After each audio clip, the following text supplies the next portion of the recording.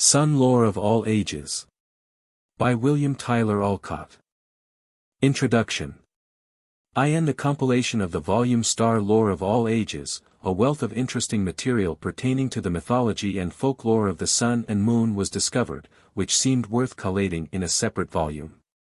Further research in the field of the solar myth revealed sufficient matter to warrant the publication of a volume devoted solely to the legends, traditions, and superstitions that all ages and nations have woven about the sun. Especially in view of the fact that, to the author's knowledge, no such publication has yet appeared. The literature of the subject is teeming with interest, linked as it is with the life story of mankind from the cradle of the race to the present day, for the solar myth lies at the very foundation of all mythology.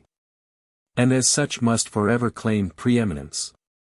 Naturally, there clusters about the sun a rich mine of folklore.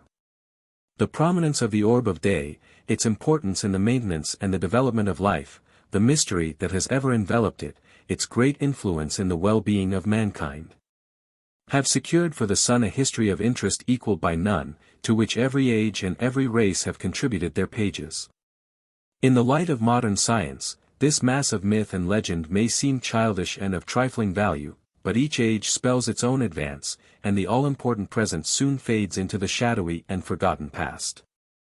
It is therefore in reviving past history that progress is best measured and interpreted.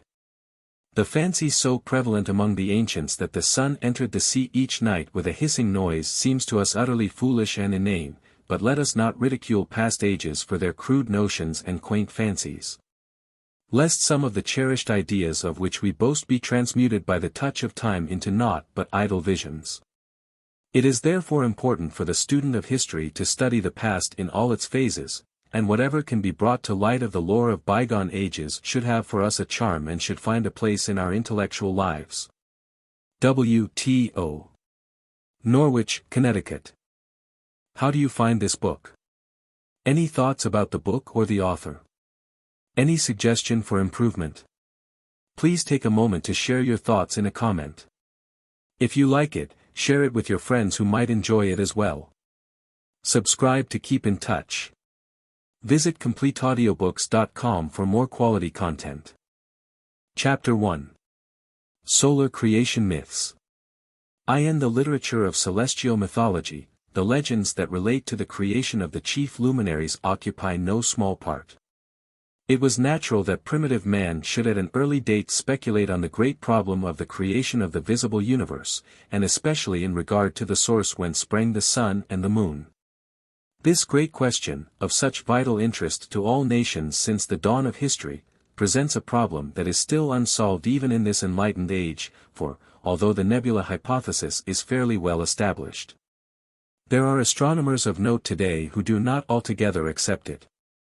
The myths that relate to the creation of the sun generally regard that orb as manufactured and placed in motion by a primitive race, or by the god of light, rather than as existing before the birth of the world.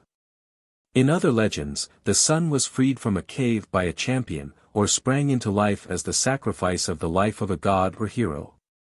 These traditions doubtless arose from the fundamental belief that the sun and the moon were personified beings, and that at one time in the world's history man lived in a state of darkness or dim obscurity.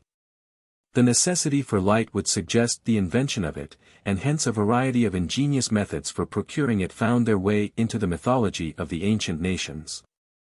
Of all the solar creation myths that have come down to us, those of the North American Indians are by far the most interesting because of the ingenuity of the legends, and their great variety.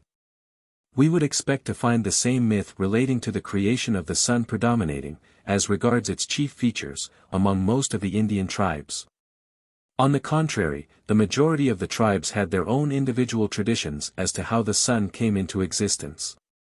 They agree, however, for the most part, in ascribing to the world a state of darkness or semi-darkness before the sun was manufactured, or found, and placed in the sky. The great tribes of the northwest coast believe that the raven, who was their supreme deity, found the sun one day quite accidentally, and, realizing its value to man, placed it in the heavens where it has been ever since. According to the Yuma Indian tradition, their great god Tecapa created the world and then the moon.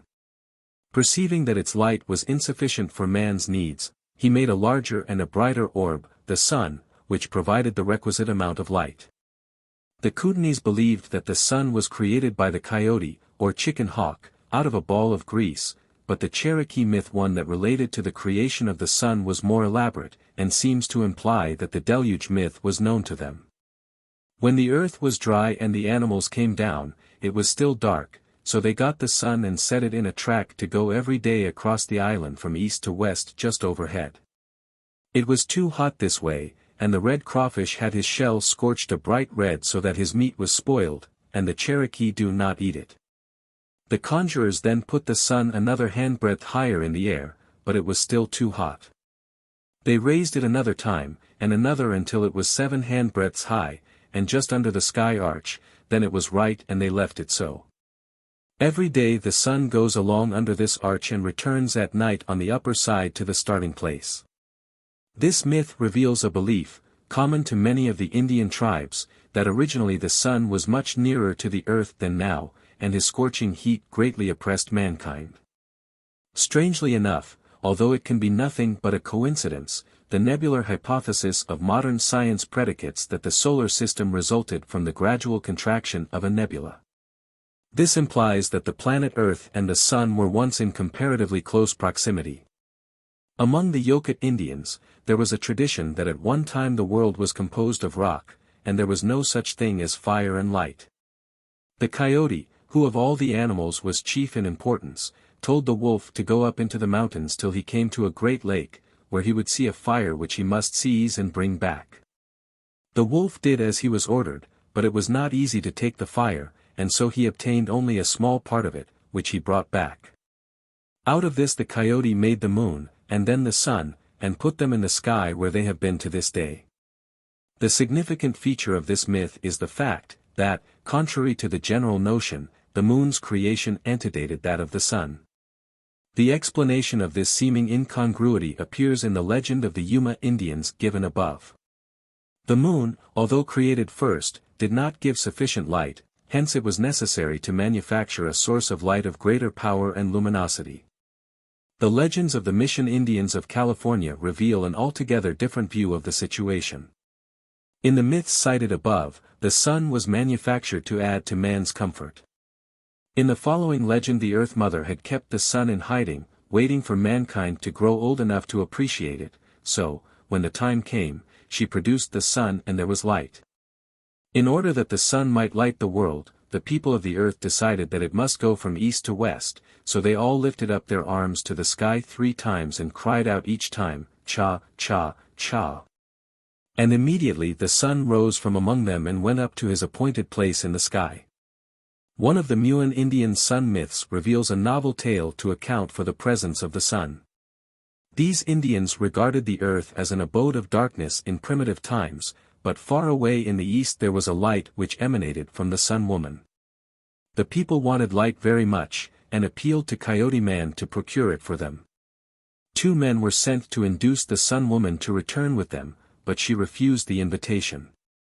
A large number of men were then sent to bring her back, even if they had to resort to force. They succeeded in binding the Sun Woman, and brought her back with them to their land, where she ever after afforded people the light that is so necessary for their well-being. It was said that her entire body was covered with the beautiful iridescent shells of the abalone, and the light which shone from these was difficult to gaze upon. According to a Wyandot Indian myth, the little turtle created the sun by order of a great council of animals, and he made the moon to be the sun's wife. He also created the fixed stars, but the stars which run about the sky are supposed to be the children of the sun and moon. The following Yuma legend too indicates that the moon was considered by their ancestors as of greater importance than the sun. Quicamat said, "I will make the moon first." He faced the east, and placing spittle on the forefinger of his right hand rubbed it like paint on the eastern sky until he made a round shiny place. "I call it the moon," said Quicamat. Now another god, whom Quicamat created, rubbed his fingers till they shone, and drawing the sky down to himself he painted a great face upon it, rubbing it till it shone brightly. This he called the sun. There is a tradition among the Pomo Indians of California, that, in very early times, the sun did not move daily across the heavens as it does now, but only rose a short distance above the eastern horizon each morning, and then sank back again. This arrangement did not suit people very well, and Coyote Man determined to better conditions, so he started eastward to see what the trouble was with the sun. He took with him some food, a magic sleep-producing tuft of feathers, and 4 mice. On the 4th day he arrived at the home of the Sun people, who received him cordially, and a great dance was arranged in the dance house. In the midst of this building the sun was suspended from the rafters by ropes of grapevines. Coyote Man liberated the mice, and told them to gnaw at the grapevine ropes that held the sun. Meanwhile, he danced with the Sun people, and, by the aid of the sleep-producing feathers, he succeeded in stupefying all the dancers. The mice by this time had freed the sun, which Coyote Man seized and carried off with him. On his homecoming, the sun was laid on the ground, and the people discussed what should be done with it, but Coyote Man decided that it should be hung up in the middle of the sky. This difficult task was delegated to the birds, but they all failed until it came the crow's turn. They were successful in hanging up the sun, and it has remained in its proper place ever since. The Apache myth agrees with most of the Indian myths as regards the darkness that traditionally reigned over the world, and the people's desire for light. But their notion of the creation of the sun itself differs materially from the other Indian myths. The myth relates that, originally, the only light in the world was that which emanated from the large eagle feathers that people carried about with them. This was such an unsatisfactory means of illuminating the world, that a council of the tribe was called for the purpose of devising a better system of lighting. It was suggested that they manufacture a sun, so they set about it. A great disk was made, and painted a bright yellow, and this was placed in the sky. The legend does not relate how this was accomplished. This first attempt at sun-making was not altogether successful, as the disk was too small. However, they permitted it to make one circuit of the heavens before it was taken down and enlarged. For times it was taken down, and increased in size, before it was as large as the earth and gave sufficient light. Encouraged by their success at sun-making, the people made a moon, and hung it up in the sky. It appears that this light company's business, and its success, aroused the ire of a wizard and a witch who lived in the underworld. They regarded the manufacture of the sun and moon as presumptuous acts on the part of man, and attempted to destroy the luminaries. But the sun and moon fled from the underworld, leaving it in perpetual darkness, and found a safe abiding place in the heavens, where they have ever remained unmolested.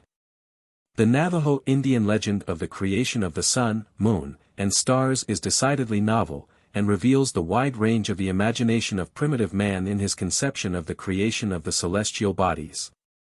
The early Navajo, it appears, in common with many other Indian tribes, met in council to consider a means of introducing more light into the world, for, in early times, the people lived in semi-darkness, the obscurity resembling that of twilight.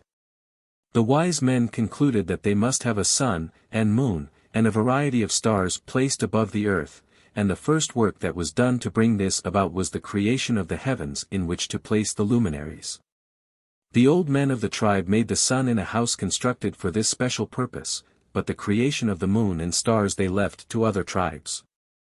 The work of creating the sun was soon accomplished, and the problem then presented itself of raising it up to the heavens and fixing it there. 2 dumb fluters, who had gained considerable prominence in the tribe, were selected to bear the sun and moon, for they had also constructed a moon, Atlas-like, on their respective shoulders. These were great burdens to impose on them, for the orbs were exceedingly ponderous. Therefore, the fluters staggered at first under the great weight that bore them down, and the one bearing the sun came near burning up the earth before he raised it sufficiently high. But the old men of the tribe lit their pipes and puffed smoke vigorously at the sun, and this caused it to retire to a greater distance in the heavens. For successive times they had to do this to prevent the burning up of the world, for the earth has increased greatly in size since ancient times. And, consequently, the sun had to be projected higher in the heavens, so that its great heat would not set the world on fire. It will be noted that the language of the myths, as translated, has been followed closely. This was in order to bring out more fully their quaint imagery. The Indian was ever a poet, and a study of the tribal legends reveals many charming bits that would lose their beauty of expression were they transposed into the diction of our more prosaic tongue. In the Ute Indian myth which follows, it appears that the sun had to be conquered and subjected to man's will, before it would perform its daily task in an orderly and regular way. It is related that the hare god was once sitting by his campfire in the woods waiting the wayward sun god's return. Weary with watching, he fell asleep, and while he slumbered the sun god came, and, so near did he approach, that his great heat scorched the shoulders of the hare god. Realizing that he had thus incurred the wrath of the hare god, the sun god fled to his cave in the underworld. The hare god awoke in a rage, and started in pursuit of the sun god. After many adventures, he came to the brink of the world, and lay in wait for the object of his vengeance. When the sun god finally came out of his cave, the hare god shot an arrow at him, but the sun's heat burned it up before it reached its mark. However, the hare god had in his quiver a magic arrow which always hit the mark. This he launched from his bow, and the shaft struck the sun god full in the face, so that the sun was shattered into 1,000 fragments. These fell to the earth and caused a great conflagration. It was now the turn of the hare god to be dismayed at the results of his actions, and he fled before the destruction he had wrought. As he ran, the burning earth consumed all his members save his head, which went rolling over the face of the earth. Finally, it, too, became so hot that the eyes of the god burst, and out gushed a flood of tears which extinguished the fire. But the sun god had been conquered, and awaited sentence. A great council was called, and, after much discussion, the sun god was condemned to pursue a definite path across the sky each day, and the days, nights, and seasons were arranged in an orderly fashion. The following Cherokee Indian myth reveals the sun as the arbiter of man's fate. A number of people were engaged to construct a sun, which was the first planet made. Originally it was intended that man should live forever, but the sun, when he came to survey the situation, decided that, inasmuch as the earth was insufficient to support man, it would be better to have him succumb to death, and so it was decreed. In Creation Myths of Primitive America, by Jeremiah Curtin, there is a particularly interesting solar myth. It is, therefore, given in much detail, as it is considered one of the most remarkable of the solar legends. As a pure product of the imagination, it ranks with the best examples of Egyptian and Grecian mythology. The myth relates the efforts of a wicked and bloodthirsty old man named Sas3, to kill his son-in-law, Tulchaharis. After many ineffectual attempts to accomplish his fell purpose, he proposed a pine-bending contest, for he felt sure that, by getting his son-in-law to climb to the top of a lofty tree, he could bend it low, and, by letting go of it, suddenly hurl the object of his enmity into the sky and thus destroy him. Tulchaharis had, however, a wise protector hidden in his hair, in the guise of a little sprite named Winishayat, who warned him of his peril, and enabled him to turn the tables on his wicked father-in-law. In the words of the myth, he, Tulchaharis, rose in the night, turned toward Sas, and said, "Whoa, whoa, whoa, I want you Sas to sleep soundly." Then he reached his right hand toward the west, toward his great-grandmother's, and a stick came into it. He carved and painted the stick beautifully, red and black, and made a fire drill. Then he reached his left hand toward the east, and wood for a moko's, arrow straightener, came into it.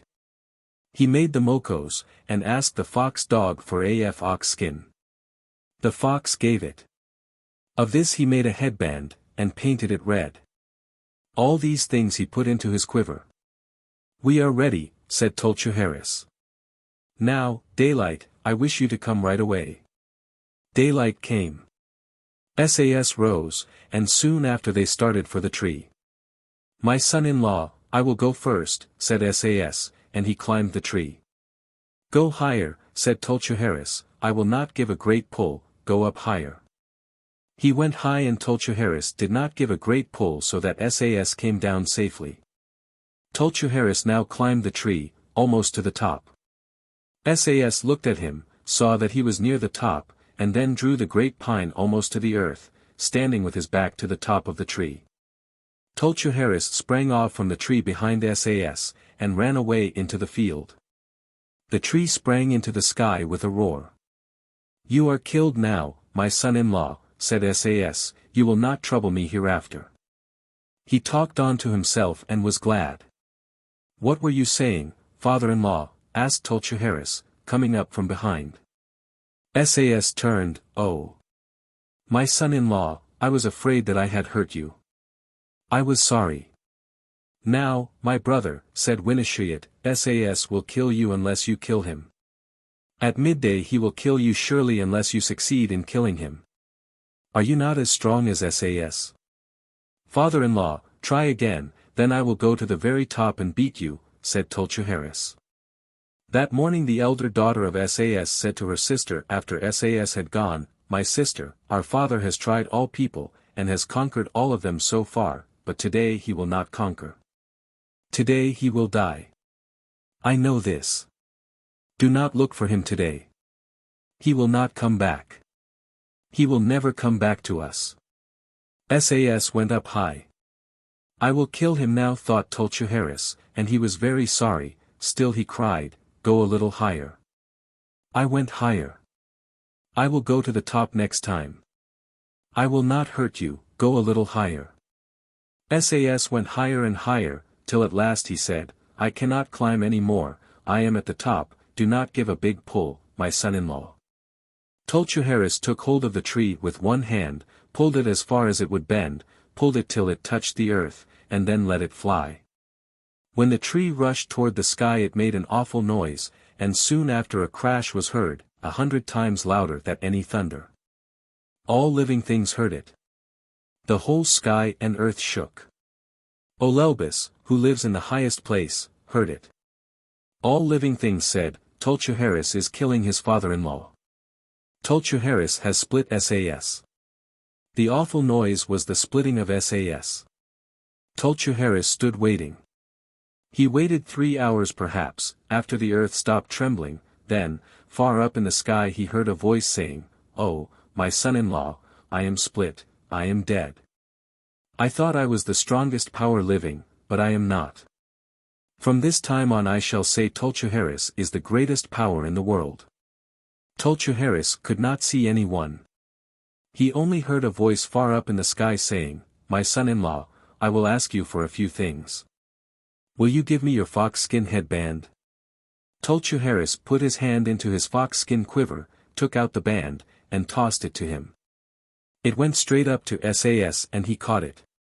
"Now will you give me your mokos?" Tolchuharis took out the mokos and threw it. "Give me your fire drill." He threw that. Another voice was heard now, not so loud, "I wish you would give me a headband of white quartz."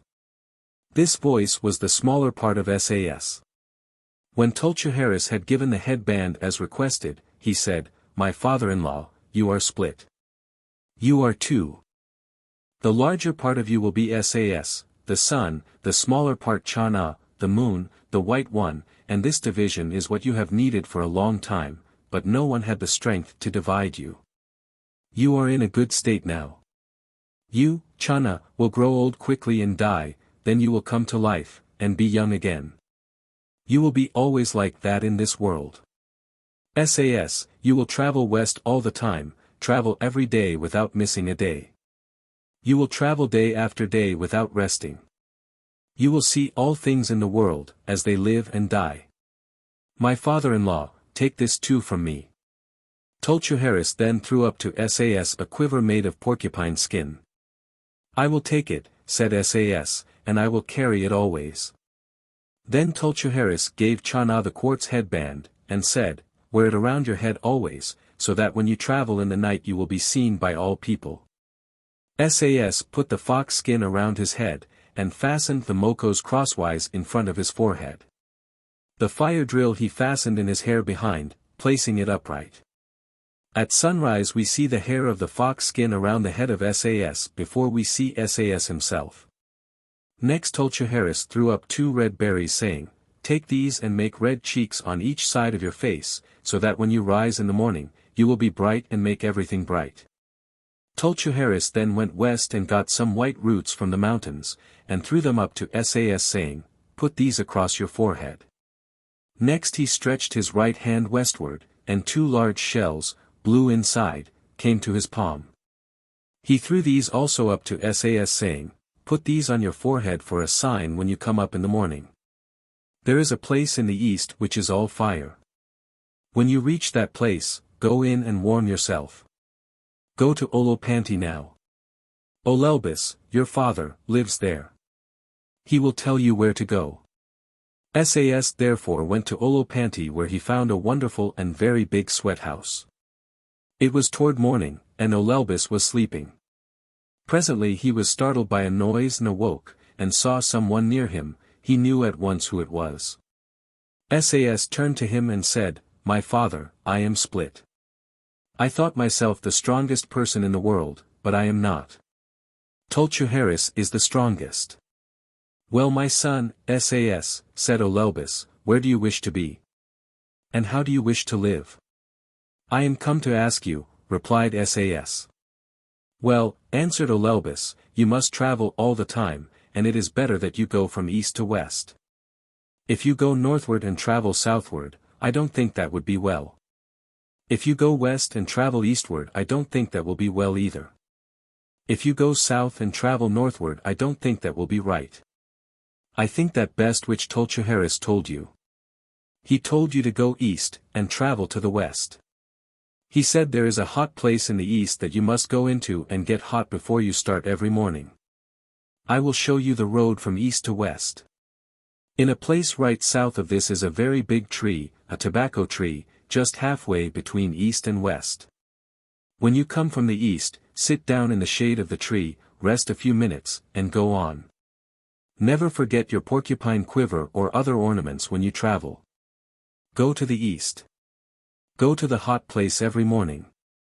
There is always a fire in it. Take a white oak staff, thrust the end of it into the fire, till it is one glowing coal. When you travel westward, carry this burning staff in your hand. In summer take a manzanita staff, put it in the fire, and burn the end. This staff will be red hot all the day. Now you may go east and begin. You will travel all the time day by day without sleeping. All living things will see you with your blowing staff. You will see everything in the world, but you will be always alone. No one can ever keep you company or travel with you. I am your father, and you are my son, but I could not let you stay with me.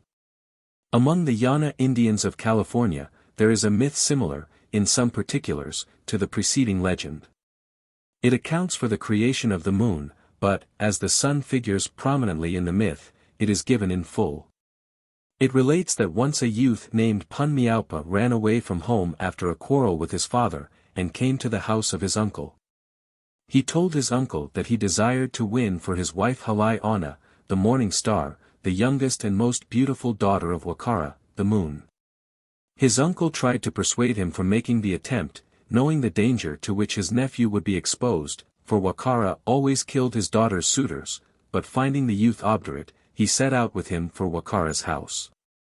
After a long journey they reached their destination, and now the uncle, who was a magician, knowing his nephew was in great peril, entered his nephew's heart. Wakara received the youth cordially, and after a time placing him in the midst of a magic family circle, performed an incantation, and the group were transported magically to the house of Twina, the sun. Twina was wont to slay men by giving them poisoned tobacco to smoke, but, although he presented 5 pipes to Punmiaupa, he smoked them all with no ill effects, being protected from harm by his uncle, who all the time dwelt in his heart. And Halai Ana was glad that Twina had been foiled in his attempt to slay her suitor. Punmiaupa's uncle now came forth from his nephew's heart, and through his powerful magic caused a great deluge to descend, and Twina, and Wakara, and their families were all drowned save Halai Ana. But, so great was her grief over the loss of her family, that the magician took pity on her and restored them to life. He then entered his nephew's heart, and all returned to Wakara's house. Wakara was still bent on killing Punmiaupa, and proposed a tree-bending contest similar to that in which Sas and Tulchuharis engaged, but he, too, shared the fate of the wicked Sas and was hurled into the sky where he remained. Pun Niaupa laughed and said, "Now my father-in-law, you will never come here to live again, you will stay where you are now forever. You will become small, and then you will come to life and grow large. You will be that way always, growing old and becoming young again." Thus the moon changes in its phases from small to great as it pursues its heavenly way. The following beautiful solar creation myth is from Japan. For it is entitled, "The Way of the Gods," and contains a reference to a floating cloud in the midst of infinite space, before matter had taken any other form. This well describes the original nebula from which scientists aver the solar system was evolved. It is strange to find in the pages of mythology that record the creation of the celestial bodies illusions, that, in the light of modern science, savor more of fact than of fancy. The myth is as follows: when there was neither heaven, nor earth, nor sun, nor moon, nor anything that is, there existed in infinite space the invisible Lord of the middle heaven, with him there were two other gods. They created between them a floating cloud in the midst of which was a liquid formless and lifeless mass from which the earth was evolved. After this were born in heaven 7 generations of gods, and the last and most perfect of these were Izanagi and Izanami. These were the parents of the world and all that is in it. After the creation of the world of living things, Izanagi created the greatest of his children in this wise. Descending into a clear stream he bathed his left eye, and forth sprang Amaterasu, the great sun goddess. Sparkling with light she rose from the waters as the sun rises in the east, and her brightness was wonderful, and shone through heaven and earth. Never was seen such radiant glory. Izanagi rejoiced greatly, and said, "There is none like this miraculous child." Taking a necklace of jewels he put it round her neck, and said, "Rule thou over the plain of high heaven." Thus Amaterasu became the source of all life and light, the glory of her shining has warmed and comforted all mankind, and she is worshipped by them unto this day. Then he bathed his right eye, and there appeared her brother, the moon god. Izanagi said, "Thy beauty and radiance are next to the sun in splendor, rule thou over the dominion of night." In Norse mythology it is said that Odin arranged the periods of daylight and darkness, and the seasons. He placed the sun and moon in the heavens, and regulated their respective courses. Day and night were considered mortal enemies. Light came from above, and darkness from beneath, and in the process of creation the moon preceded the sun. There is, however, a Norse legend opposed to the view that the gods created the heavenly bodies. This avers that the sun and moon were formed from the sparks from the fire land of Muspelheim.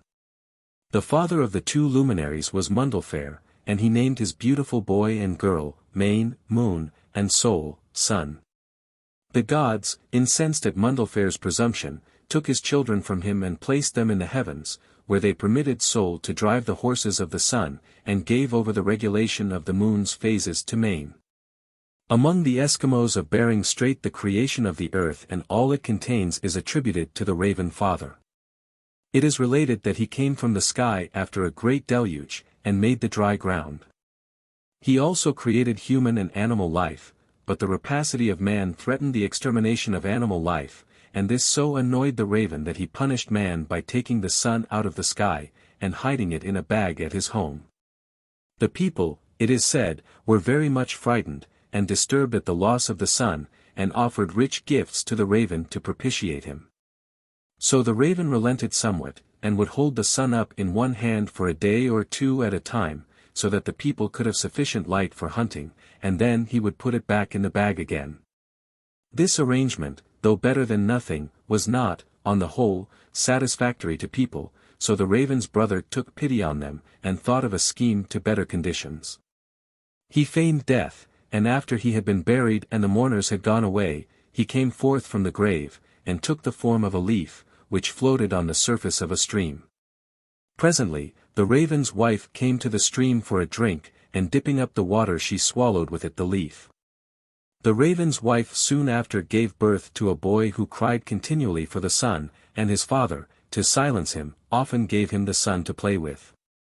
One day, when no one was about, the boy put on his raven mask and coat, and taking up the sun flew away with it, and placed it in its proper place in the sky. He also regulated its daily course, making day and night, so that ever thereafter the people had the constant light of the sun to guide them by day. The ancient Peruvians believed that the god Viracocha rose out of Lake Titicaca, and made the sun, moon, and stars, and regulated their courses. Tyler 5 tells us that originally the Muiscas, who inhabited the high plains of Bogota, lived in a state of savagery. There came to them from the east an old bearded man, Bochica, the sun, who taught them agriculture and the worship of the gods. His wife Huithica, however, was displeased at his attentions to mankind, and caused a great deluge which drowned most of the inhabitants of the earth. This action angered Bochica, and he drove his wicked wife from the earth and made her the moon, for heretofore there had been no moon. He then dried up the earth, and once more made it habitable, and comfortable for man to live in. The Manicacas of Brazil regarded the sun as a hero, virgin-born. Their wise men, who claimed the power of transmigration, said that they had visited the sun, and that his figure was that of a man clothed in light. So dazzling was his appearance that he could not be seen by ordinary mortals. According to Mexican tradition, Nexiquiriac was the creator of the world. He sent down the sun god and the moon god to illuminate the earth, so that men could see to perform their daily tasks. The sun god pursued his way regularly and unhindered, but the moon god, being hungry, and perceiving a rabbit in her path, pursued it. This took time, and then she tarried to eat it, but when she had finished her meal, she found her brother, the sun, had outdistanced her, and was far ahead, so that ever thereafter she was unable to overtake him. This is also the reason, says the legend, why the sun always appears to be ahead of the moon, and why the sun always looks fresh and red, and the moon sick and pale. Those who gaze intently at the moon can still see the rabbit dangling from her mouth. The Bushmen of South Africa have a curious legend to account for the creation of the sun.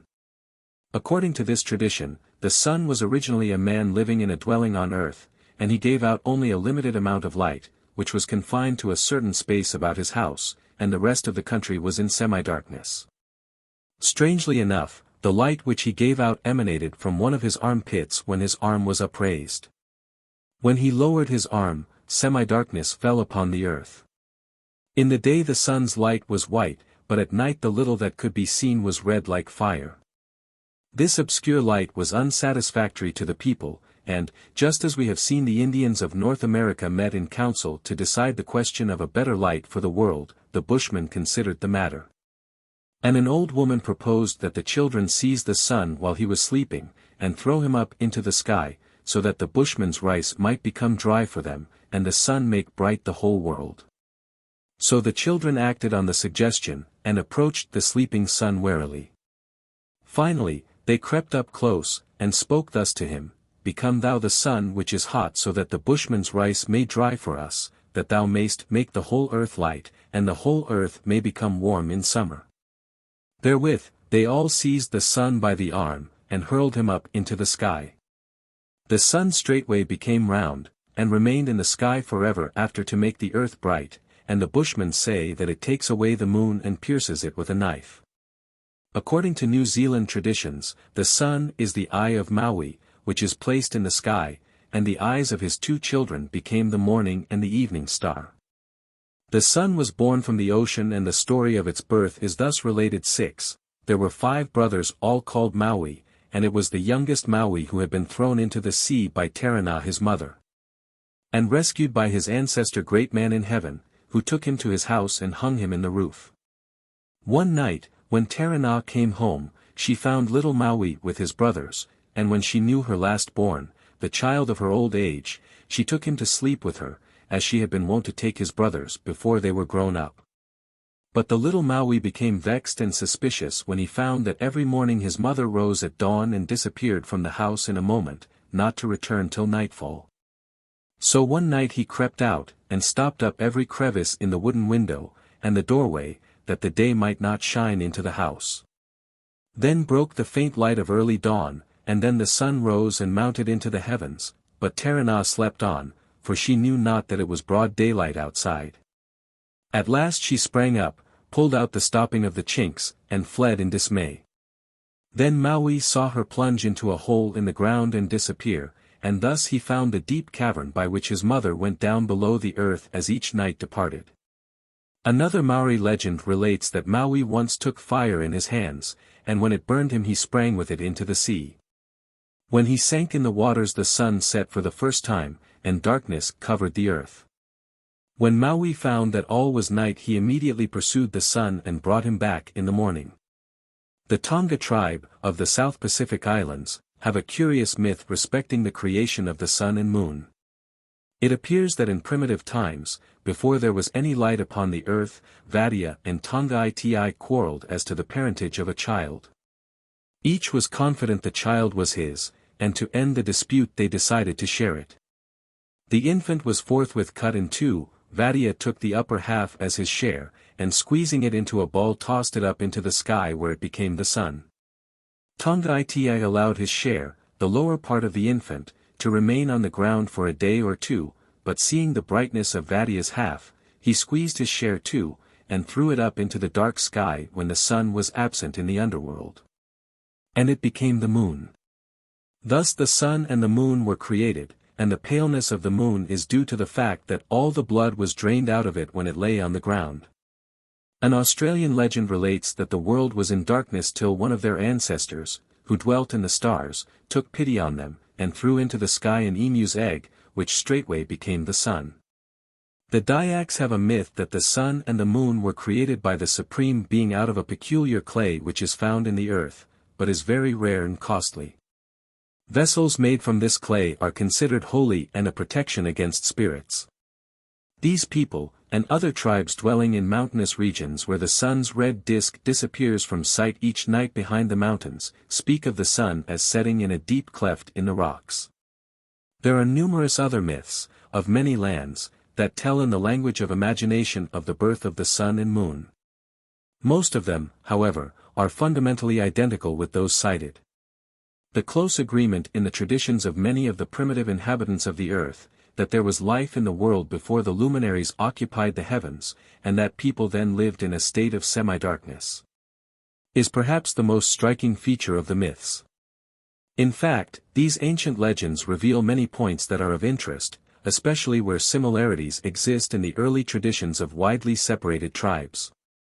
It seems extraordinary that men, in different parts of the world, could have independently conceived the grotesque notions that often characterized the solar creation myths. There seems to have been no limit to the fancies concerning the creation of the heavenly bodies by the ancients, but there is little doubt that, were the world today deprived of the teachings of science, our imaginative instinct would enable us to construct a myth to account for the presence of the sun, a myth that would be fully as fantastical as any which mythology has bequeathed to us. Chapter 2. Ancient Ideas of the Sun and the Moon. A study of mythology reveals many legends and traditions that concern the sun and the moon as related in some way by family or marital ties. Consequently, in spite of the fact that the purpose of this volume is to afford a comprehensive review of solar lore, these legends were considered sufficiently interesting as a further revelation of the solar myth to be included. In the early history of all people we find the sun and moon regarded as human beings, more or less closely connected with the daily life of mankind, and influencing in some mysterious way man's existence, and controlling his destiny. We find the luminaries alluded to as ancestors, heroes, and benefactors, who, after a life of usefulness on this earth, were transported to the heavens, where they continue to look down on, and, in a measure, rule over earthly affairs. The chief nature of the influence supposedly exerted by the sun and moon over men was parental. In fact, the very basis of mythology lies in the idolatrous worship of the solar Great Father, and the lunar Great Mother, who were the first objects of worship that the history of the race records.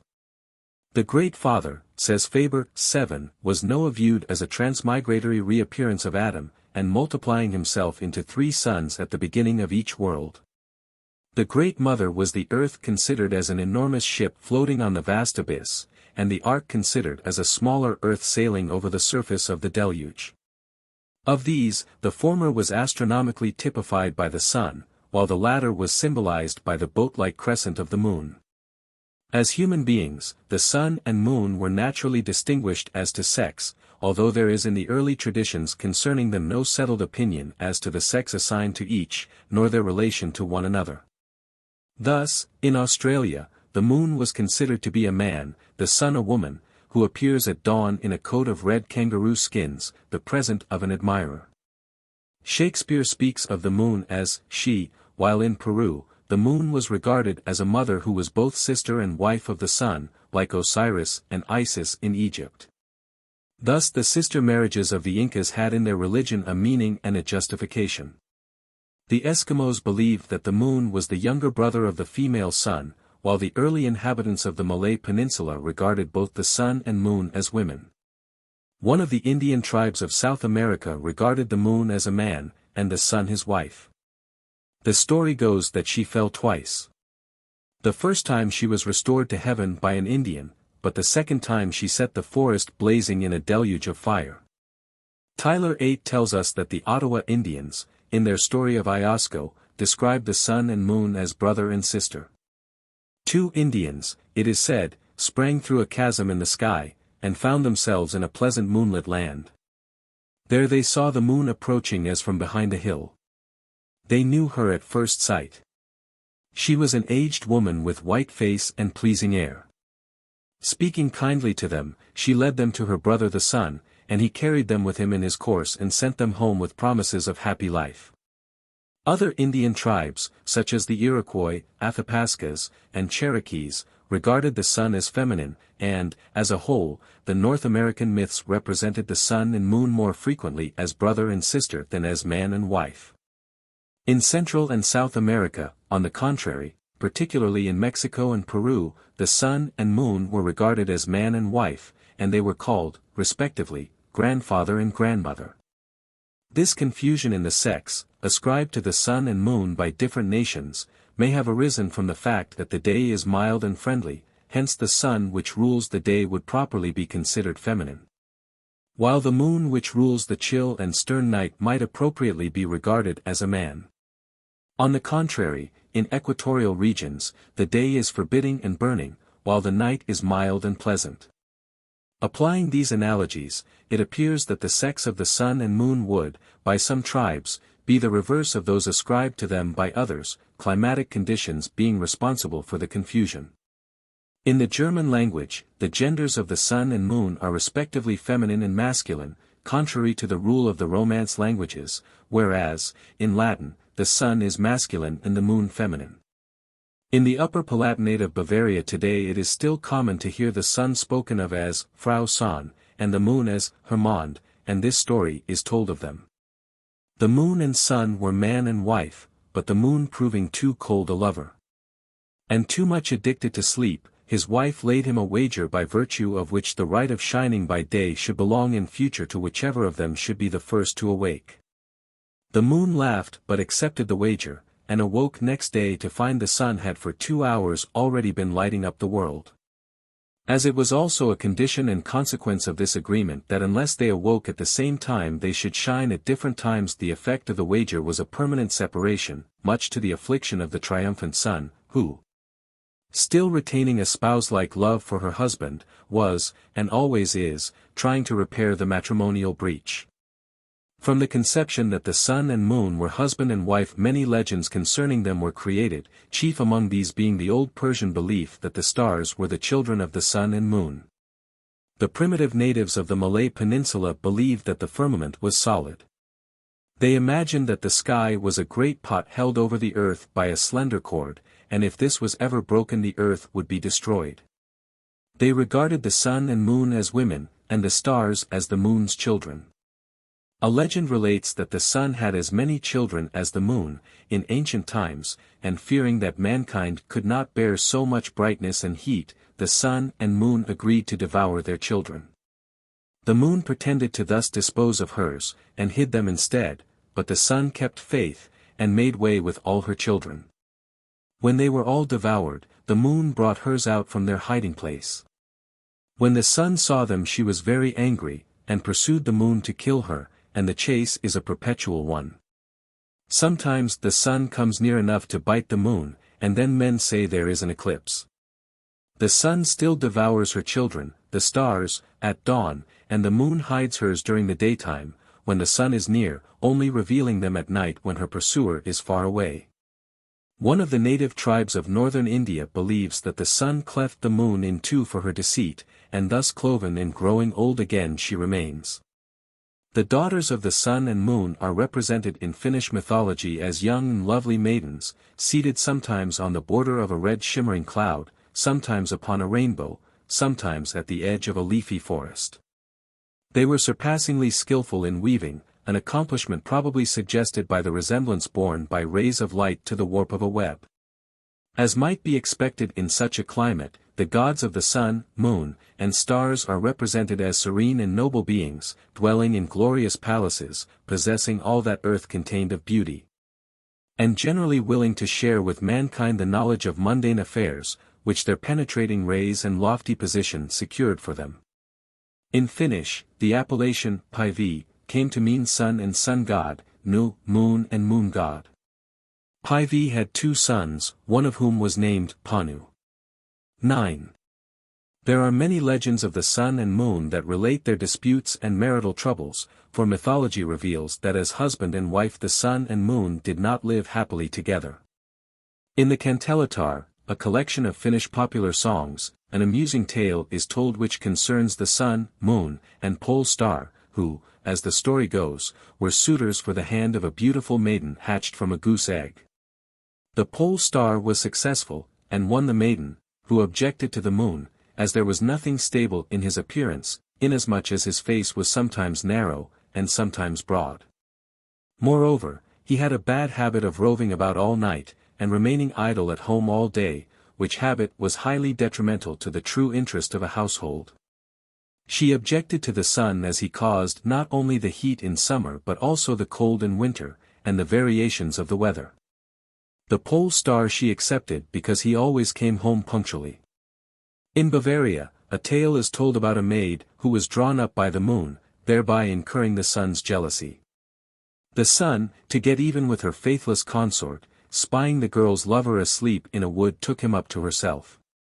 The maid and her lover perceiving themselves thus remote from one another were naturally anxious to meet again, and a great grief it was to the moon when he found that the maiden no longer cared for him. The tears he sheds in consequence are what we call shooting stars. Thorpe 10 gives the following account of the relationship between the sun and moon. The moon and the sun are brother and sister. They are the children of Mundalfori, who, on account of their beauty, called his son Mani, and his daughter Sol, for which presumption the gods in their anger took the brother and sister, placed them in the sky, and appointed Sol to drive the horses that draw the chariot of the sun, which the gods had formed to give light to the world. The names of the horses that bear her car are the Watchful, and the Rapid, and under their shoulders the gods placed an ice-cold breeze to cool them. A shield stands before the sun. If it were not for this, the great heat would set the waves and mountains on fire. 2 fierce wolves accompany the sun, a widespread and popular superstition, one named Skoll follows the sun, and which she fears will devour her, the other called Hattie runs before the sun, and tries to seize the moon. And so in the end it will be. The mother of these wolves is a giantess, who dwells in a wood to the east of Midgard. She brought forth many sons who are giants and all in the form of wolves. One of this race called Managarm is said to be the most powerful. He will be sated with the lives of all dying persons. He will swallow up the moon, and thereby besprinkle both heaven and air with blood, then will the sun lose its brightness, and the winds rage and howl in all directions. Mani directs the course of the moon. He once took up 2 children from the earth as they were going from a well bearing a bucket on their shoulders. They followed Mani, and may be observed from the earth. Among the Indians of North America we find many legends relating to the sun and moon, who were regarded by them as living beings.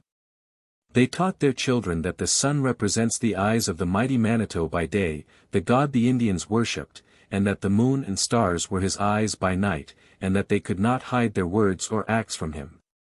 We find practically this same belief among the natives of Australia, who regard the sun as the eye of the greater god, and the moon as the eye of the lesser god. The following is Father Brebeuf's version of the Huron legend of the White One and the Dark One, an interesting bit of Indian mythology. The sun and moon were known to the Hurons as Iuskaha and Taniskaran, respectively. When they were grown up they quarreled and fought a duel. Iuskaha was armed with a stag horn, while Taniskaran contented himself with some wild rose berries, persuading himself that as soon as he should thus smite his brother he would fall dead at his feet, but it happened otherwise. And Iuskaha struck him so heavy a blow in the side that the blood gushed forth in streams. Taniskaran fled, and from his blood which fell upon the land came the flints which the savages still call Taniskara, from the victim's name. Iuskaha was regarded by the Indians as their benefactor. Their kettle would not boil were it not for him. It was he who learned from the tortoise the art of making fire. Without him they would have no luck hunting, and it is he who makes the corn grow. Iuskaha the sun takes care for the living, and all things concerning life, and therefore, says the missionary, they say he is good. But the moon, who is the creatress of earth and man, makes men die, and has charge of their departed souls, and they say she is evil. The sun and moon dwell together in their cabin at the end of the earth, and thither it was that 4 Indians made a mythic journey. The sun received the travelers kindly, and saved them from the harm the beautiful but hurtful moon must have done them. 11. In early Iroquois legends, the sun and moon are god and goddess of day and night, respectively, and acquired the characters of the great friend and enemy of man, the good and evil deities. The Cheyenne Indians have a legend that relates to a dispute that took place between the sun and moon as to which was superior. The sun said that he was bright and glorious to behold, that he ruled the day, and that no being was superior to him. The moon replied that he ruled the night, and looked after all things on earth, and kept all men and animals from danger, and that he had no superior. The sun retorted, "It is I who light up the world. If I should rest from my work everything would be darkened, mankind could not do without me." Then the moon replied, "I am great and powerful.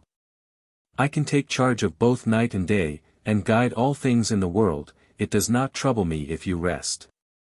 Thus the sun and the moon disputed, and the day they spoke thus to each other became almost as long as 2 days, so much did they have to say to each other. Neither gained his point, although the moon declared there were a great many wonderful and powerful beings on his side. He had reference to the stars. The old theologists ascribed to both the sun and moon the guardianship of certain gates or doors in the firmament. These imaginary portals, they claimed, were in the 2 opposite tropics, and from them it was believed that all human souls were mysteriously born. The Japanese believe that the moon is inhabited by a hare, and that the sun is the abode of a 3-legged crow, hence the expression, the golden crow, and the jeweled hare, meaning the sun and moon.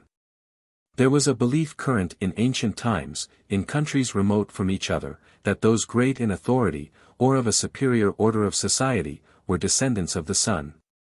Among the Hindus, the members of the military caste to which the Rajas always belong are styled Suryabans, and Chandrabans, or children of the sun, and children of the moon. The first Egyptian dynasty is said to have been that of the Borites, or children of the sun, for the Oriental word or denotes the solar light. The Persian sun god Mithras bore the name of Azanakis, or the Lord Sun, and from him both his descendants, the younger hero gods, and his ministers the Magi, were denominated Zoni and Azoni, or the posterity of the sun. Among the Greeks we find an eminent family distinguished by the name of the Heliadae, or children of the sun, and originally this family consisted of 8 persons. The Greeks were also familiar with the children of the moon. This ancient title was the ancient appellation of the Arcadians. Among the early Britons it was acknowledged that the solar, who was the father of all mankind. The Incas of Peru traced their genealogy from the sun, and called themselves children of the sun. 12. It is natural that the diurnal motion of the sun and moon should have stimulated the imagination of ancient man, and led him to account for this movement in a variety of fanciful ways. At an early date the idea was current that there was a subterranean world, into which the sun descended at nightfall, and traversed during the dark hours, to emerge from the cave in the east at dawn. Among the red races, one tribe thought that the sun, moon, and stars were men and women, who went into the western sea every night and swam out by the east. They say, the sun cometh forth every morning at the place of breaking light. From this idea there rose the fancy that the sun at evening was swallowed up by some monster, and the personified sun is a hero or a virgin who is swallowed and afterwards released or rejected, as in the Greek myths of Perseus and Andromeda. And Hercules and Hesione, the Old Norse story of Eric and the dragon, and the more similar Teutonic myth of Little Red Riding Hood. The Mexicans believed that, when the old sun was burnt out, and had left the world in darkness, a hero sprang into a huge fire, descended into the shades below, and arose deified and glorious in the east as Tonatiuh, the sun. After him there leapt in another hero, but now the fire had grown thin, and he rose only in milder radiance as Metzli, the moon. 13. From persons possessing an all-powerful influence over mankind, the sun and moon came to be regarded as places where men could be consigned. And the extremes of heat and cold associated with them respectively gave rise to the idea that the sun and moon were places where men were sent in punishment for earthly misdeeds, there to suffer eternally for their sins. The belief in the power of the sun and moon as persons to take up to them human beings from earth may next be shown to have had an influence over mythology. The sun and moon were both believed to possess this power of abducting mortals whom it pleased them to transport to the sky. The Greeks of modern Epirus have a tale of a childless woman, who, having prayed to the sun for a girl, gained her request, subject only to the condition that the girl be restored to the sun when she became 12 years of age. When the child had reached that age, and was one day picking vegetables in the garden, whom should she meet but the sun? That luminary bade her go and remind her mother of her promise. The mother, in terror and consternation, shut the doors and windows to keep her child safe from the sun, but unfortunately she forgot the keyhole, by which entranced the sun penetrated and succeeded in carrying off his prey. The Bushmen, almost the lowest tribe of South Africa, have the same star lore and much the same mythology as the Greeks, Australians, Egyptians, and Eskimos. They believe that the sun and moon originally inhabited the earth and talked with men, but now they live in the sky and are silent. The Homeric hymn to the sun god Helios, in the same way, as Professor Max Muller observes, regards the sun as a half-god, almost a hero, who had once lived on earth. This mythological sojourn of the sun and moon on the earth seems to have stimulated the mind of primitive man, and has given rise to a wealth of legends and traditions which is to be found in the ancient history of all nations. Chapter 3. Solar Mythology. Someone has said, if no other knowledge deserves to be called useful but that which helps to enlarge our possessions or to raise our station in society, then mythology has no claim to usefulness. But if that which tends to make us happier and better can be called useful, a knowledge of mythology is useful, for it is the handmaid of literature, and literature is one of the best allies of virtue and promoters of happiness. The solar myth, above all others, commands the attention and interest of the student of mythology, for it is the very basis of the science. It permeates the early history of all people, its influence has made itself felt in every age, and many of the customs that govern our lives today are of solar origin. The sun, above all that human eyes behold, is the chief element in life, the very essence of our existence, and to its beneficent influences we owe all that we possess today, that is of worth. How few realize this fact. Differentiated sunshine, is the striking and suggestive phrase used by John Fiske in his Cosmic Philosophy to stand for all things whatsoever to be found in this great world of ours.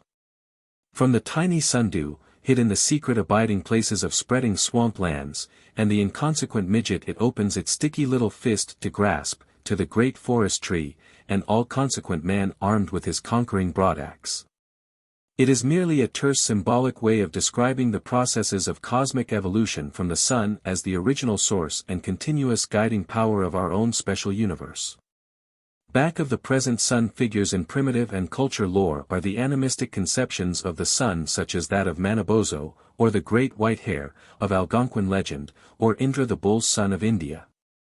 In course of time the zoomorphic sun gives place to the anthropomorphic sun, and finally we arrive at such personifications of the sun as Osiris in Egypt, Apollo in Greece, and Balder in Norse mythology.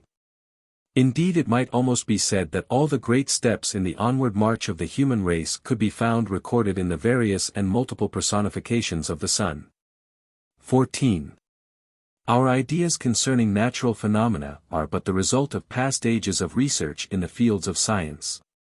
But when we come to a consideration of the phenomena that day and night present, in their ever-changing phases, we find it extremely difficult to clearly understand the mental viewpoint of primitive man regarding this continual change. For the uninterrupted sequence and constant repetition of this phenomena has dulled our faculties and it escapes our attention. In ancient times, however, this continual daily process was closely observed and seriously considered, and the sun in all its aspects became at an early date in certain countries a personified godhead. The expression, swallowed up by night, is now a mere metaphor, but the idea it conveys, that of the setting sun, was a matter of great importance to the ancients. However, the daily aspects of the sun were not alone matters of concern, the seasonable changes were closely observed, and the springtide sun, returning with youthful vigor after the long sleep in the night of winter, had a different name from the summer and autumnal sun. There are consequently a multiplicity of names for the sun to be found in a study of primitive history and mythology. And an enormous mass of sun myths depicting the adventures of a primitive sun hero in terms of the varying aspects which the sun assumes during the day and year. There was simply no limit to the images suggested by these aspects, as Sir George Cox puts it. 15. In the thought of these early ages the sun was the child of night or darkness, the dawn came before he was born, and died as he rose in the heavens. He strangled the serpents of the night, he went forth like a bridegroom out of his chamber, and like a giant to run his course. He had to do battle with clouds and storms, sometimes his light grew dim under their gloomy veil, and the children of men shuddered at the wrath of the hidden sun. His course might be brilliant and beneficent, or gloomy, sullen, and capricious. He might be a warrior, a friend, or a destroyer.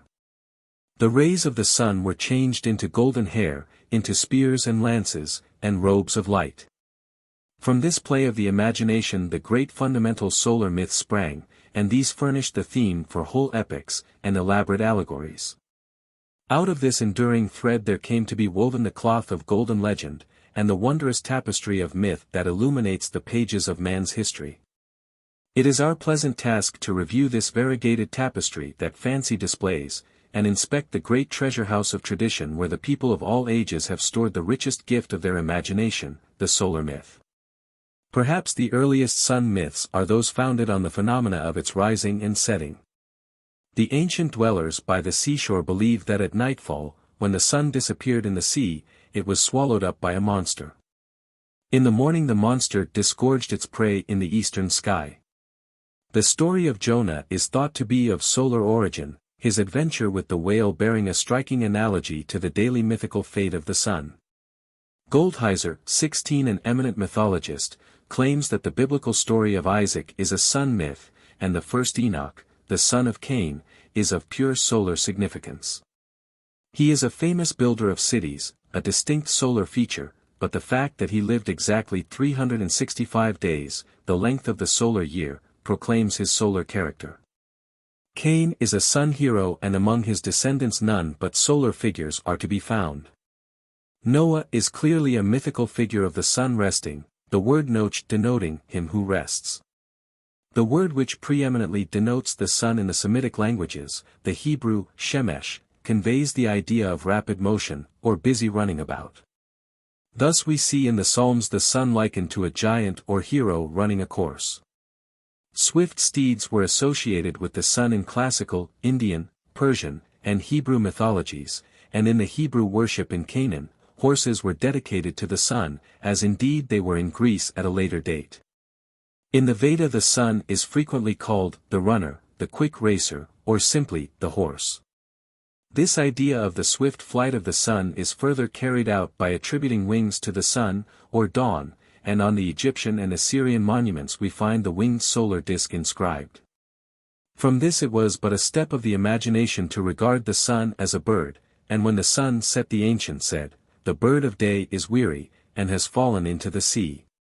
It is even thought that the hare is symbolic of Eastertide, for the very reason that fleetness of foot was its chief attribute. It is also a significant fact that the solar personification of the North American Indians was called the Great White Hare. The more the Babylonian mythology is examined, says Sayce, the more solar is its origin found to be, thus confirming the results arrived at in the Aryan and Semitic fields of research. With two exceptions only the great deities seem all to go back to the sun. Of the mythology of Egypt, the eminent authority Renouf makes the statement, "Whatever may be the case in other mythologies, I look upon the sunrise and sunset, on the daily return of day and night, on the battle between light and darkness.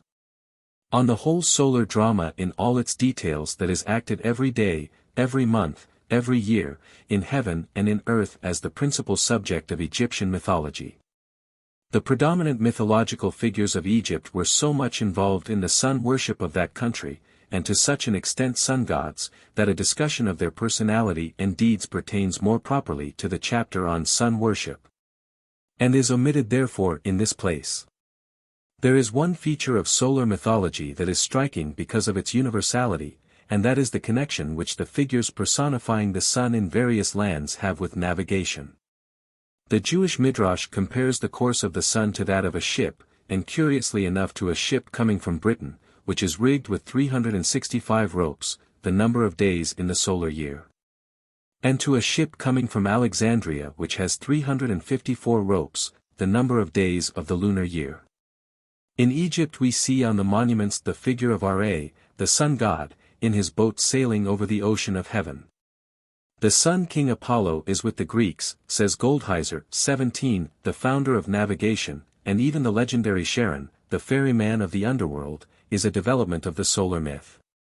The Roman sun god, Janus, is also brought into connection with navigation, and the Peruvian sun deity came to them from the sea, and took his leave of them in a ship which floated down a river to the sea where it vanished. The ancient Egyptians called the sun the cat, for, like the sun, says Horapollo, the pupil of the cat's eye grows larger with the advance of day. The Egyptians imagined that a great cat stood behind the sun which was the pupil of the cat's eye. The following sun myth found in India is quoted from Anthropology by Edward B. Tyler.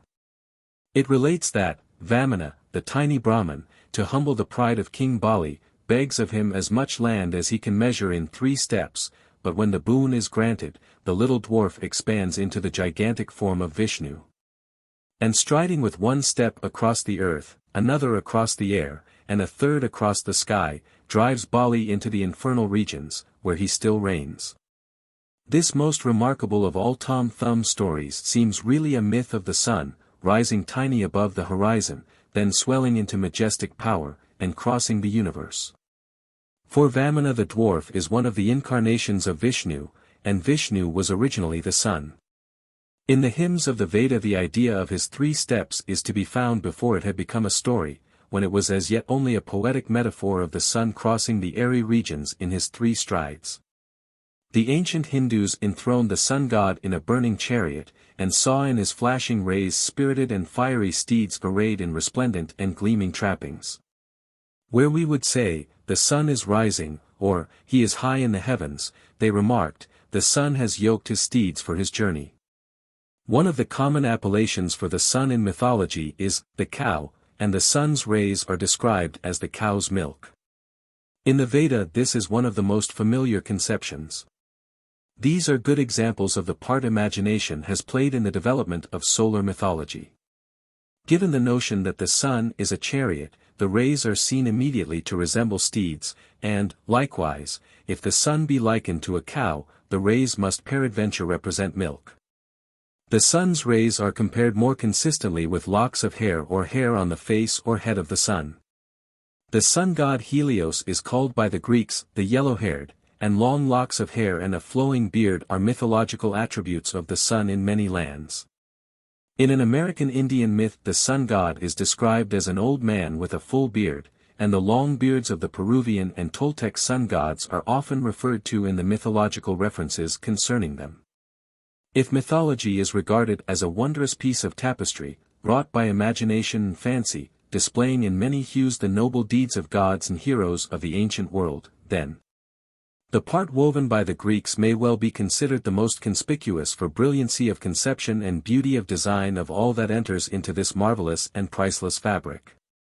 It has been said that Greek mythology, in its dynastic series of ruling gods, shows an evolution from a worship of the forces of nature to a worship of the powers of the mind. It is beyond question the most complete in its details, the most perfect viewed from an artistic standpoint, the most beautiful and enduring of all the world's store of legendary lore that has come down to us, and in this wealth of mythology.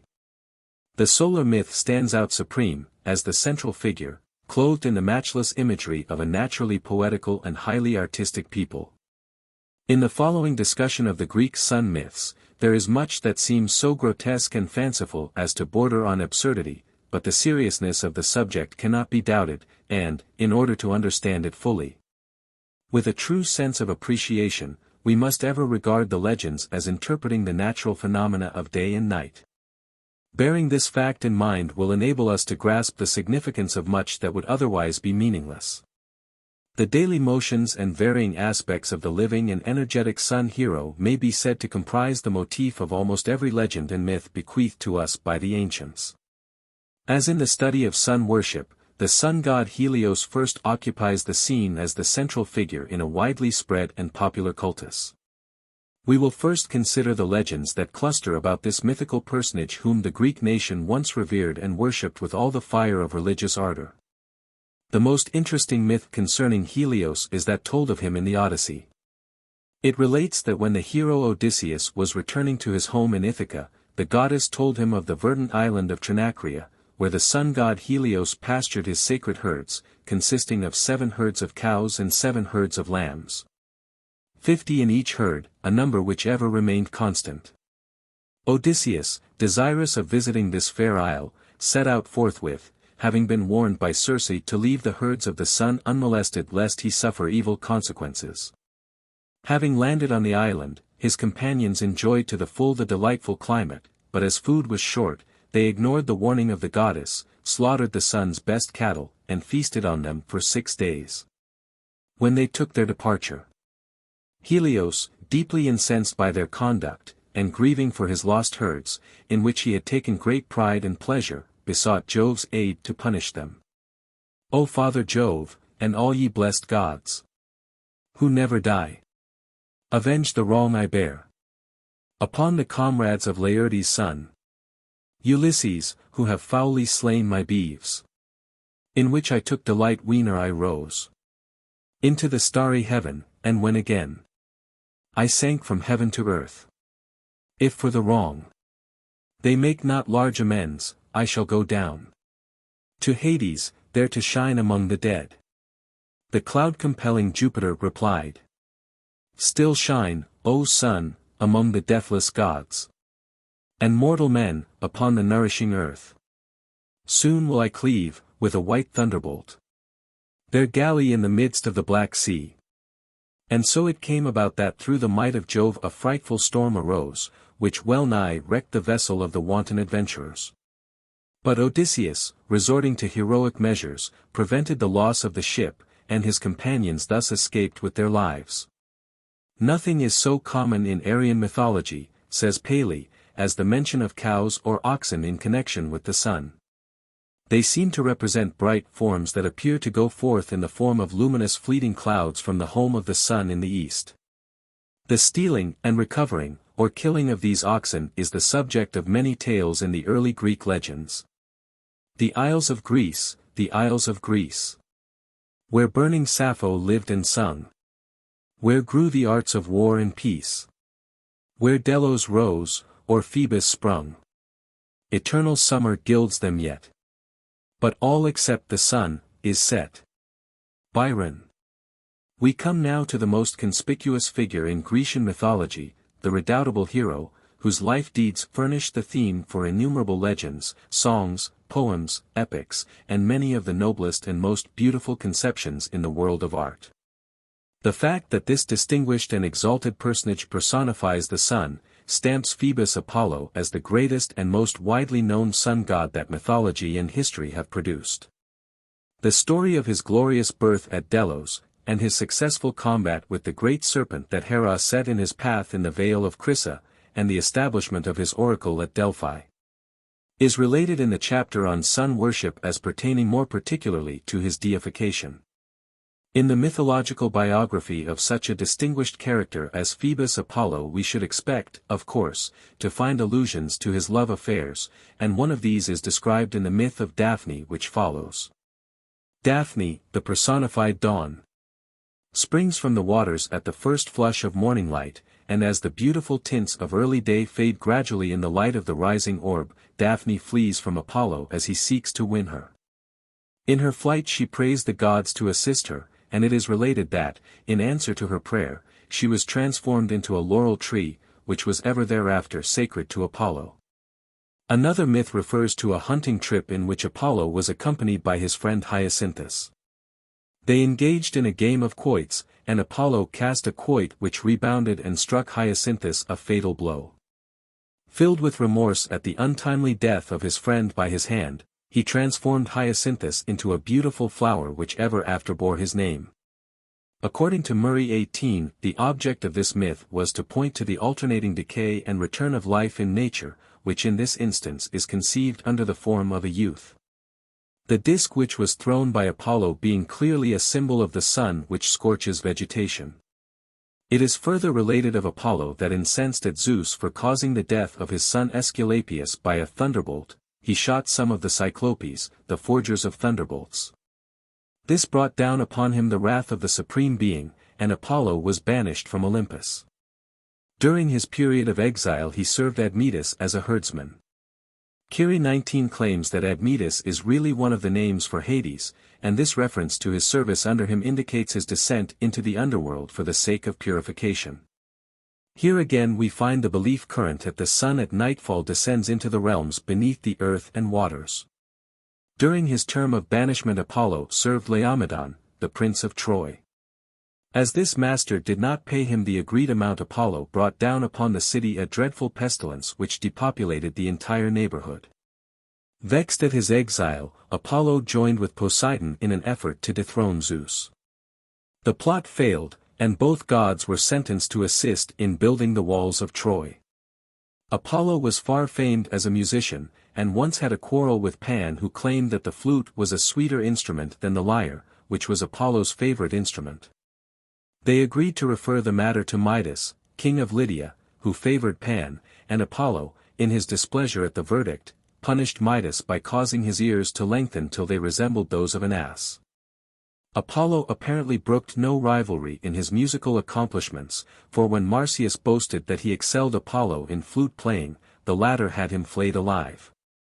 As a mighty warrior Apollo distinguished himself in the Trojan War when he took part against the Greeks.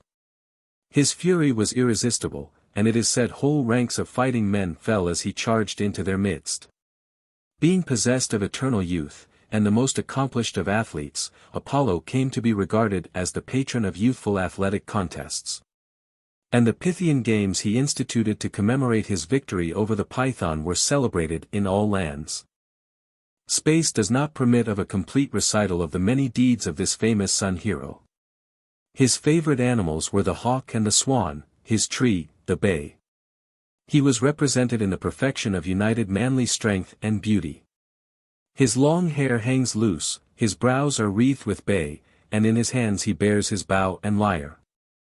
The wonderful and famous Apollo Belvedere shows at the same time the conception which the ancients had of this benign deity, and the high degree of perfection to which they had attained in sculpture. Few deities had more appellations than Phoebus Apollo. He was called Delian, Delphian, Clarion, etc., from the places of his worship. He was also referred to as the Loxian god, from the ambiguity of many of his oracular predictions. Another appellation which the god bore was Lysias, which means either the wolf god, or the golden god of light. He is also called the mouse god, because he was regarded either as the protector or as the destroyer of mice. Other names for Apollo were silver-bowed, far shooter, light producer, well-haired, gold-sword. The likeness between Apollo and Achilles scarcely needs to be pointed out, says Curie. 20. Each is the ideal youth, the representative of young Greece, that which was to become in after years Hellas.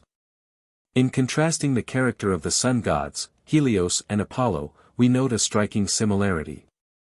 Both are conspicuous for their brilliant appearance, both possess powers of producing and destroying life, and weapons that are invulnerable. They are endowed alike with inexhaustible powers of creating happiness or sorrow, pleasure or torment, health or sickness. The exercise of these versatile faculties furnishes the theme for the major portion of that great mass of legends which constitute the essential elements of Aryan mythology. In the figure of Heracles we have a sun god and hero whose fame has gone afar into all lands, and every age since his time has likened its greatest deeds to the power and might he displayed in the accomplishment of his superhuman deeds. Even today, the construction of the Panama Canal is often alluded to as a deed worthy of Hercules, and the adjective Herculean has a firm place in the literature and phraseology of modern times. The key to the sun myths that relate to the life and deeds of Hercules is found in the idea of the sun's subservience to nature's immutable laws. The sun has a daily task which it must perform. It has a path to travel from which it must not deviate. It has ever before it a life of toil from which it cannot swerve. Nowhere, says Cox, 21, is the unutterable toil and scanty reward of the sun brought out so prominently as in the whole legend, or rather in the mass of unconnected legends which is gathered round the person of Heracles. Heracles was a son of Zeus and Alcmene. Through the malignant hate of Hera he was doomed from his birth to serve Eurystheus, and, not content by thus consigning him to a life of servitude, the goddess sent serpents to strangle him while he was but an infant. The hero, however, possessed godlike strength even in his tender years, and easily destroyed the serpents, much to the amazement of those in charge of him. This struggle and triumph of the god over the serpents, is very like the successful combat Apollo waged against Python. It represents the great battle that the mythology of all lands presents, the subduing of the powers of darkness by the might of the omnipotent sun, the regent of light. This irresistible power, which is the chief attribute of the sun, is the predominant element in the character of the sun hero Heracles, and enables him to perform at the bidding of his master the 12 stupendous tasks that brought him endless and imperishable fame. It is unnecessary to recite in detail these various labors. Every mythology does justice to the subject, and allusions to them appear in the arts and letters of every subsequent age. It remains, however, to point out the solar significance of these mighty deeds, and how, even in many details, they represent the sun's triumph over the obstacles that nature ever imposes. The first labor was that of the conquest of the Nemean lion.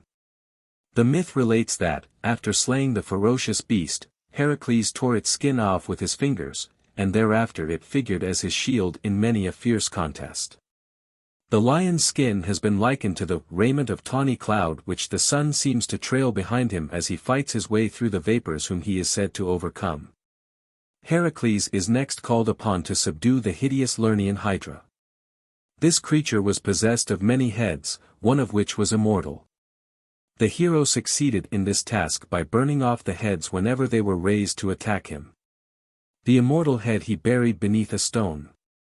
As the beast was possessed of many heads, so the stogy new wind must continually supply new clouds to vanquish the sun, but the lighter vapor and mist, the immortal head, is only conquered for a time. The sun easily burns up the heavy clouds, the mortal heads, but only hides temporarily the immortal head which rises again and again to daunt him. In this fight Heracles was attended by his friend Iolaus. This name recalls that of Iole, signifying the violet-tinted clouds, the attendants of the sun in its serene moments.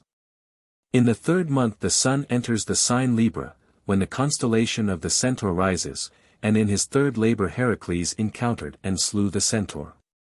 These comparisons are traceable throughout the year. For a detailed treatment of these myths the reader is referred to Anthon's Classical Dictionary. In the madness of Heracles we see a further proof that he personifies the sun, for, as the sun rises, it increases in power until its heat destroys the fruits of the earth it loves. Heracles in his insanity kills his own children. The marriage of Heracles with Hebe, the goddess of youth, which took place after the performance of his 12 labors, denotes the renewal of the year at the end of each solar revolution. It is in the last act of his life that Heracles best portrays his solar character. The poisoned coat presented by his wife Dejanira is donned. It represents the clouds which rise from the waters and surround the sun like a dark raiment. Soon the poison infects the hero's system, inflicting pangs of anguish. Heracles tries in vain to cast it off, but the fiery mists embrace him, and are mingled with the parting rays of the sun, and the dying hero is seen through the scattered clouds of the sky, tearing his own body to pieces till at last his bright form is consumed in a general conflagration. In this death scene of the solar hero, and in the glories of his funeral pyre, we have the most famous sunset scene that has ever been presented for our contemplation. All the wondrous coloring that adorns the western sky at set of sun illuminates the canvas, and the reflection of the scene streams afar, lighting the waves of the Aegean with its clustering isles, and painting in enduring hues a scene that all nations proclaim the sublimest that nature offers to man's vision. Anthon thus writes of the sun hero: if Heracles be regarded as having actually existed, nothing can be more monstrous, nothing more at variance with every principle of chronology, nothing more replete with contradictions than the adventures of such an individual as poetry makes him to have been. But considered as the luminary that gives light to the world, as the god who impregnates all nature with his fertilizing rays, every part of the legend teems with animation and beauty, and is marked by a pleasing and perfect harmony. The Latin Hercules is indubitably identified with the Greek Heracles, and the legend of his life is identical with that of the Hellenic hero. It sets forth the same great struggle between the powers of light and darkness that we find in the primitive Hindu myth of Indra and Ahi, the source from which it sprang. One of the solar legends which has come down to us in the simplest form is that of Sisyphus, who, so the myth relates, was condemned to spend his days in laboriously rolling a great stone to the summit of a hill. No sooner was the task accomplished than the stone rolled of its own volition to the base of the hill and his task began anew. If we regard this as a sun myth, we see how closely the details of the legend apply to the daily course of the sun. It appears as a great sphere or ball which gradually mounts to the zenith each day as if laboriously propelled upward. On reaching the meridian it immediately begins its descent to the horizon. Again, the sun, by reason of its penetrating rays and its commanding position, suggests a power and a light from which nothing can be hid. The personification of this all-seeing eye would therefore be an all-wise being. The Greek name Sisyphus, says Cox, is simply a reduplicated form of Sophos, the wise, and so we have the image of a wise being compelled to ascend the heaven or mountain, and obliged in spite of his wisdom, his strength, and his power to come down as he had gone up. The idea of compulsion may soon pass into that of toil, and the latter into the thought of punishment, and thus the sun becomes a criminal under sentence. In the myth of Ixion we have another solar legend. Ixion was condemned to a life of torture, being bound to a four-spoked and ever-revolving wheel. The name Ixion probably means visitor, an appropriate name for the sun deity. The wheel revolves ceaselessly as the sun, and the condemned one is alternately raised into the high heavens, and lowered into the depths of the underworld. Cox 22 points out a curious but well-known characteristic of solar myths. It is the identification of the sun both with the agent or patient, and with the thing or object by which the act is exercised. Ixion is the sun, and so is Ixion's wheel. Hercules is the sun who expires in the flames on the summit of Mount Ida, but the fiery robe which scorches him to death is the sun cloud. The legend of Tantalus again reveals the fact that at one stage in the history of man, anthropomorphic ideas concerning the sun were prevalent. Tantalus was another victim of his misdeeds and consigned to eternal torture. It is related that he stood immersed in water to his chin, and yet dying of thirst, for as he lowered his head to drink, the water withdrew from him, and the earth appeared under his feet. To add to his torment, luscious fruits hung alluringly from branches almost within his grasp, but no sooner did he stretch out his hands to pluck them than the wind blew them out of his reach. And their sight and that of the water only served to tantalize him.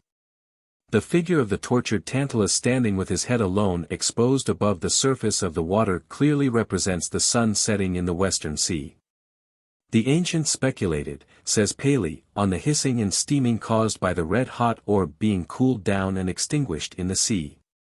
Fire and water could not coexist, but in this myth the sun has the mastery, and it is the water that retires before the fire. Hence Homer says it was dried up by the god to punish Tantalus.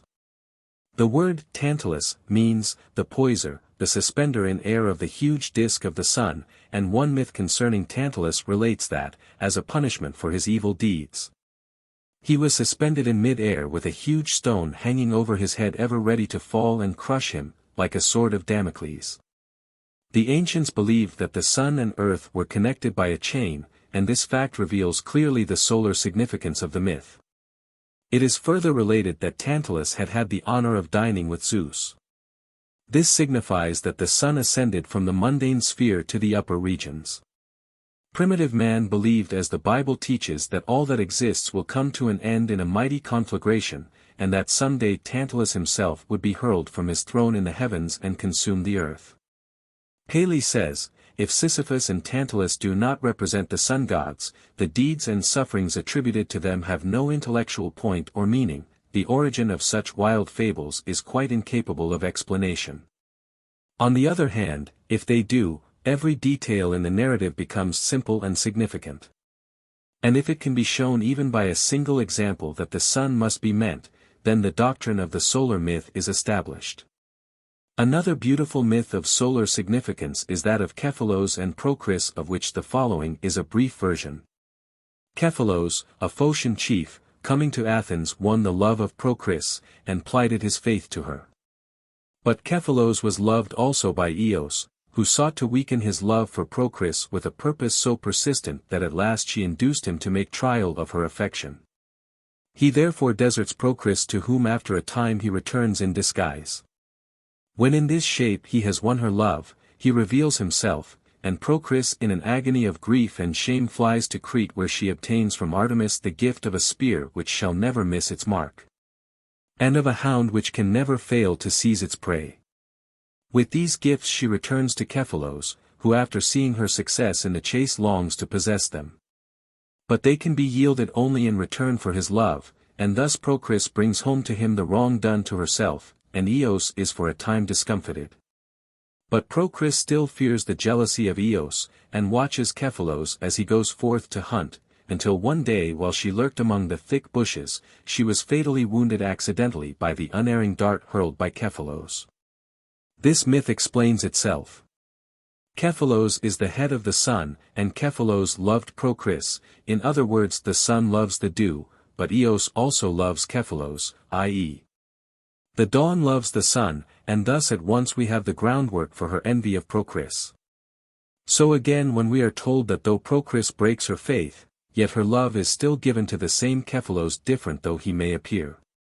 We have here only a myth formed from phrases, which told how the dew seems to reflect many suns which are yet the same sun.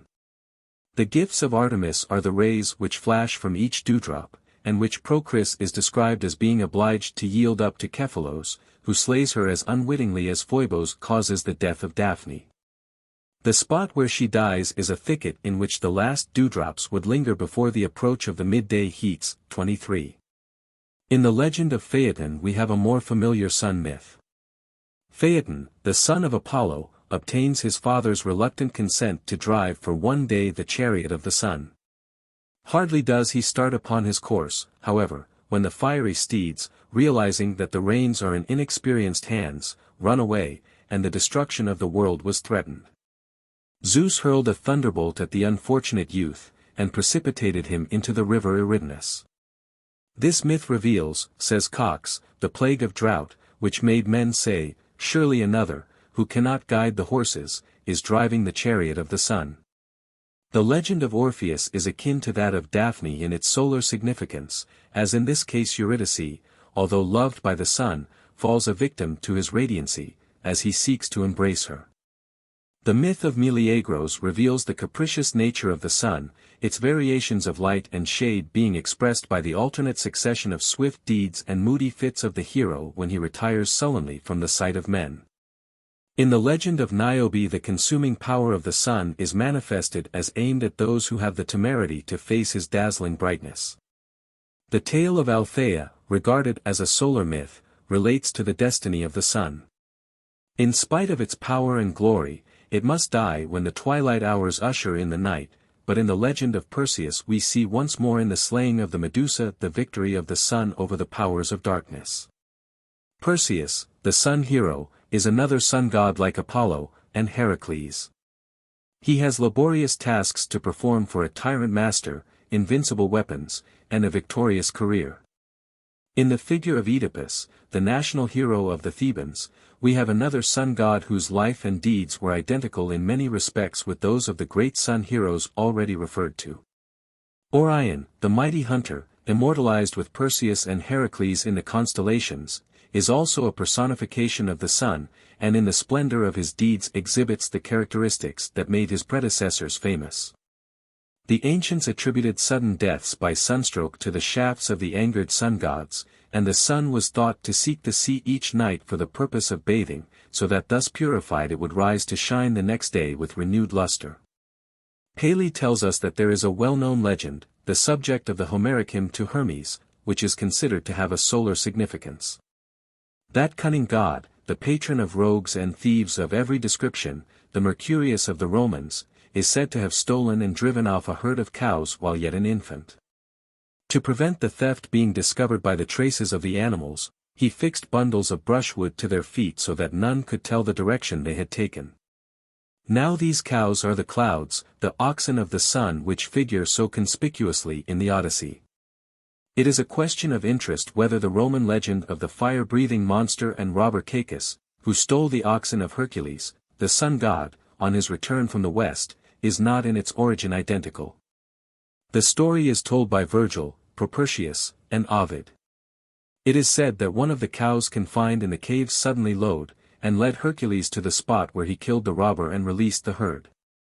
The return of the lost sun after a thunderstorm explains the whole story very simply.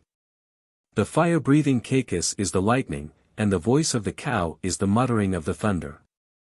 Space does not permit us to examine and discuss in detail the argument for the solar origin of the two great Homeric epics, the Iliad and the Odyssey.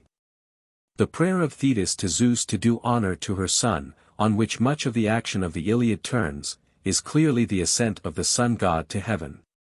The might, the invincible prowess, the unwearied strength of the hero, and his powers of destruction and devastation, nay, even his divinely made shield, are merely attributes of the sun in his midday splendor.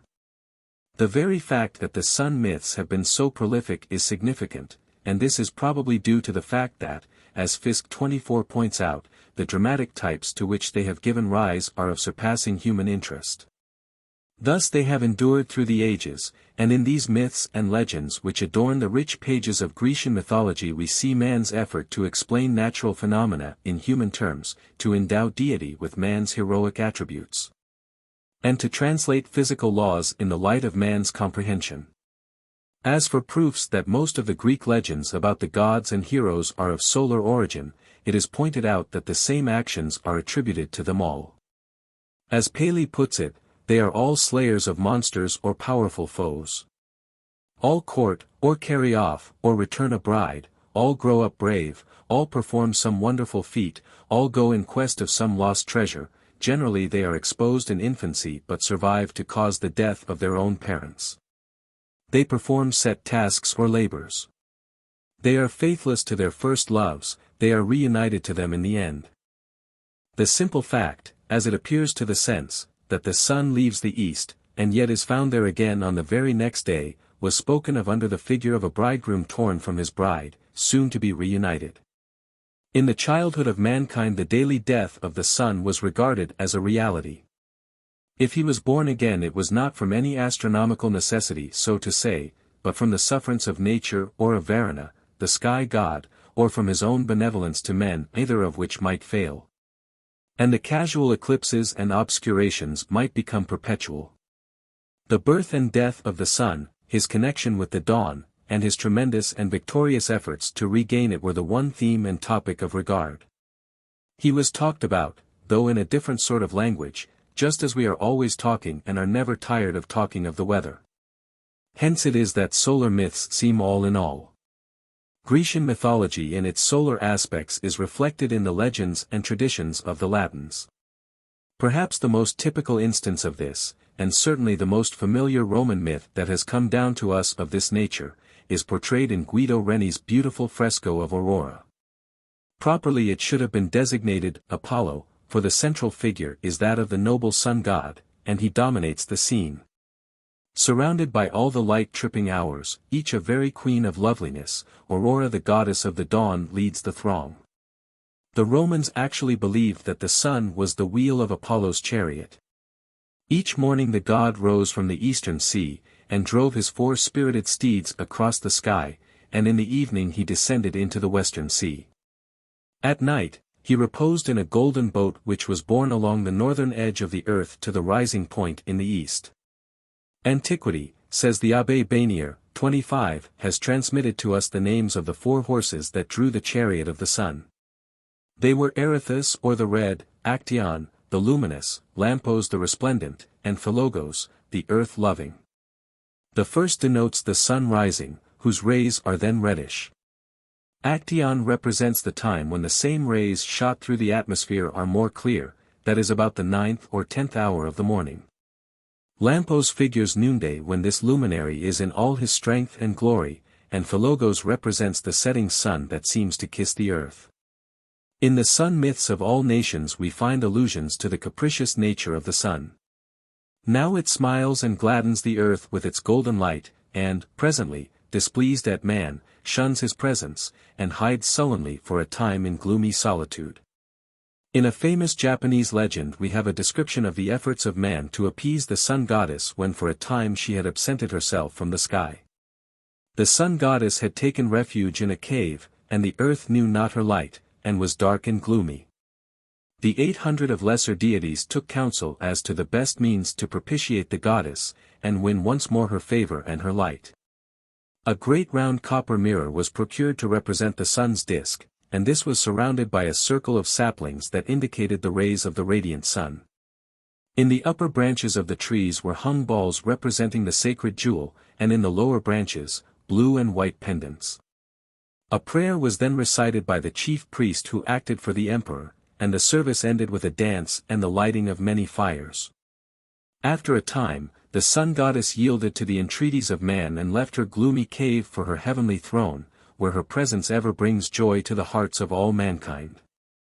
In another version of this myth the sun goddess is said to have waxed inquisitive at the noise of the singing and dancing at the entrance of her retreat, and ventured forth to see what was taking place. Beholding her beautiful self in the mirror, she stepped forth into the world once more, and her glory filled the air with rosy radiance. The propitiatory service is akin in many respects to the ceremonial, common among many primitive tribes, of producing sunshine. The first requisite of this rite was a mock sun, and the idea seems to have been that, by instituting an unusual ceremony, the curiosity of the hidden sun would be aroused and she would come forth to see what was taking place.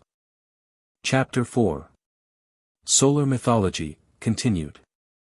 In Norse mythology we find, as we might expect, many solar myths and sun heroes, whose knightly qualities and redoubtable prowess enable them to accomplish seemingly impossible tasks, and vanquish the most formidable of foes. Odin governs the high heavens, and the sun is referred to as Odin's eye. Thor rules in the clouds. He is identified as a sun god, and, like Hercules, distinguished himself as the enemy of the powers of cold and darkness. He conquers the frost giants. Heimdall's realm is the rainbow, and Balder rules the realm of light, but the sun affects them all. It is, says Anderson, 26, Odin's eye, Balder's countenance. Heimdall needs it for his rainbow, and still the sun itself rides as a beaming maid with her horses from morning until evening.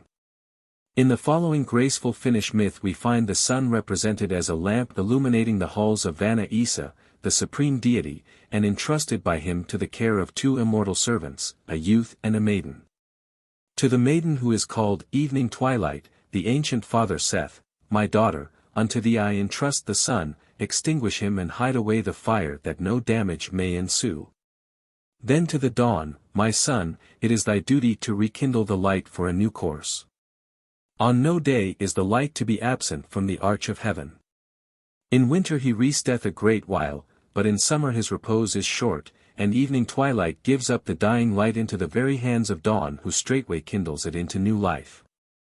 At such times they each take one look deep into the other's dark brown eyes, they press each other's hands, and their lips touch. Once a year only for the space of 4 weeks they come together at midnight. Then evening twilight layeth the dying light into the hands of dawn, and a pressure of hands and a kiss make them happy, and the cheeks of evening twilight redden, and the rosy redness is mirrored in the sky till dawn rekindles the light. The following myth of the Witch and the Sun's Sister reveals another type of sun myth involving the actions of members of the sun's family. In some of these myths the sun's son figures, and however capricious the sun may act, the legends that relate to his family indicate that they were kindly disposed toward humankind, and in many of the myths they act the part of benefactors. In a country far remote there were once a king and a queen, who had a son named Prince Ivan, who was dumb from birth. A groom told the prince that he was destined to have a sister who would prove to be a terrible witch, and advised him to flee lest harm befall him. He took the advice, and his father provided him with a swift horse on which he took his flight. After wandering far he sought a dwelling place in vain, first with 2 women, then with a giant who was uprooting trees, and lastly with a giant who was leveling mountains. Finally, he came to the dwelling of the sun's sister, and she received him just as if he had been her own son. After a time, Prince Ivan longed to return to his old home, and persuaded the sun's sister to allow him to depart. On his homeward journey he was enabled, by magic bestowed on him by the sun's sister, to assist the 2 women and the giants who had refused to take him in because of trials which beset them. On his homecoming his sister, the wicked witch, laid plans to destroy him, but he was warned in time by a mouse, and though closely pursued by the witch he escaped her clutches through the aid of those he had befriended and the sun's sister. The mythology of the North American Indians contains many examples of the solar myth. One of their sun gods was Machabo, whose name signifies the great hare, the great white one, or the god of the dawn, and the east. It is said that he slept through the winter months, and in the fall when he was about to seek repose, he filled his great pipe. And the blue clouds of smoke that he exhaled drifted over the landscape, filling the air with the veil-like haze of Indian summer. Machabo was regarded by the Indians as their common ancestor, and the ruler of the numerous tribes, the founder of their religious ritual and the inventor of their art of picture writing. He controlled the weather, and was the creator and preserver of heaven and earth. The totem or clan which was dedicated to him was revered with the greatest respect. In Myths and Myth Makers, by John Fiske, we read the following poetical description of Machabo, the Indian solar deity. From a grain of sand brought from the bottom of the primeval ocean he fashioned the habitable land, and set it floating on the waters till it grew to such a size that a strong young wolf running constantly died of old age ere he reached its limits. He was also like Nimrod a mighty hunter. 27 One of his footsteps measured 8 leagues. The great lakes were the beaver dams he built, and when the cataracts impeded his progress, he tore them away with his hands. Sometimes he was said to dwell in the skies with his brother, the snow, or like many great spirits to have built a wigwam in the far north in some floe of ice in the Arctic Ocean. In the oldest accounts of the missionaries he was alleged to reside toward the east. He is the personification of the solar life-giving power, which daily comes forth from its home in the east, making the earth to rejoice. A Modoc Indian myth relates that every day the sun is utterly destroyed, and reduced to a heap of ashes, but inasmuch as the sun is immortal, the disk lies dormant in the ashes waiting its summons to renewed life. Someone must, therefore, rouse the slumbering sun each morning, as a slave is called to daily labor, and this office is performed by the morning star. At the summons to awake, the golden disk springs from the ashes rejuvenated, and goes forth to run his course. Here we have a legend similar to that of the phoenix, the mythical bird which rose from lifeless ashes once in 5 centuries. The following Cherokee legend is one of the most interesting solar myths related by the Indians. The sun lived on the other side of the sky vault, but her daughter lived in the middle of the sky directly above the earth. And every day as the sun was climbing along the sky arch to the west, she used to stop at her daughter's house for dinner.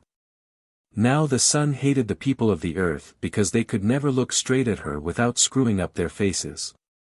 She said to her brother, the moon, "My grandchildren are ugly, they grin all over their faces when they look at me."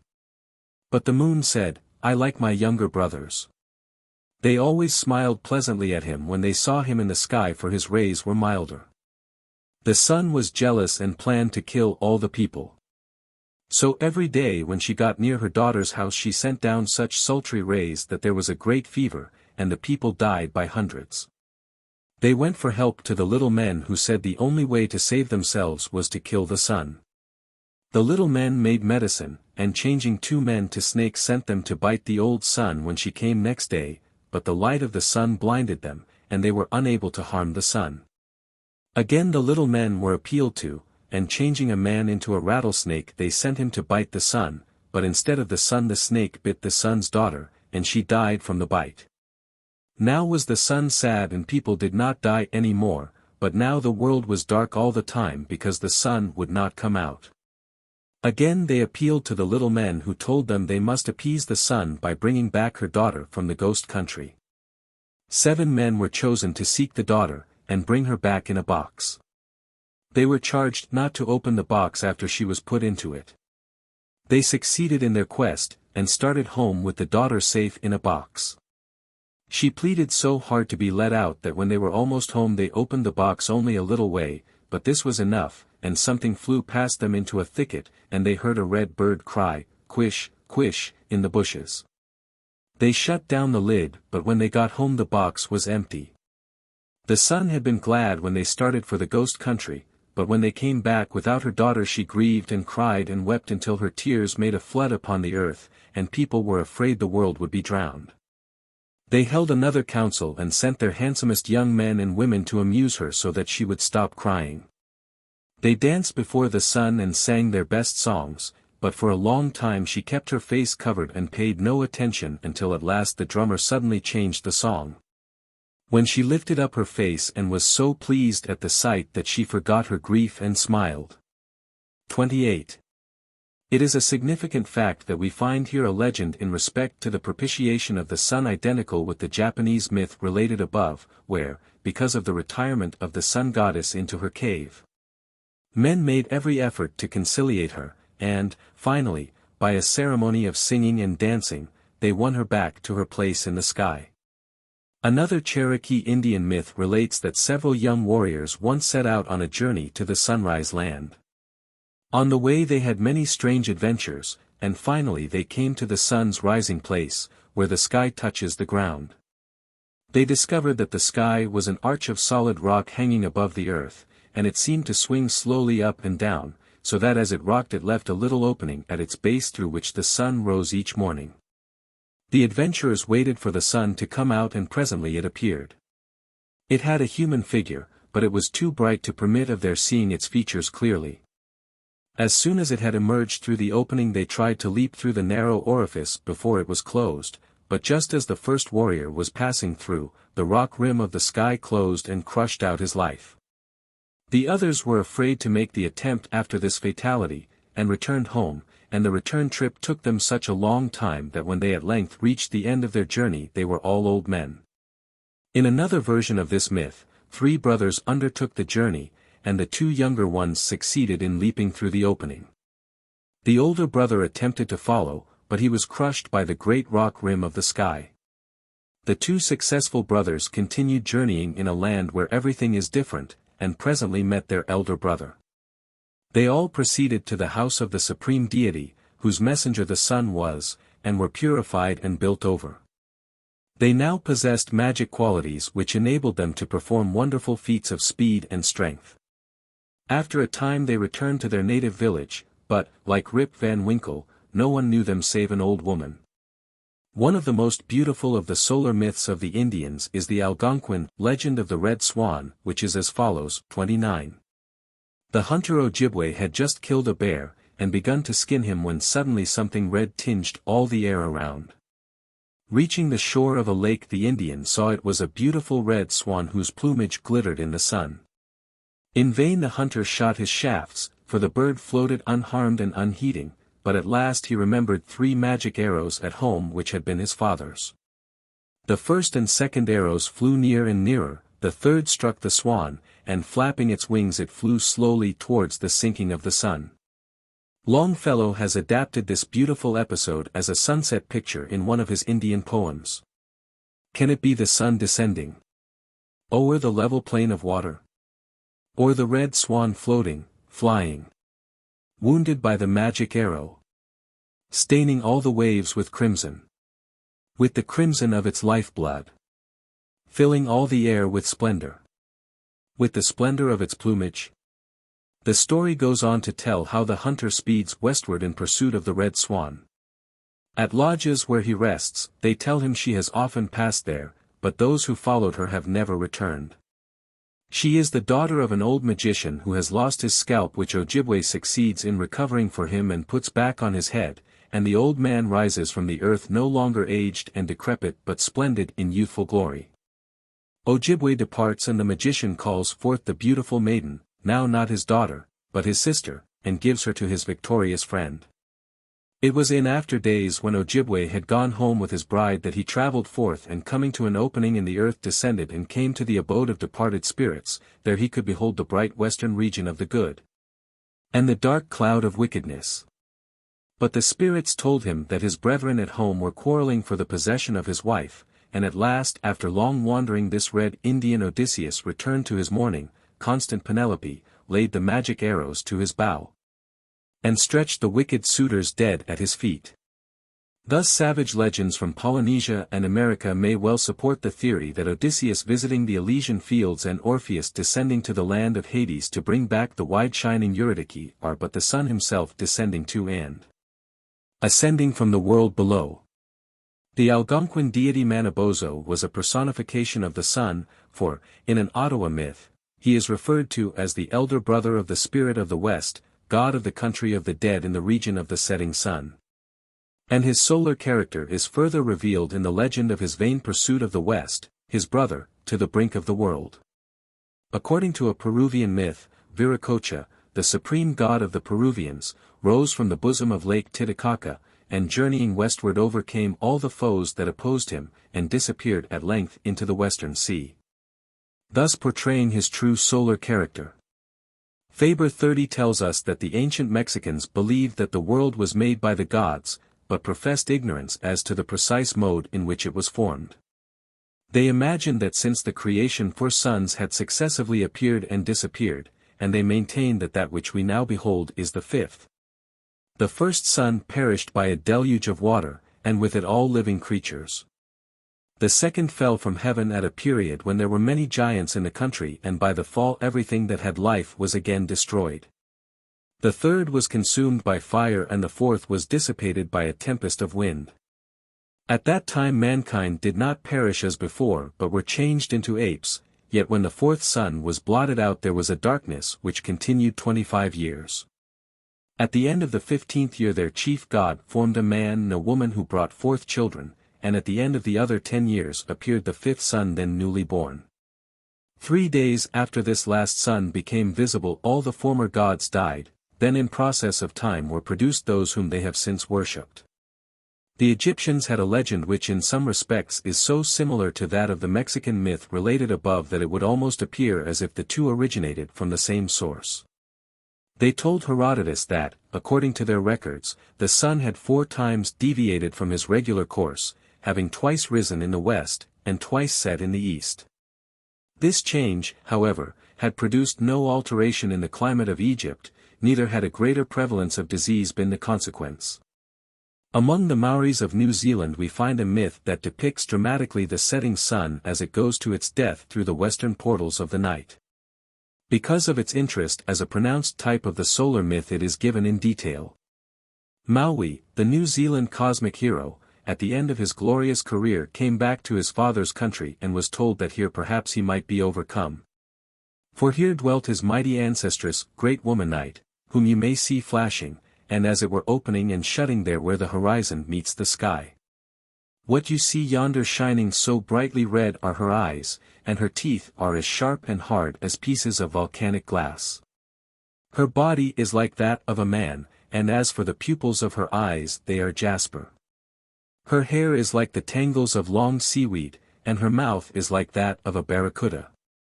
Maui boasted of his former exploits, and said, "Let us fearlessly seek whether men are to die or live forever."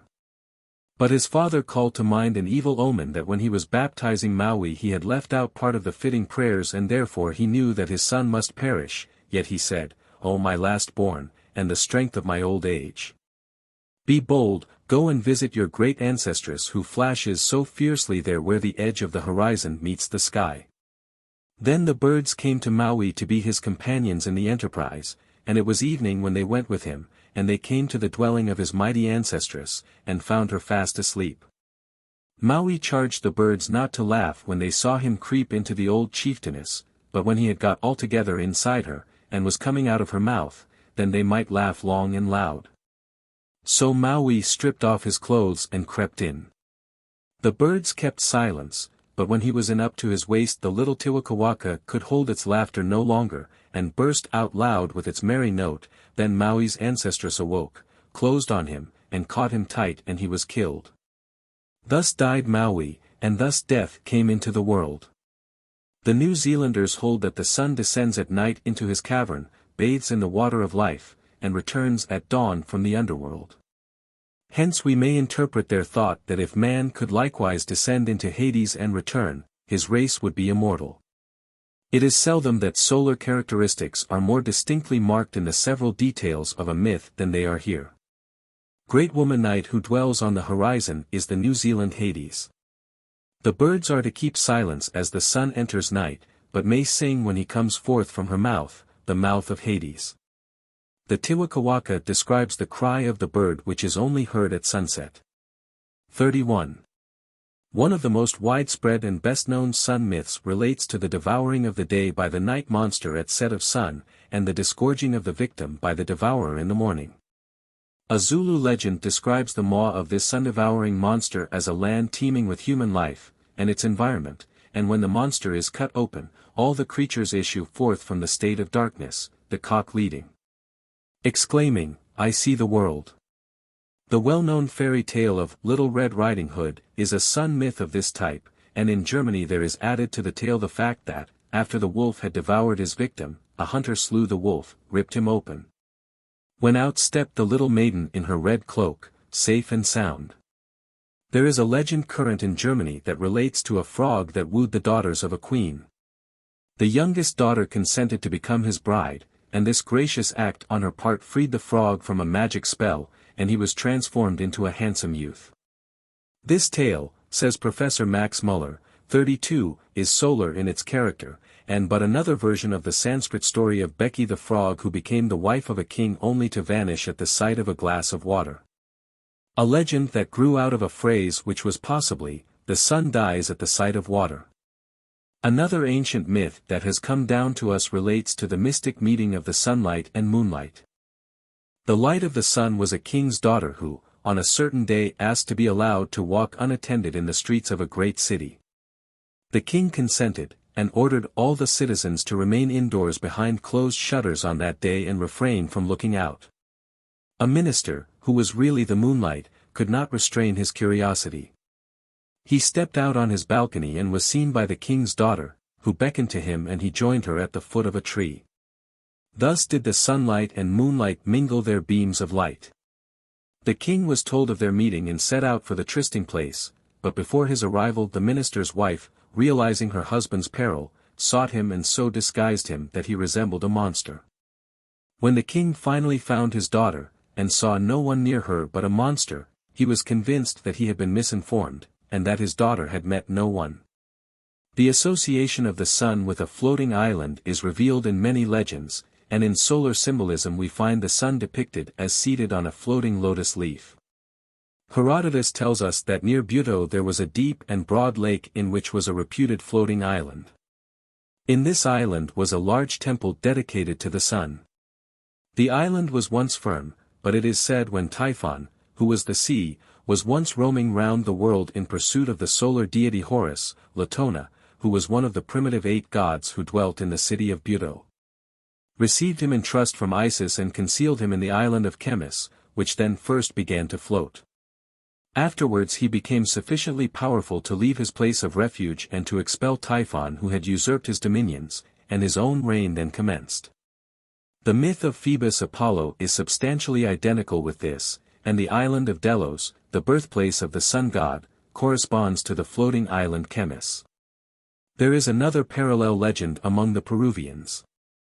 When all mankind were swept away by the waters of the deluge, a personage named Viracocha emerged from Lake Titicaca and became the founder of the sacred city of Cuzco. Viracocha was the sun god of the Peruvians, and the common ancestor of the race of Incas. In Lake Titicaca, which is considered sacred by the Peruvians, there is a small island where they claim the sun god hid himself and saved his life when the world was destroyed by the waters of the deluge. On this island there was a temple dedicated to the sun, as there was on the island of Chemis, the Egyptian island, and the Greek island Delos. These islands were considered holy places. Faber 33 tells us, the sun is further represented as peculiarly delighting to haunt the sacred mountain which first raised its head above the retiring waters, and which received the ark. This mountain top, therefore, had the appearance of a floating island which doubtless gave rise to the many myths that represent the sun as navigating the deep. The favorite residence of the Greek solar deity was Parnassus. In the Zendavesta the sun is described as ruling over the world from the top of Mount Albordi, which is said to have been the first land that appeared above the waves of the retreating flood. The old Orphic poet, the priests of Egypt, and the Brahmas of Hindostan agree in maintaining that the sun was born out of an egg which had floated on the ocean, and which had been tossed about at the mercy of the elements. The following extremely interesting solar myth of Irish extraction is related in Myths and Myth Makers by John Fiske. Long before the Danes ever came to Ireland, there died at Muskerry a sculloge, or country farmer, who by dint of hard work and close economy had amassed enormous wealth. His only son did not resemble him. When the young sculloge looked about the house, the day after his father's death, and saw the big chests full of gold and silver, and the cupboards shining with piles of sovereigns, and the old stockings stuffed with large and small coin, he said to himself, "Bedad, how shall I ever be able to spend the likes o' that?" And so he drank, and gambled, and wasted his time in hunting and horse racing, until after a while he found the chests empty and the cupboards poverty-stricken, and the stockings lean and penniless. Then he mortgaged his farmhouse and gambled away all the money he got for it, and then he bethought him that a few £100 might be raised on his mill. But when he went to look at it, he found the dam broken and scarcely a thimbleful of water in the mill race, and the wheel rotten, and the thatch of the house all gone, and the upper millstone lying flat on the lower one, and a coat of dust and mold over everything. So he made up his mind to borrow a horse and take one more hunt tomorrow and then reform his habits. As he was returning late in the evening from his farewell hunt, passing through a lonely glen he came upon an old man playing backgammon, betting on his left hand against his right and crying and cursing because the right would win. "Come and bet with me," said he to Sculloge.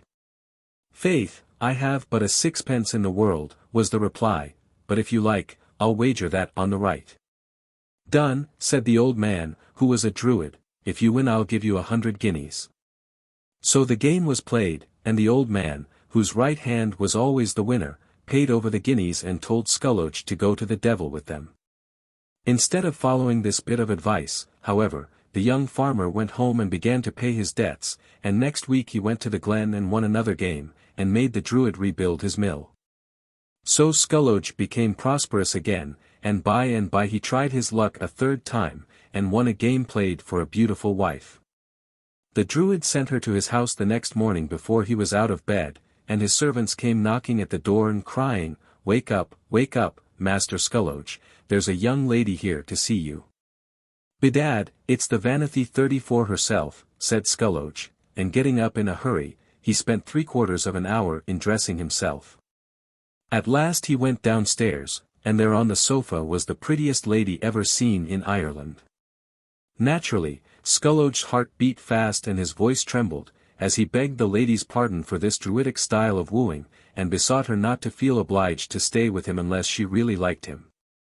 But the young lady, who was a king's daughter from a far country, was wondrously charmed with the handsome farmer, and so well did they get along that the priest was sent for without further delay, and they were married before sundown. Sabina was the Vanithi's name, and she warned her husband to have no more dealings with Lasse Buicht, the old man of the glen. So for a while all went happily, and the druidic bride was as good as she was beautiful. But by and by Skulloge began to think he was not earning money fast enough. He could not bear to see his wife's hands soiled with work, and thought it would be a fine thing if he could only afford to keep a few more servants, and drive about with Sabina in an elegant carriage. And see her clothed in silk and adorned with jewels. "I will play one more game and set the stakes high," said Skulloge to himself one evening, as he sat pondering over these things, and so, without consulting Sabina, he stole away to the glen, and played a game for 10,000 guineas. But the evil devil was now ready to pounce on his prey, and he did not play as of old. Skulloge broke into a cold sweat with agony and terror as he saw the left hand win.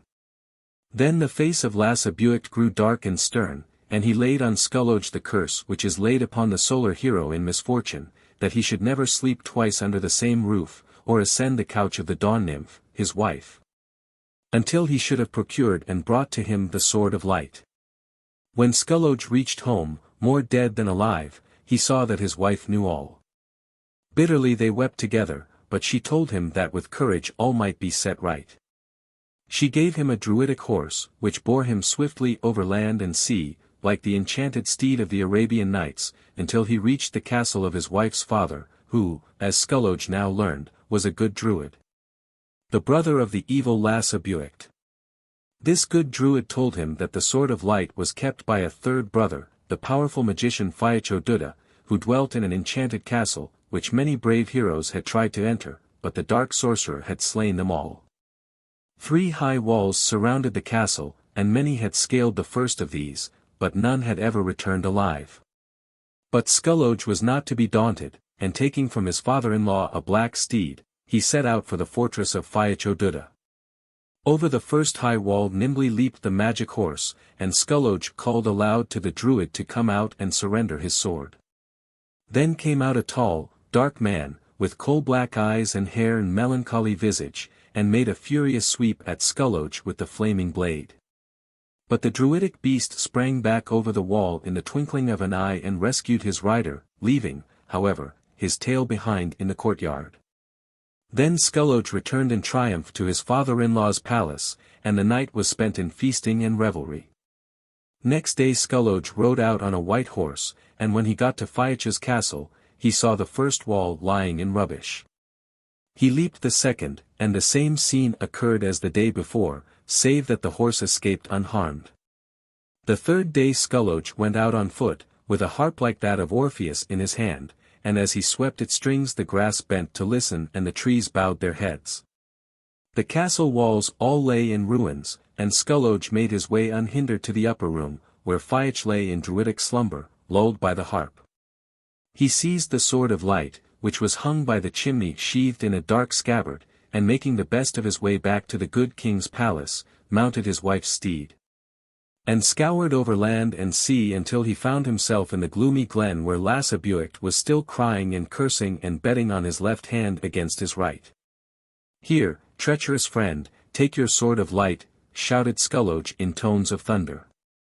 And as he drew it from its sheath the whole valley was lighted up as with the morning sun, and next moment the head of the wretched druid was lying at his feet, and his sweet wife, who had come to meet him, was laughing and crying in his arms.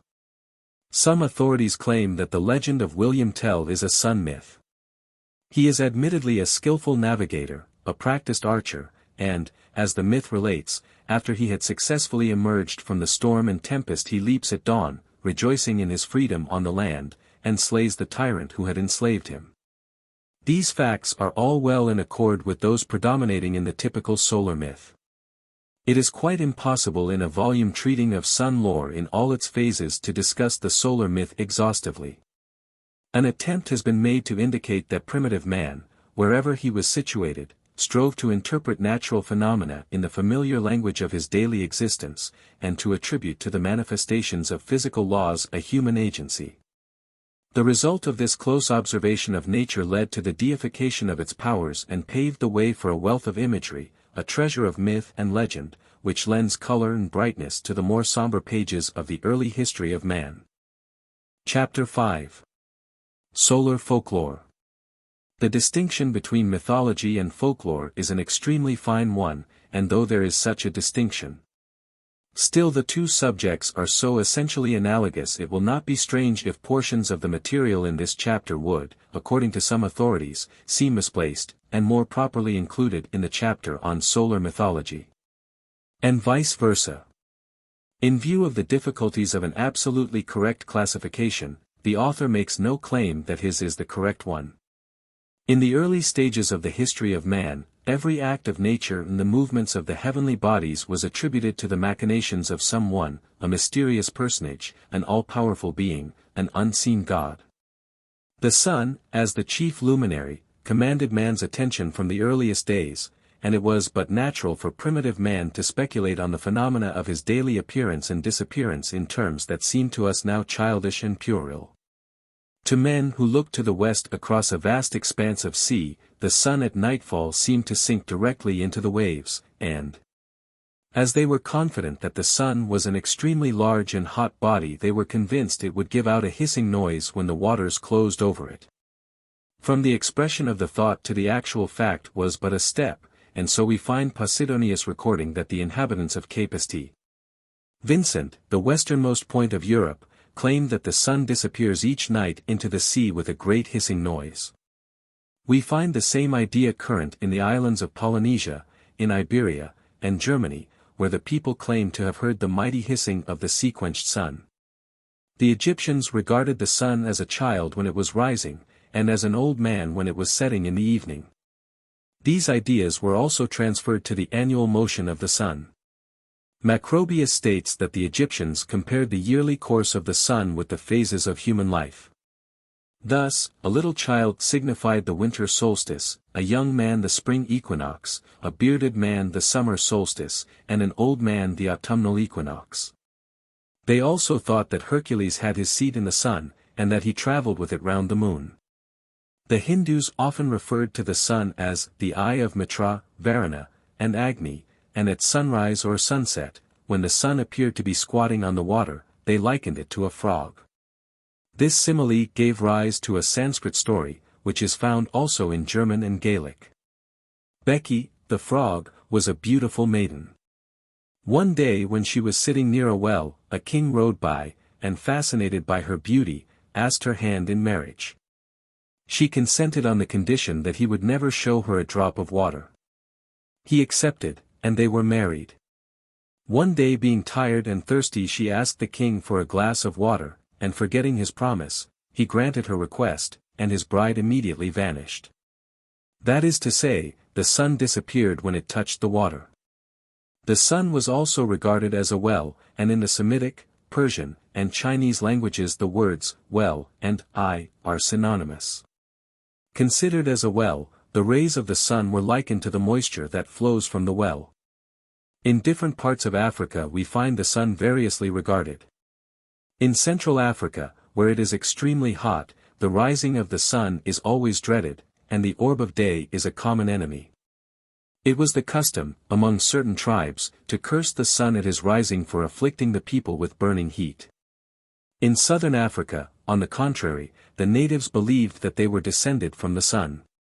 And if, by chance, the rising of the sun was obscured by clouds, they thought the sun purposely hid his face from them because their misdeeds offended him, and straightway they performed acts of propitiation. Work at once ceased, and the food of the previous day was given to the old women. The men of the tribe then went in a body to the river to purify themselves by washing in the stream. Each man threw into the river a stone from his hearth, and replaced it with a new one from the bed of the river.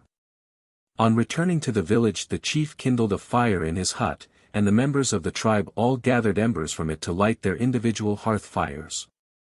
The ceremony concluded with a dance in which the whole tribe joined.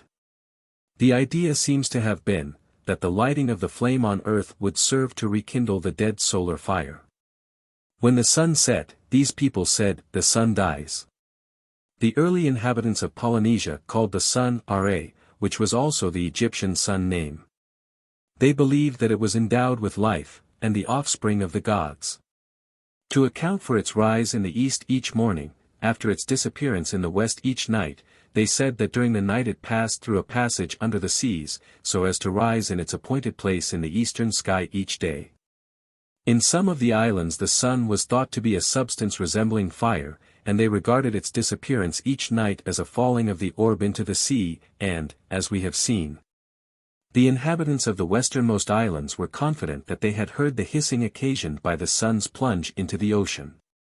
The early tribes seemed to think they could control the light of the sun and slay or hasten its setting. The Melanesians make sunshine by means of a mock sun, says Fraser. 35. A circular stone is wound about with red braid and stuck with owl's feathers to represent the rays of the sun, or the stone is laid on the ground with white rods radiating from it to imitate sunbeams. A white or red pig is sacrificed in the sunshine-making ceremony, and a black one when rain is desired. In New Caledonia they burnt a skeleton to make sunshine, and drenched it with water if they wished for rain. They also had a more elaborate ceremony for producing sunshine, which Fraser 36 thus describes: when a wizard desires to make sunshine he takes some plants and corals to the burial ground, and makes then into a bundle. Adding 2 locks of hair cut from the head of a living child, his own child if possible, also 2 teeth, or an entire jawbone from the skeleton of an ancestor. He then climbs a high mountain whose top catches the first rays of the morning sun. Here he deposits 3 sorts of plants on a flat stone, places a branch of dry coral beside them, and hangs the bundle of charms over the stone. Next morning he returns to this rude altar, and at the moment when the sun rises from the sea, he kindles a fire on the altar. As the smoke rises he rubs the stone with the dry coral, invokes his ancestors and says, "Sun, I do this that you may be burning hot and eat up all the clouds in the sky." The same ceremony is repeated at sunset. The sun, according to many traditions of primitive man, spent a part of its time in the underworld, or in a submarine passage beneath the seas, and if it did not go of its own volition, it was carried there by some enemy. Thus in Servia a tale is told, that when the devils fell, their king carried off the sun from heaven affixed to a lance. This was a great calamity, and the archangel Saint Michael was selected to try to recover it. He therefore set out for the underworld and succeeded in making friends with the archfiend. As they stood together by a lake, Saint Michael proposed to the devil that they engage in a diving contest. The latter consented, and thrusting the lance which held the sun into the ground, he dived in. This was Saint Michael's opportunity, and making the sign of the cross, he grabbed the lance and made off, hotly pursued by the evil one. Being fleet of foot he outdistanced him, but his pursuer was so close to him at one time that he managed to scratch his foot. In honor of Saint Michael and his valiant deed, men, from that time on, were destined to have indented soles. The old Germans called the sun Wotan's eye, and there is a German legend that reveals the sun as the punisher of evil thinkers. It appears that a prisoner was once on his way to execution, an object of pity to all whom he passed, but one woman, who was engaged in hanging up her linen to dry in the sun, remarked that he well deserved his fate. Immediately her linen fell to the ground, nor was she able to hang it up in this drying place thereafter. It is further related that, at her death, she was taken up to the sun to remain there as long as the world endures, as a punishment for her lack of pity. The peasants in various parts of Germany call the Milky Way the Milway, or the Milway, and say that it turns with the sun, for it first becomes visible at the point where the sun has set. It leads, therefore, to the heavenly mill, and its color is that of the meal with which it is strewed. This brings us to the Norse story of the wonderful mill, 37I An exceedingly interesting bit of folklore of solar significance. The peasants of Norway to this day tell of the wondrous mill that ground whatever was demanded of it. The tradition is of great antiquity. The earliest version known is as follows: of all beliefs, that in which man has at all times of his history been most prone to set faith, is that of a golden age of peace and plenty which has passed away, but which might be expected to return. Such a period of peace and plenty, such a golden time, the Norsemen could tell of in his mythic Frodi's reign, when gold, or Frodi's meal, as it was called, was so plentiful that golden armlets lay untouched from year's end to year's end on the king's highway, and the fields bore crops unsown. In Frodi's house were 2 maidens of that old giant race, Frenja and Menja. These daughters of the giant he had bought as slaves, and he made them grind his quern or hand-mill grati, out of which he used to grind peace and gold. Even in that golden age one sees there were slaves, and Frodi, however bountiful to his thanes and people, was a hard taskmaster to his giant handmaidens. He kept them to the mill, nor gave them longer rest than the cuckoo's note lasted, or they could sing a song. But that quern was such that it ground everything that the grinder chose, though until then it had ground nothing but gold and peace. So the maidens ground, and one sang their piteous tale in a strain worthy of Aeschylus, as the other rested. They prayed for rest and pity, but Frodi was deaf. Then they turned in giant mood, and ground no longer peace and plenty, but fire and war. Then the quern went fast and furious, and that very night came Mysing the Seerover and slew Frodi and all his men, and carried off the quern, and so Frodi's peace ended. The maidens, the Seerover took with him, and when he got on the high seas he bade them grind salt, so they ground, and at midnight they asked if he had not salt enough, but he bade them grind on. So they ground till the ship was full and sank. Mysing, maids, mill, and all, and that's why the sea is salt. This wonder-working mill once stood in heaven, it is said, for Frodi its owner was no other than the sun god Freyr. The flat circular stone of Frodi's quern is the disk of the sun, and its handle is the pramantha with which Indra or the Ashwins used to kindle the extinguished luminary. To explain the circular motion of the sun, the Incas of Peru believed that it was hung in space by a cord, and that each evening it entered the sea, and being a good swimmer it pierced through the waves, and reappeared next morning in the east. The Incas claimed that the sun was their own elder brother, and ruled over the cohorts of heaven by divine right. Their legends relate that the sun took pity on the children of men, who, in primitive times, lived in a state of savagery, and he therefore sent his son and daughter to enlighten them, and teach them to live properly. They are said to have risen from the depths of Lake Titicaca, that marvelous sheet of water 12,000 feet above the sea. They taught the Peruvians the essentials of culture and education. According to another tradition, the Peruvians traced their origin from the first Inca, the sun and his wife, who came from the island of the sun in Lake Titicaca, and founded the city of Cuzco, the sacred city of the sun. This island in the lake is therefore sacred to the Peruvians, and many ruins of the Incas are to be found there. The Peruvians paid particular attention to the daily meridian passage of the sun, and observed that when it was in the zenith, it cast no shadow. The early natives of Brazil believed that the sun was a ball of light feathers, which some mysterious being exhibits during the day, and covers at night with a pot.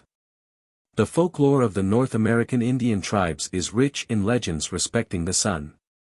The Indians believed that the sun was an animated being endowed with human attributes. The following tales are related by the Thompson River Indians. There was once a most mischievous and incorrigible youth who one morning strolled away from his home.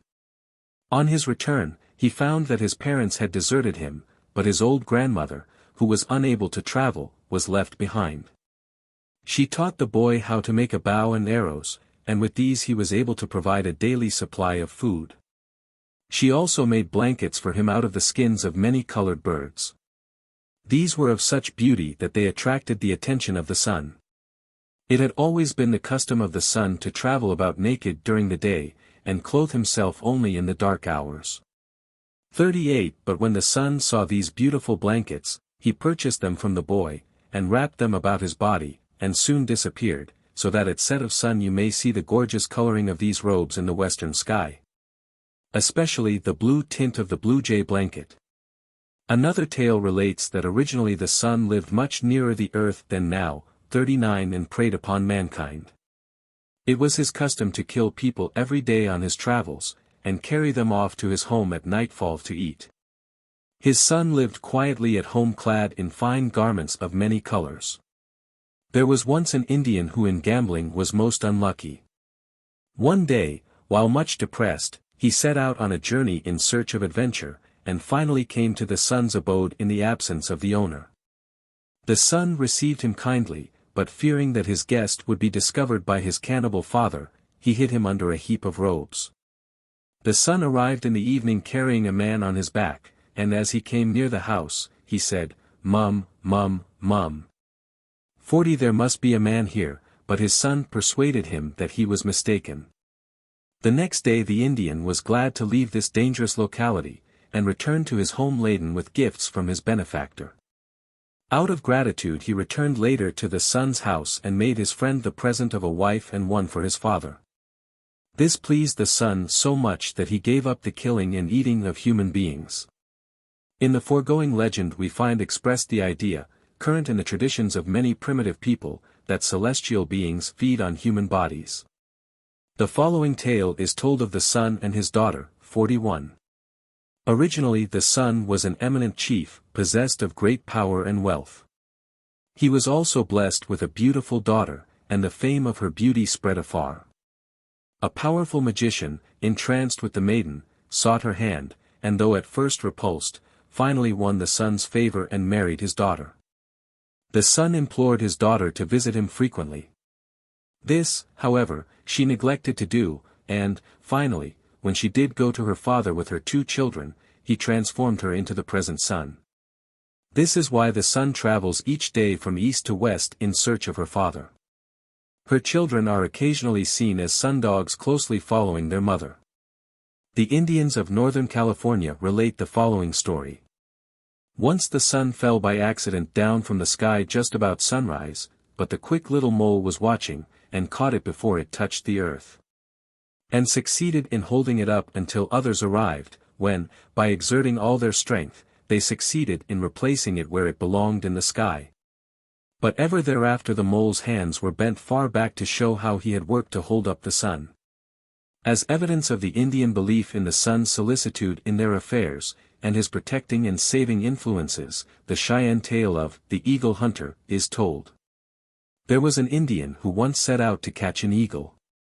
Digging a hole in the ground he crept in, covered it over with brush, and cleverly baited it with a skinned buffalo calf. Presently an eagle espied the prey, flew down, and began to eat of it, when the Indian laid hold of its feet, and held it captive.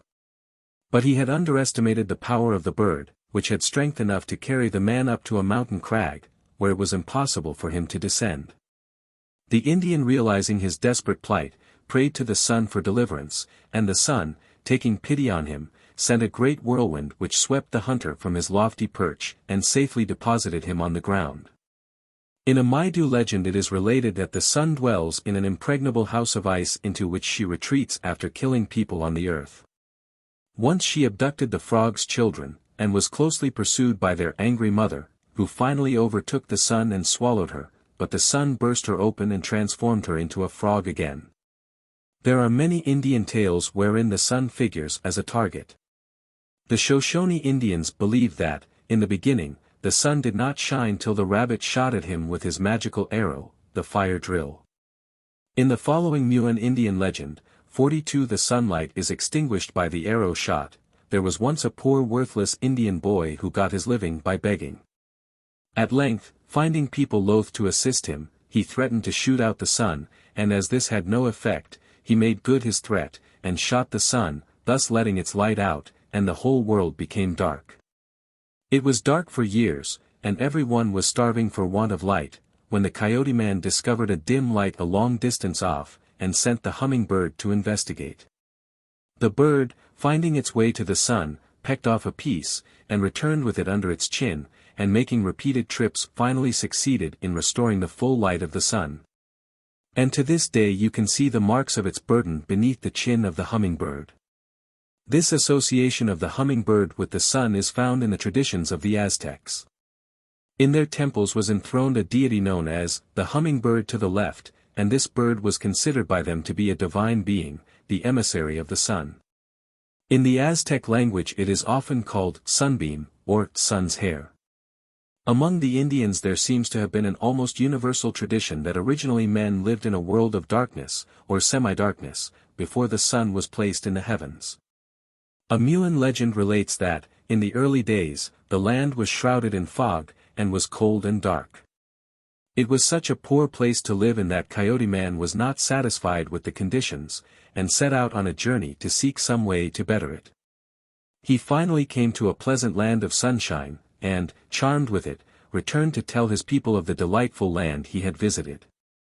They suggested that he offer to buy the sun, so he returned to the land of light and made this proposition, but it was rejected, so Coyote Man resolved to steal the sun as his people were in sore need of it. This was a difficult matter as the sun was carefully watched by the turtle, who slept with one eye always open. Coyote Man, resorting to magic, took the form of a big oak log, and the turtle, when out seeking for wood, took him and threw him on the fire. But the fire did not even singe him, and seeing the turtle asleep, he resumed his form, seized the sun and ran off with it to his own land. The people, however, did not understand it, and bade Coyote Man make it go, and, as he was sorry for the people he had deprived of the sun, he arranged a plan so that the sun could light up both lands. He carried the sun west to the place where the sky joins the earth, and found the place for the sun to crawl through, and where it could go down under the earth, and come up in the eastern sky in the morning through the hole in the east. The sun did his bidding, and thus both lands thereafter rejoiced in the blessedness of sunshine. The Natchez of Mississippi, the Appalachians of Florida, the Mexicans and Peruvians, all believe that the sun is the bright dwelling place of their departed chiefs and warriors. A primitive Mexican prayer offered in time of war embodies this idea: "Be pleased, O our Lord, that the nobles who shall die in the war be peacefully and joyously received by the sun and the earth, who are the loving father and mother of all." It is said that General Harrison once called the Shawnee chief, Tecumseh, for a conference. "Come here, Tecumseh, and sit by your father," he said. "You my father?" replied the chief with a stern air. "No, yonder sun," pointing toward it, "is my father, and the earth is my mother, so I will rest on her bosom," and he sat upon the ground. The Kootenai Indians speak of the sun as a blind man who is cured by his father-in-law, Coyote Man. Here we have another reference to the coyote's service to mankind in bringing sunshine to his people.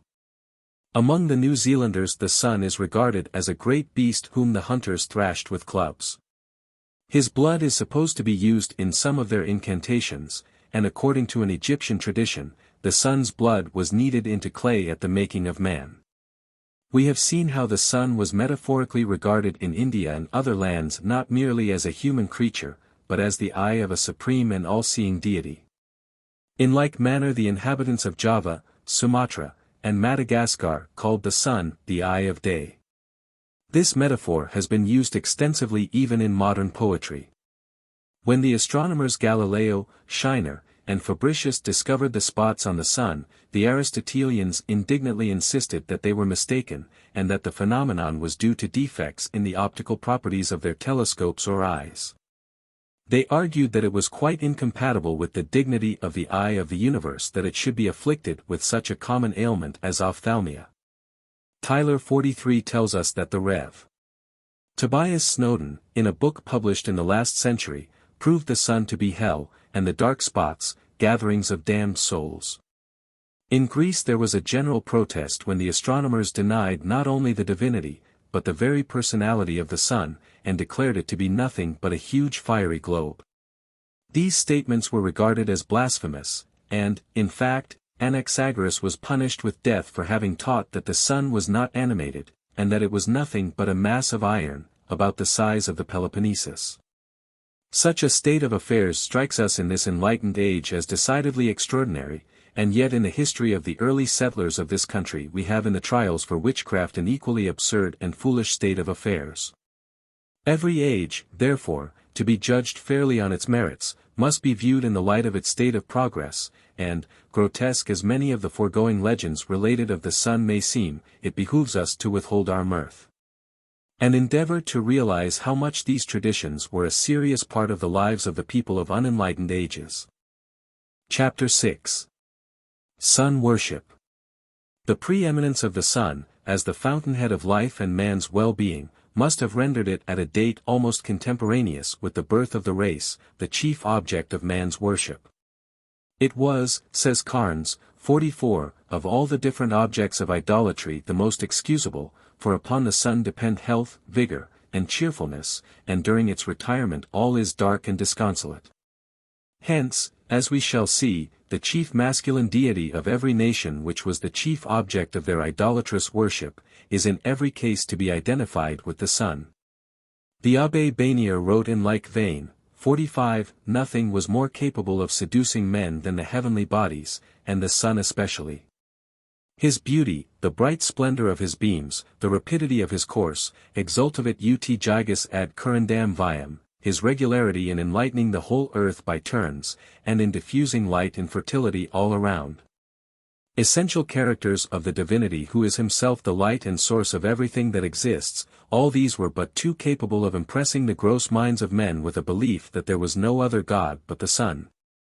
And that this splendid luminary was the throne of the divinity. God had fixed his habitation in the heavens, and they saw nothing that bore more marks of divinity than the sun. In the words of Diodorus Siculus, men in earlier times struck with the beauty of the universe, with the splendor and regularity which everywhere were in evidence, made no doubt that there was some divinity who therein presided. And they adored the sun as expressing the likeness of the deity. The worship of the sun was inevitable, and its deification was the source of all idolatry in every part of the world. It was sunrise that inspired the first prayers uttered by man, calling him to acts of devotion, bidding him raise an altar and kindle sacrificial flames. Before the sun's all-glorious shrine the first men knelt and raised their voices in praise and supplication, fully confirmed in the belief that their prayers were heard and answered. Nothing proves so much the antiquity of solar idolatry as the care Moses took to prohibit it. Take care, said he to the Israelites, lest when you lift up your eyes to heaven and see the sun, the moon, and all the stars, you be seduced and drawn away to pay worship and adoration to the creatures which the Lord your God has made for the service of all the nations under heaven. Then we have the mention of Josiah taking away the horses that the king of Judah had given to the sun, and burning the chariot of the sun with fire. These references agree perfectly with the recognition in Palmyra of the Lord Sun, Baal Shemesh, and with the identification of the Assyrian Bel, and the Tyrian Baal with the sun. Again, we have good evidence of the antiquity of sun worship in the fact that the earliest authentic date that has been handed down to us was inscribed on the foundation stone of the temple of the sun god at Sippara in Babylon by Naram-Sin, son of Sargon. There has also been recovered an ancient tablet, an inscribed memorial of the reign of one of the early kings of Babylon, on which is sculptured a representation of the worship of the sun god by the king and his attendants. In the sculpture, the sun god appears seated on a throne beneath an open canopy shrine.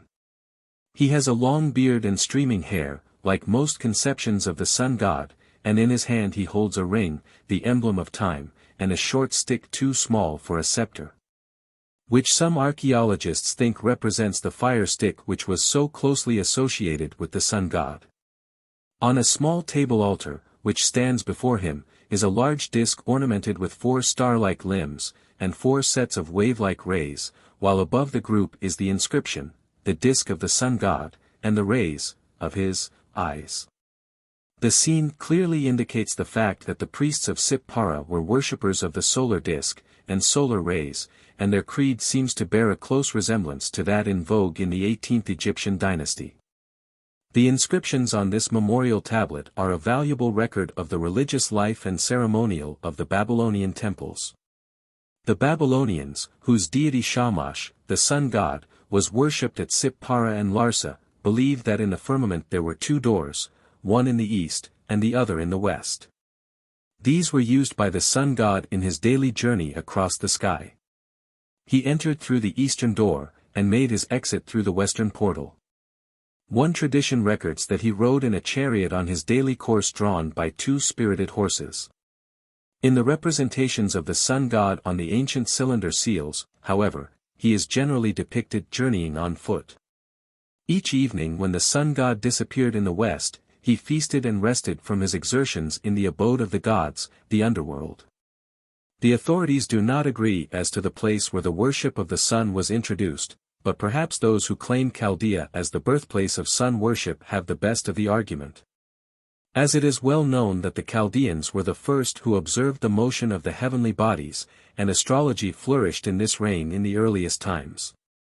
The principal deities worshipped by the Chaldeans were arranged in triads of greater and less dignity, nearly all the members of these being personifications of the heavens or the heavenly bodies. The first triad comprised Ana, the heavens, or the hidden sun, father of gods, lord of darkness, lord of spirits. Next in order came Bil, also a sun god, the ruler, the lord, the source of kingly power.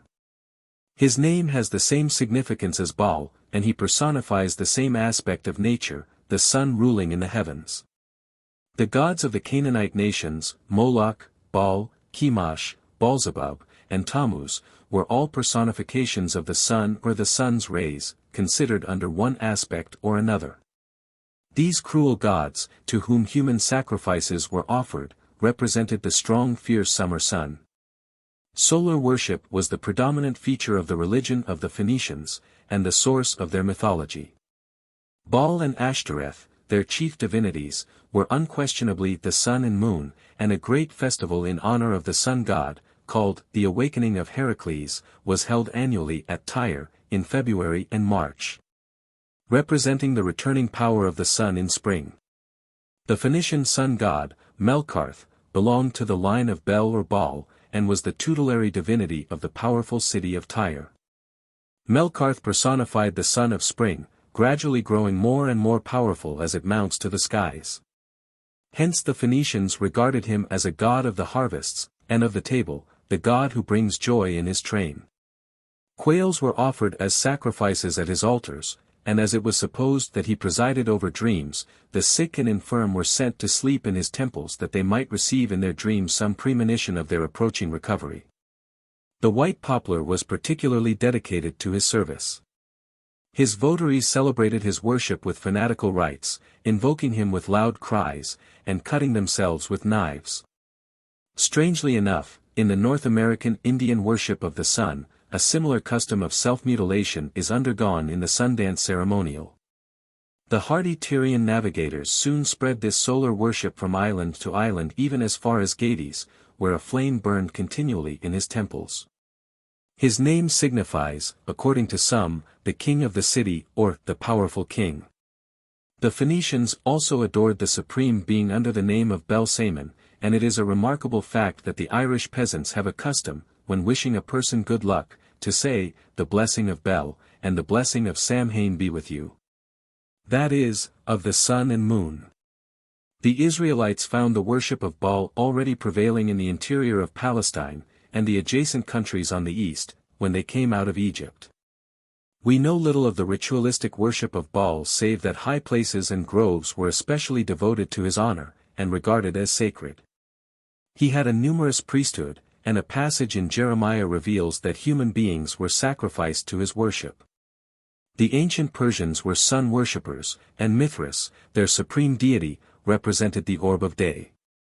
Among these people, however, fire worship soon became the predominating religion, which flourished under the guiding hand of Zoroaster. The early inhabitants of Armenia likewise worshipped the sun, and on festival occasions they were wont to sacrifice a horse to the object of their worship. One of the most interesting evidences of ancient sun worship has been brought to light in Syria, during the last few years, by German excavators who have been engaged in exposing the wonderful and imposing ruins at Baalbek. Chief among these in importance is the great temple of the sun, dedicated to Jupiter, and identified with Baal and the sun. With him were associated both Venus and Mercury, under whose triple protection the ancient city of Heliopolis was placed. Unfortunately, the great temple has been almost entirely destroyed. All that remains are 6 columns of the peristyle, capped with Corinthian capitals, and joined by an elaborately decorated and massive entablature. An inscription on the great portico states that the temple was erected to the great gods of Heliopolis by Antonius. In Egypt we find sun worship exalted to the highest degree, and the sun may well be regarded as the central object of the Egyptian religion. Diodorus says, "The first generation of men in Egypt, contemplating the beauty of the superior world, and admiring with astonishment the frame and order of the universe, imagined that there were 2 chief gods, eternal and primary, the sun and moon. The first of whom they called Osiris, the other Isis. They held that these gods governed the whole world, cherishing and increasing all things. The Egyptian priests taught that all their great deities were once men, but that after they died their souls migrated into some one or other of the heavenly bodies. As Osiris was declared to be the sun, it is evident that, according to this system, the soul of the man was thought to have been translated into the solar orb, so that, when, says Faber, 46, the pagans worshipped the sun as their principal divinity, they did not worship him simply and absolutely as the mere chief of the heavenly luminaries. But they adored in conjunction with him and perpetually distinguished by his name the patriarch Noah, whose soul after death they feigned to have migrated into that orb, and to have become the intellectual regent of it. The person worshipped in the sun was not simply Noah, but Noah viewed as a transmigratory reappearance of Adam. The setting and rising of the sun really meant the entrance into and the quitting of the ark, or his death and resurrection.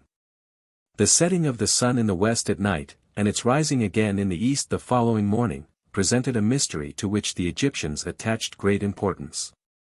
To them the disappearance of the sun signified the end of a contest. The sun god, vanquished by the demons of the darkness, descended to the realm of death. In the Book of the Dead, says Tyler, 47, it is written that the departed souls descend with the sun god through the western gate and travel with him among the fields and rivers of the underworld. The war that the sun waged with his enemies did not, however, end with his disappearance in the west at eve of day. All through the hours of darkness the battle went on in the underworld, until, finally, the sun gained the upper hand, and emerged victorious in the east, all glorious and triumphant to gladden the hearts of men, and proclaim the immortality of his soul. For, to the Egyptians, the soul is wholly identified with the sun god, and partook of all the vicissitudes that befell him. It died with him at nightfall, fought with him against the powers of darkness in the underworld, and renewed its life with him in the glories of the dawn. The Egyptians, in the deification of the sun, considered the luminary in its different aspects, separating the light from the heat of the sun, and the orb from the rays. Egyptian sun worship was therefore polytheistic, and several distinct deities were worshipped as sun gods. Thus, there were sun gods representing the physical orb, the intellectual sun, the sun considered as the source of heat, and the source of light, the power of the sun in the firmament, and the sun in his resting place. It is quite impossible in a work of this nature to adequately treat the subject of Egyptian sun worship. Volumes have been written on the subject, and space forbids more than a brief account of the worship of the more important of the Egyptian solar deities. The worship of the sun gods Ra and Osiris was the most ancient religion mentioned on the oldest monuments of Egypt. They are those, says Thiele, 48, which in after times prevailed most generally and may be said to have formed the foundation of the national religion. Undoubtedly the most important of the Egyptian sun gods was Ra, and there appear to have been few gods in Egypt who were not at one time or another identified with him. As far back as Egyptian history reaches, this sun god appears, as where in the pictures on the mummy cases, Ra, the sun, is seen traveling in his boat through the upper and lower regions of the universe. And his worship appears to have been universal throughout Egypt. Ra personified the physical sun, the glorious midday sun ruling the firmament, and symbolized to the ancient Egyptians the majesty and power of kings. He was worshipped as an omnipotent and all-powerful god under the names Ra and Amenre. 49. Wilkinson 50 tells us that the name of this deity was pronounced Ra, and with the definite article pi prefixed it was the same as Phra, or, as we erroneously call it, Pharaoh of the Scriptures. The Hebrew word Phra is no other than the Memphitic name of the sun. The hawk and globe emblems of the sun are placed over the banners or the figures of the Egyptian kings in the sculptures to denote this title. This adoption of the name of the sun as a regal title was probably owing to the idea that, as the sun was the chief of the heavenly bodies, he was a fit emblem of the king who was the ruler over all the earth. In many of the kingly titles the phonetic nomen commenced with the name of Ra, as the Ramesses, and others, and the expression, living forever like the sun, the splendid free, are common on all the obelisks and dedicatory inscriptions. The sun god Ra was usually represented as a man with a hawk's head, surmounted by a globe or disk of the sun, from which an asp issued. His figure, and that of the disk were generally painted in red color, appropriately suggesting the heat of the midday sun. He is sometimes accompanied by a scarabaeus or sacred beetle, which was an emblem of the sun throughout Egypt. Pa-Ra, the city of the sun, or, as the Greeks called it, Heliopolis, was the small but celebrated city of Lower Egypt where Ra was especially worshipped. It lies a little east of the Nile and is not far from the spot where Memphis was built. Its usual name among the Egyptians was An or On. Plutarch has this reference to the sun worship at Heliopolis: those who minister to the god of Heliopolis never carry any wine into the temple, looking upon it as indecent to drink it during the day when under the immediate inspection of their lord and king. The priesthood of the sun were noted for their learning. They excelled in their knowledge of astronomy and all branches of science. The rat was sacred to Ra, and his votaries were forbidden to eat the rodent. The best loved of all the Egyptian sun gods, and the first object of their idolatry was Osiris, the one who sees clear, personifying the setting sun. The mysterious and daily disappearance of the orb of day exercised over the Egyptians a phenomenal power. The sun then appeared to them, as Curie beautifully describes it in his Dawn of History, to veil his glory and sheath his dazzling beams in a lovely many-colored radiance which soothed and gladdened the weary eyes and hearts of men, and enabled them to gaze fearlessly and lovingly on the dreaded orb from which during the day they had been obliged to turn their eyes. Osiris was distinctly a god of the life eternal. The Egyptians believed that when he sank from sight behind the western hills the souls of the departed were in his retinue, and that, in his nightly sojourn in the underworld, he held high court and judged the dead. Thus, in the inscriptions on the Egyptian temples, we see Osiris in his character as judge figured in the sacred blue, holding in one hand a scepter, and in the other the emblem of life. His head surmounted with the double crown of Upper and Lower Egypt. In the judgment scenes, says Curie, 51, he appears seated on a throne at the end of a solemn hall of trial, to which the soul has been arraigned, and in the center of which stands the fateful balance, wherein the presence of the evil accusing spirit and of the friendly funeral gods and genii who stand around, the heart of man is weighed against a symbol of divine truth. The sun god Osiris was therefore to the Egyptians a deity of the living, and a god of the dead, a link connecting the earthly life with the life eternal, the upper and the underworlds, and consequently was personified as two distinct characters. One, as we have seen, depicts him as judge of the dead. In his capacity as an earth dweller, Osiris was worshipped under the form of a bull, the Apis, who by successive incarnations never abandoned his homeland, and the sight of those who worshipped him through successive ages. The Egyptians regarded the bull as the living representation of the deity, and believed that the soul of the god tenanted the body of the animal, thence deeming the bull the very same as Osiris himself. The seat of Osiris worship in Egypt was at Thinis, Teni, in Upper Egypt, on the west bank of the Nile between Thebes and Memphis. Osiris is frequently alluded to as Lord of Abydos, a city in the immediate vicinity of Thinis, and at this place there have been discovered many temples dedicated to his worship.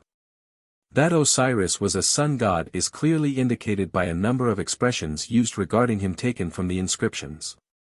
In the hymns his accession to the throne of his father is compared to the rising of the sun, and it is even said of him in so many words, he glitters on the horizon, he sends out rays of light from his double feather, inundates the world with it as the sun from out the highest heaven. Like the sun he is called in the sacred songs, Lord of the length of time. One of his usual appellations is, Mysterious Soul of the Lord of the Disk, or simply, Soul of the Sun. The Egyptians often called Osiris a-Nefer, that is, the good being, representing the beneficent power of the sun that triumphs always over the powers of darkness. In conclusion, the story of the death of Osiris agrees closely with the solar sunset phenomenon, and renders the personification of Osiris as the setting sun a true one. The most venerable of all the Egyptian sun gods, if not the most popular, was Atum or Ammon, personifying the sun after it had set, and was hid from view. There are two derivations of the name Ammon, one meaning, that which brings to light, the other simply expressing the invitation or greeting of welcome, come. In deifying Ammon the Egyptians worshipped the unrevealed and unseen creator of all things, the source of all things, the ruler of eternity, whence everything came, and to which all things would return. On the inscriptions, the figure of Ammon was colored blue, the sacred color of the source of life. The figure was that of a man with either a human head, or a man's head concealed by the head and horns of a ram. The word ram meaning concealment in the Egyptian language. In the sun god Horus we see the dawn personified, and the triumphant conqueror of the shades of darkness and the demons of the underworld emerges in the glorious light of victory each morning. He was figured as the eldest son of Osiris, a strong vigorous youth, who avenged his father by waging a successful war against the monster who had swallowed him up. Horus is depicted in the inscriptions as sailing forth from the underworld up the eastern sky at dawn, piercing the great python, born of night, as he advances. The ultimate victory of life over death, of truth and goodness over falsehood and wrong, says Kiri, 52, were the moral lessons which this parable of the sun's rising read to the ancient Egyptians. The resemblance of lions to the sun is borne out by the fact that the Egyptians placed the figures of lions under the throne of Horus. This deity was sometimes regarded as the god of silence, and represented as a child with his finger held up to his lips. In addition to the previously mentioned personifications of the sun, Egyptian sun worship included a worship of the actual disk of the sun. This form of worship was in vogue in the reign of Amenophis III. Its first appearance on the monuments being in the 11th year of that monarch's reign. The worship of the solar disk, or Aten, became the sole object of adoration in the reign of Amenhotep IV. This monarch, in fact, forbade the worship of any god save this, the great living disk of the sun, and caused the names of all other gods to be erased from the monuments, and their images to be destroyed. In the hymns, this deity is referred to as he who created the far heavens and men, beasts and birds. He strengtheneth the eyes with his beams, and when he showeth himself all flowers live and grow, the meadows flourish at his upgoing, and are drunken at his feet, all cattle skip on their feet, and the birds that are in the marsh flutter for joy. It is he who bringeth the years, createth the months, mocketh the days, calculateth the hours of time by whom men reckon. In his zeal to make the god of the disk preeminent, King Amenhotep IV changed his name to one which signified gleam of the sun's disk. The death of this monarch resulted in a great reaction, the old gods being restored to their original favor. Although the solar personifications alluded to would appear to include all the sun deities worshipped by the Egyptians, there were several minor sun gods that had a place in their religion, chief among these being the god Ta, personifying the life-giving power of the sun. This god was worshipped with great magnificence at Memphis. The sun god Mandu personified the power of the sun's rays at midday in summer. He was regarded as a god of vengeance and destruction, and a leader in time of war. The rays of the sun were personified in the gods Gam, Moni, and Khans, who are always referred to as the sons of the sun god. The sun's rays, personified in the deity Sekhet or Pasht, had a feminine significance. This goddess was figured with the head of a lioness, and it is said she was at once feared and loved. Her name Pasht means the lioness, and was perhaps suggested by the fierceness of the sun's rays, answering to the lioness's ferocious strength, or the angry light in her eyes. Another name for this goddess was the Lady of the Cave, and her worship, though common throughout Egypt, had its seat at Bubastis. Tiela considers that Set, the enemy and brother of Osiris, was also a sun god, as he is sometimes called the Great Lord of Heaven, and the Spy. He personified the fierce and terrible desolation wrought by the sun's power. Chapter 7. Sun Worship, Continued. Sun Worship in India. In India, a land teeming with mythology, we find, as we might expect, sun worship a predominant feature of the Hindu religion. All the myths prove that the fancied combat between light and darkness, waged daily in the spacious field of the firmament, is of solar origin. As we have seen Osiris, the sun god of the Egyptians, triumphing over the demons of darkness, so in India we find Indra, the great solar deity of the Hindus, successful in his combat with Vritra the serpent of night. The worship of Indra constitutes the very essence of the Vedic religion, although he was by no means the only sun god worshipped in India, for the Hindus worshipped the sun in its various aspects after the manner of the Egyptians. The rising sun was called Brahma, on the meridian it was known as Shiva, and in the west at nightfall, Vishnu. In regard to Vishnu, says Kiri, the great epic of the Hindus relates that when he was armed for the fight Agni gave him a wheel with a thunderbolt nave. This can only mean a wheel that shoots out thunderbolts from its nave when it turned. 53 The wheel has throughout the ages symbolized the sun. In central India, sun worship still prevails among many of the hill tribes, and the sun is invoked as the Holy One, the Creator and Preserver. White animals are sacrificed to him by his votaries. One of the early and most important sun gods was Surya. He is represented as moving daily across the sky in a golden chariot drawn by 7 white horses. Perhaps the most holy verse in the Veda is the following short prayer to the sun god Surya taken from the Rig Veda, an invocation powerful in expression, and beautiful in thought. Sing praises unto Surya, to the son of Dyaush. May this my truthful speech guard me on every side wherever heaven and earth and days are spread abroad. All else that is in motion finds a place of rest. The waters ever flow, and ever mounts the sun. No godless man from time remotest draws thee down when thou art driving forth with winged dappled steeds. He turns him to an alien region of the east, and Surya thou ariseth with a different light. O Surya, with the light whereby thou scatterest gloom, and with thy ray impellest every moving thing. Keep far from us all feeble worthless sacrifice, and drive away disease and every evil dream. Sent forth, thou guardest well the path of every man, and in thy wonted way ariseth free from wrath. When, Surya, we address our prayers to thee today, may the gods favor this our purpose and desire. Ne'er may we suffer want in presence of the sun, and living happy lives may we attain our age. Cheerful in spirit, evermore, and keen of sight, with store of children, free from sickness and from sin.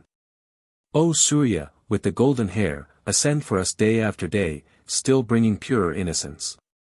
Bless us with shine, bless us with perfect daylight, bless us with cold, with fervent heat and luster. Bestow on us, O Surya, varied riches to bless us in our home, and when we travel. The ancient sun worship of India is reflected in the daily religious rites and festivals of the modern Hindus. Thus, the time-honored formula repeated daily since long past ages by every Brahmin, indicates clearly the divine element in the sun. Let us meditate on the desirable light of the divine sun, may he rouse our minds. Here is a direct appeal to a solar deity, and every morning the Brahmins may be seen facing the east, standing on one foot, and stretching out their hands to the sun as they repeat this prayer which has come down unchanged from remote ages. The Zoroastrians, and the modern exponents of that faith, the Parsas, saw in the sun fire and light, a manifestation of a divine and omnipotent power, and regarded them in a measure as symbols of the deity.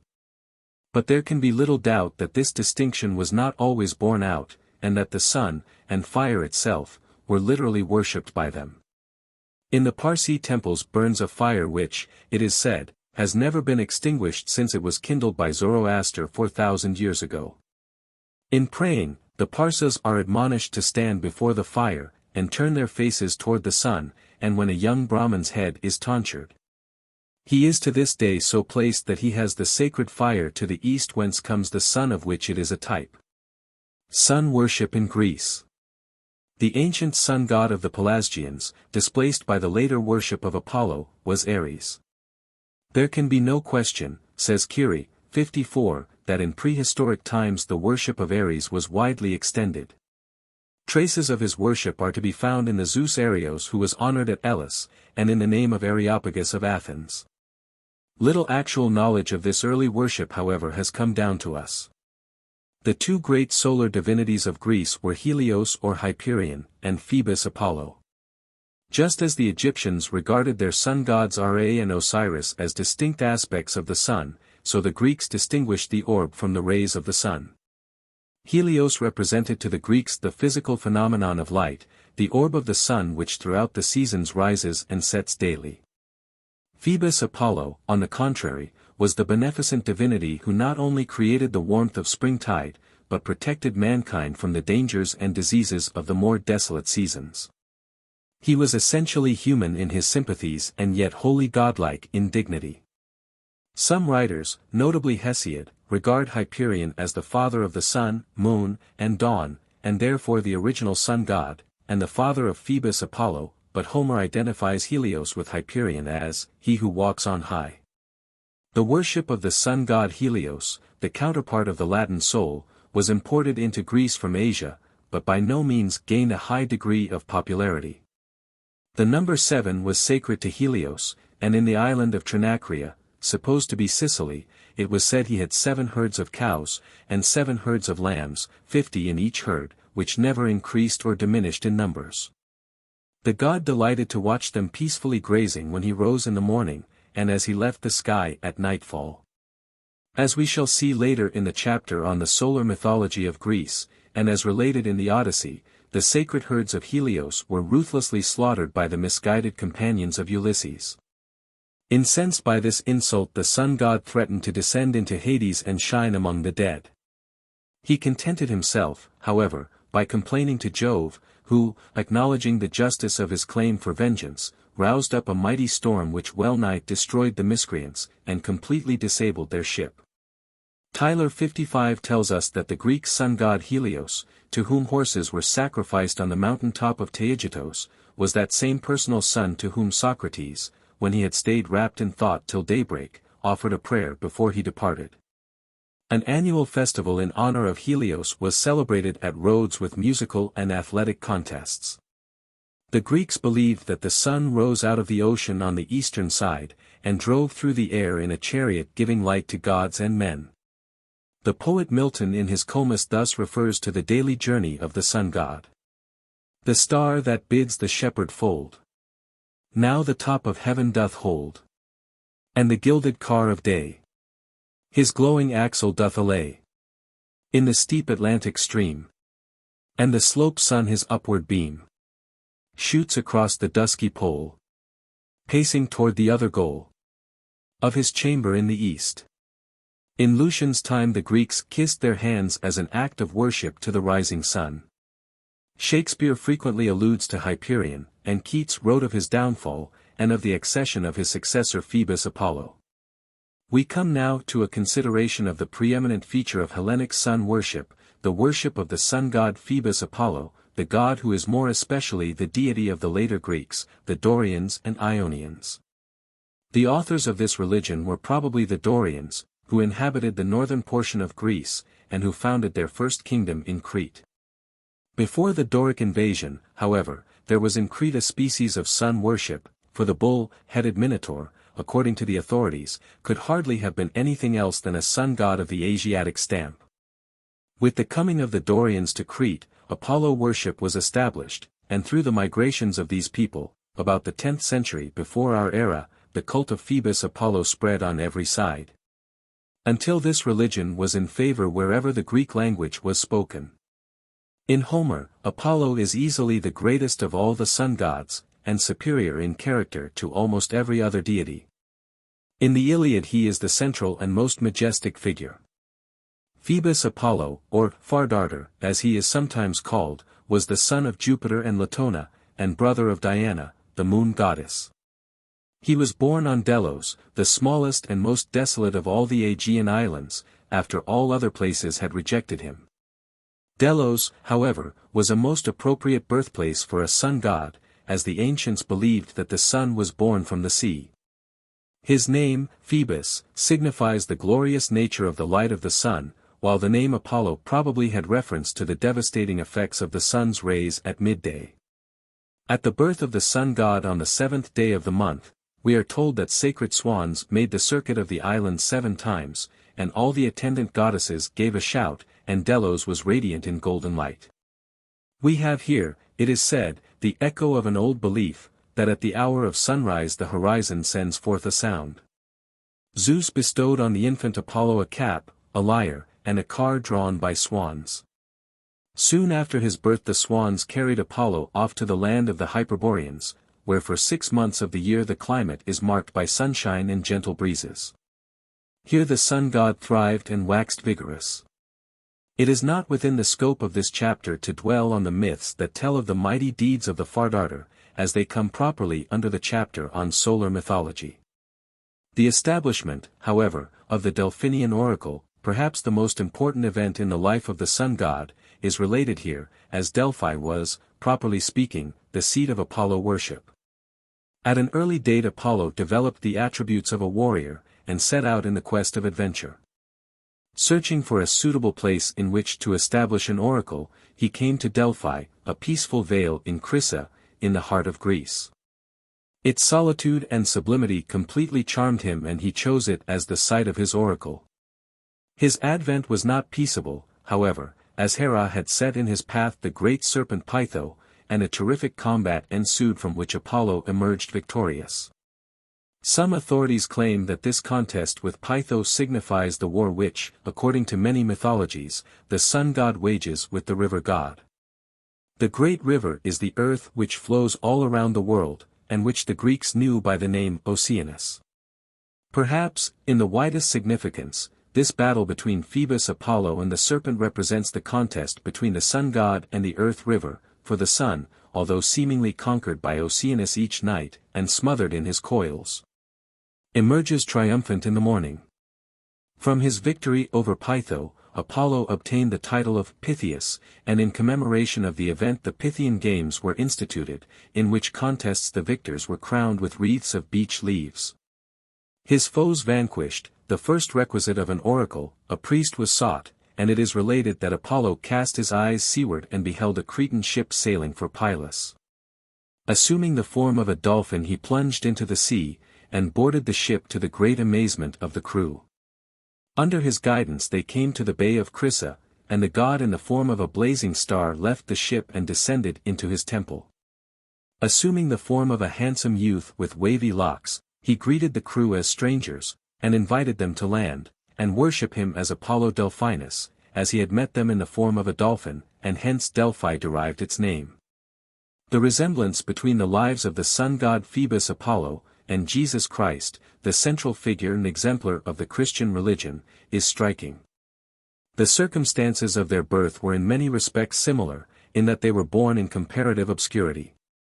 The mother of Apollo sought in vain for a suitable place to bring forth her offspring, and had recourse at last to a desolate and barren island in the midst of the sea. The Virgin Mary found her only refuge in a comfortless and humble shelter for the beasts of the field. 3 gifts were presented the Fardarter at his birth by Zeus, and the Magi presented the same number of gifts to the infant Jesus. Further, the infant Apollo was hurried away to a peaceful land soon after his birth, and in like manner the child Jesus was conveyed to a place of safety to escape a threatened danger. For a while Phoebus Apollo hid his greatness in a beggar's garb, bearing with patience the gibes and sneers of his comrades, preferring to bide his time when all men should acknowledge his greatness. This mode of existence was in every way similar to the life of Christ.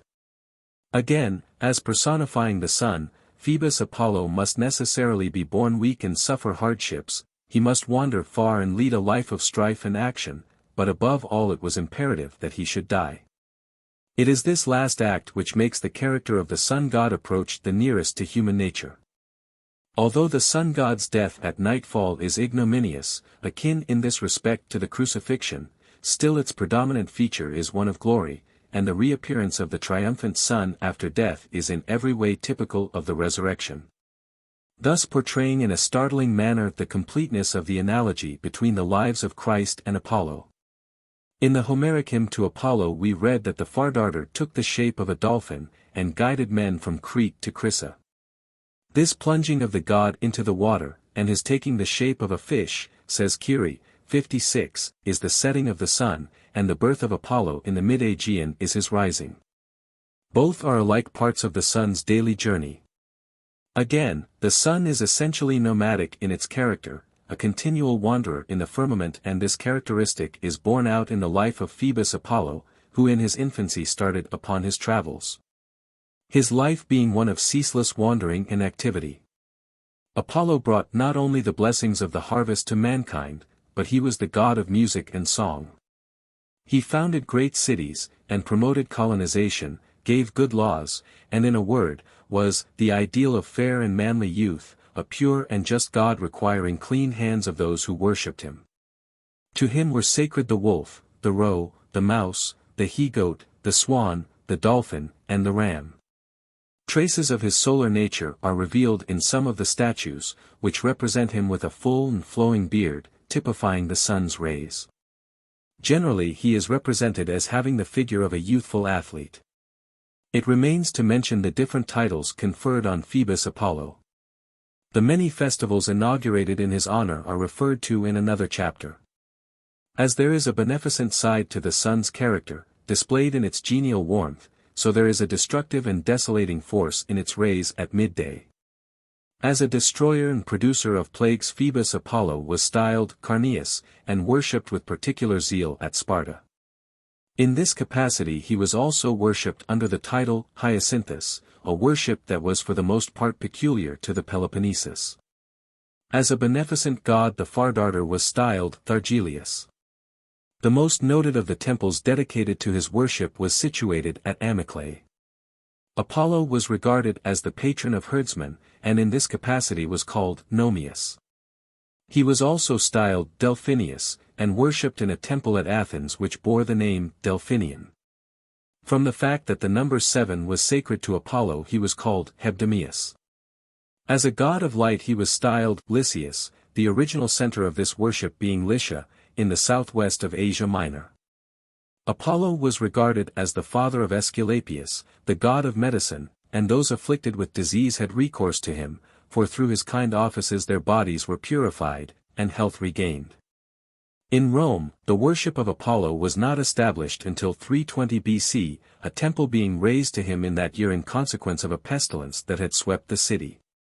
Afterwards a second temple was dedicated to his worship on the Palatine Hill. To the poets of all ages Phoebus Apollo has been a source of inspiration, and a symbol of poetry. Callimachus, an Alexandrian Greek, who lived about 250 BC, wrote a hymn in honor of the sun god Apollo.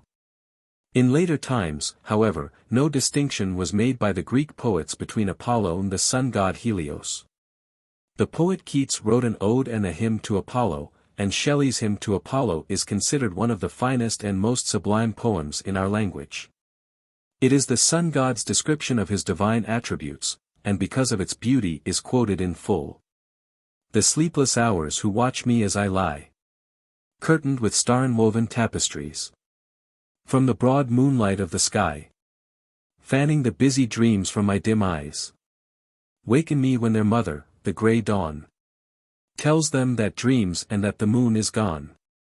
Then I arise, and climbing heaven's blue dome, I walk over the mountains and the waves, leaving my robe upon the ocean foam. My footsteps pave the clouds with fire, the caves are filled with my bright presence, and the air leaves the green earth to my embraces bare. The sunbeams are my shafts with which I kill deceit, that loves the night and fears the day. All men who do or even imagine ill fly me, and from the glory of my ray, good minds and open actions take new might, until diminished by the rain of night. I feed the clouds, the rainbows, and the flowers with their ethereal colors, the moon's globe, and the pure stars in their eternal bowers, are cinctured with my power as with a robe. Whatever lamps on earth or heaven may shine, are portions of one power, which is mine. I stand at noon upon the peak of heaven, Then with unwilling steps I wander down into the clouds of the Atlantic even. For grief that I depart they weep and frown. What look is more delightful than the smile with which I soothe them from the Western Isle? I am the eye with which the universe beholds itself and knows itself divine. All harmony of instrument or verse, all prophecy, all medicine are mine. All light of art or nature, to my song. Victory and praise in their own right belong. The Dorians, as they migrated and founded new kingdoms, found the worship of the sun god Heracles flourishing in other lands, and gradually this form of religion became popular and supplanted the worship of Apollo. Heracles was, however, considered more in the light of a solar hero than a sun god. In Heracles we behold the sun, loving and beloved, wherever he goes seeking to benefit the sons of men. Yet, as was the case with Apollo, sometimes bringing destruction and desolation down upon them through the fierce heat of his noonday rays. The 12 labors of Heracles are supposed to refer to the sun's passage through the zodiacal signs, as they suggest forcibly in many cases the successive conquests of the sun hero. Heracles was represented on coins of Cyzicus about 500 to 450 BC. The death of Heracles is the most impressive incident of his varied career. No one, says Kiri, 57, who reads the account of it, can fail to be struck by the likeness of the picture to an image of the setting sun. The flame of his pyre shines out far over the sea, and the sun's last rays shine out in the light of the fiery sky. The many myths related of the sun hero, Heracles, are referred to in the chapter on solar mythology. Japanese sun worship. In the spirit religion of Japan we find the worship of the sun god is supreme. He is regarded as the heaven-enlightening Great Spirit, below him stand all the lesser spirits through whom as mediators, guardians, and protectors, worship is paid by men. Among the Shinto deities, however, the sun goddess was the central figure. To reconcile Buddhism and Shintoism the chief priests claimed that the sun goddess had been merely an incarnation of Buddha. The shrine of the sun goddess stood in the Mikado's residence, and was reverenced by that monarch as one of his family gods. Her emblem was the mirror, which is to the present day considered one of the sacred treasures of the Japanese sovereigns. A temple of the sun goddess was established at Watarahi in the province of Ise, and the shrine of the goddess of food was placed in the temple. These two deities henceforth occupy together the chief place in the Japanese pantheon. They were honored above all other gods by festivals and ceremonies held annually. Offerings and sacrifices were presented to these goddesses on the 17th day of the 6th moon, and the ritual of the invocation was in part as follows: Hear, all you ministers of the gods, and sanctifiers of offerings. The great ritual declared in the presence of the from heaven shining great deity. At the harvest festival thanksgiving was offered to the sun goddess for bestowing upon her descendants dominion over land and sea. Sun worship in Peru and Mexico. From Japan we cross the Pacific to find the indigenous tribes of the western continents reverencing and worshipping the sun in ancient times. The sun worship of Peru first claims our attention, as it easily overshadows in importance and magnificence the solar worship of any other of the western tribes. It has been shown that sun worship prevails, for the most part, where the sun is welcomed for his genial warmth, and where nature suffers at his departure. Thus, in the lowlands of South America, sun worship attained little prominence, but on the high plateaus, such as those in Peru, it flourished vigorously, and was the dominant feature of the life of the natives. The Peruvians believed that the sun was at once the ancestor and the founder of the Inca dynasty, and that the Incas reigned as his representatives and almost in his person. The sun, therefore, was the sovereign lord of the world, the king of heaven and earth, and was called by them Inti, which signifies light. The Peruvian villages were so built that the inhabitants could have an unobstructed view of the east, in order that each morning the nation might unite in saluting the rising sun, and rejoice in the advent of the Lord of Light. The sun alone of all the deities had a temple in every large town in Peru. The Peruvian sun temples probably exceeded in magnificence those of any other nation on the earth. In Peru, as elsewhere, a certain relationship was thought to exist between the substance of gold, and that of the sun. In the nuggets dislodged from the mountain sides they thought they saw the sun's tears. Consequently, in the Peruvian edifices dedicated to the worship of the sun, we find gold used lavishly to beautify and embellish the structure. The following description of the great Temple of the Sun at Cuzco, the grandest ecclesiastical edifice in the empire, gives some idea of the beauty and grandeur of these places of worship. The temple consisted of a vast central auditorium surrounded by a number of smaller buildings and was built with an elegance of masonry rarely, if ever, equaled. The roof was formed by timberworks of precious woods plated with gold, and the precious metal was so prodigally lavished on the interior that the temple bore the name of the Place of Gold or Golden Palace.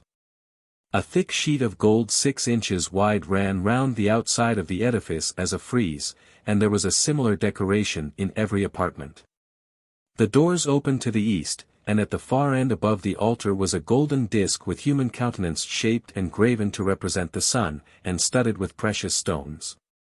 It was so placed as to reflect, at certain seasons, the first rays of the rising sun on its brilliant surface, and, as it were, reproduce the likeness of the great luminary. Around the sacred disk was arranged in a semicircle the mummies of the departed Incas seated on golden thrones, so that the morning sun rays came day by day to bless the remains of the rulers of bygone ages. The adjacent buildings were the abodes of the deities who formed the retinue of the sun. The principal one was sacred to the moon, the sun's consort, who had her disk of silver, and arranged around her were the mummies of the ancient queens. Other chambers in the temple were dedicated to the stars, to lightning, and to the rainbow. Outside the temple was a great garden filled with rare and beautiful plants, which contained, also, exquisite imitations of trees, bushes, and flowering shrubs, and animals all wrought in solid gold. The vases and temple ornaments, all the utensils used by the priests in the temple, and even the conductor pipes, were composed of the precious metal. In the Peruvian ceremonials of sun worship, drink offerings were presented to the deity in a golden vessel, and the people believed that if the liquid disappeared the sun partook of it, which might be truly said of it, as it soon vanished by evaporation. Under the Incas, sun worship became the state religion of Peru, and the central idea of the life of the people. It is evident, however, that sun worship was not acceptable to all the Incas, for there is on record a protest made by an Inca that the sun could not be a supreme and all-powerful deity, constrained as he was to pursue one fixed course in the firmament. If he was supreme he should be a free agent, argued this wise sovereign. Columns in honor of the sun were erected in Peru as in other lands where sun worship prevailed, level at the top, so as to form a seat for the sun who, the Peruvians said, loved to rest upon them. At the equinoxes and solstices they placed golden thrones upon them for the sun god's further convenience. Surrounding the city of Cuzco there were 12 stone columns dedicated to the sun, which represented the 12 months in the year. Human sacrifices to the sun were common in Peru, and the rising sun looked down on sacrificial altars reddened by the blood of thousands of victims. The holiest sacrifice was the blood of a captive youth, smeared on a rock that crowned a mountain top, so that the sun's first rays would light up the gory sacrifice. Sun worship thrived in Peru until the Spanish conquest, when Pizarro ruthlessly overthrew the temples, and stifled the religion. It is said that the great golden disc representing the sun, that was the chief object of worship in the great temple at Cuzco, was secured as booty by one of the rough adventurers of the conquering army, and became the stake in a subsequent drunken gambling bout that the plunderer engaged in. Although the sun worship of the Peruvians reached a higher state of exaltation and perfection than that of any other South American people, still the preeminence of the sun, and its deification, was the very essence of the early religion of Central America, and particularly Mexico. The ancient Mexicans called themselves children of the sun, and daily greeted the rising sun with hymns of praise, and offered to the solar deity a share of their meat and drink. Even to this day, the inhabitants of the interior of Mexico, as they go to Mass, throw a kiss to the sun before entering the church. For times by day and night the priests of the ancient sun temples addressed their invocations and prayers to the sun, and all the temples were dedicated to his worship. In the ceremonial of the temple worship, Blood drawn from the ears of the high priest was offered to the sun, as was also a sacrifice of quails. The priest invoked the sun saying, "The sun has risen, we know not how he will fulfill his course, nor whether misfortune will happen. Our Lord, do your office prosperously."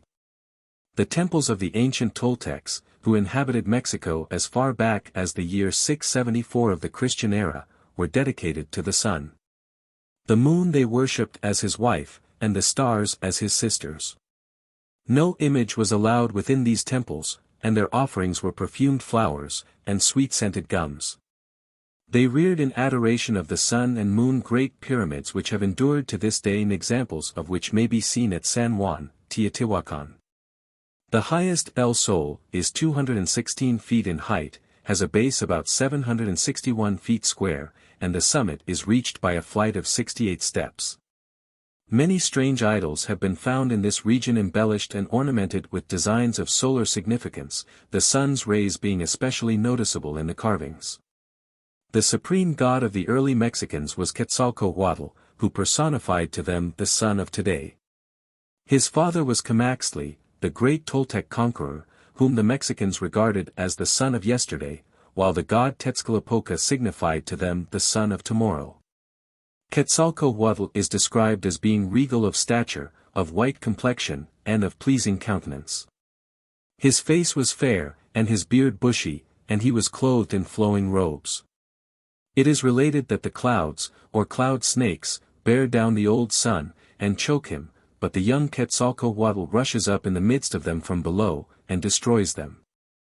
As we shall see, the sun god Hercules, the solar deity of the Greeks, was famed even in his infancy for his triumph over the serpents sent to destroy him. Quetzalcoatl reigned over the Toltecs peaceably for many years, but finally his enemies brought about his downfall, and deposed him. Legend says he embarked in his ship and sailed down a river to the sea, where he disappeared and was no more seen. When Montezuma beheld Cortés and the Spanish ships approaching the land, he thought that the great sun god was returning to his beloved land. Sun worship of the North American Indians. Proceeding northward, we find the worship of the sun that anciently existed and flourished in the Far East, equally prominent in the life of the early Indian tribes of North America. The chiefs of the Huron tribe claimed descent from the sun, and believed that the sacred pipe was derived from this luminary. It was, they thought, first presented to the Pawnees, and by them transmitted to the other tribes. Many of the Indian tribes have a similar tradition. The Iroquois regarded the sun as a god, and offered him tobacco, which they termed smoking the sun.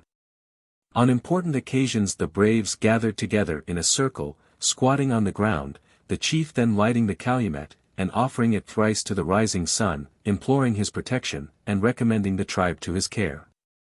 The chief next took several puffs and passed the pipe on for all the others to smoke in turn. As in many Christian churches today, the prayers of the people mingle with the smoke of incense, so were the invocations of the early Indians addressed to their sun deity, supposed to be wafted to him by the smoke that wreathed upward from the sacred calumet. Certain tribes offered to the sun the first game they dispatched when they were out on a hunting expedition. The Appalachians of Florida, in their sacrifices to the sun, offered nothing that had life. They regarded the sun as the parent of life, and thought that he looked with displeasure on the destruction of any living creature. They saluted the sun at the doors of their wigwams as he rose and set, and in the sacred hut or cave where they worshipped, the sun's rays were permitted to enter so as to illuminate the altar at certain times of ceremonial importance. This accords closely with the ideas of orientation which played such an important part in the sun temple worship of the Egyptians. In the course of their service of sun worship, the Appalachians released the sacred sun birds through a crevice in the roof of the cave temple. These, as they winged their way upward, were thought to convey their expressions of adoration to the sun, the supreme deity.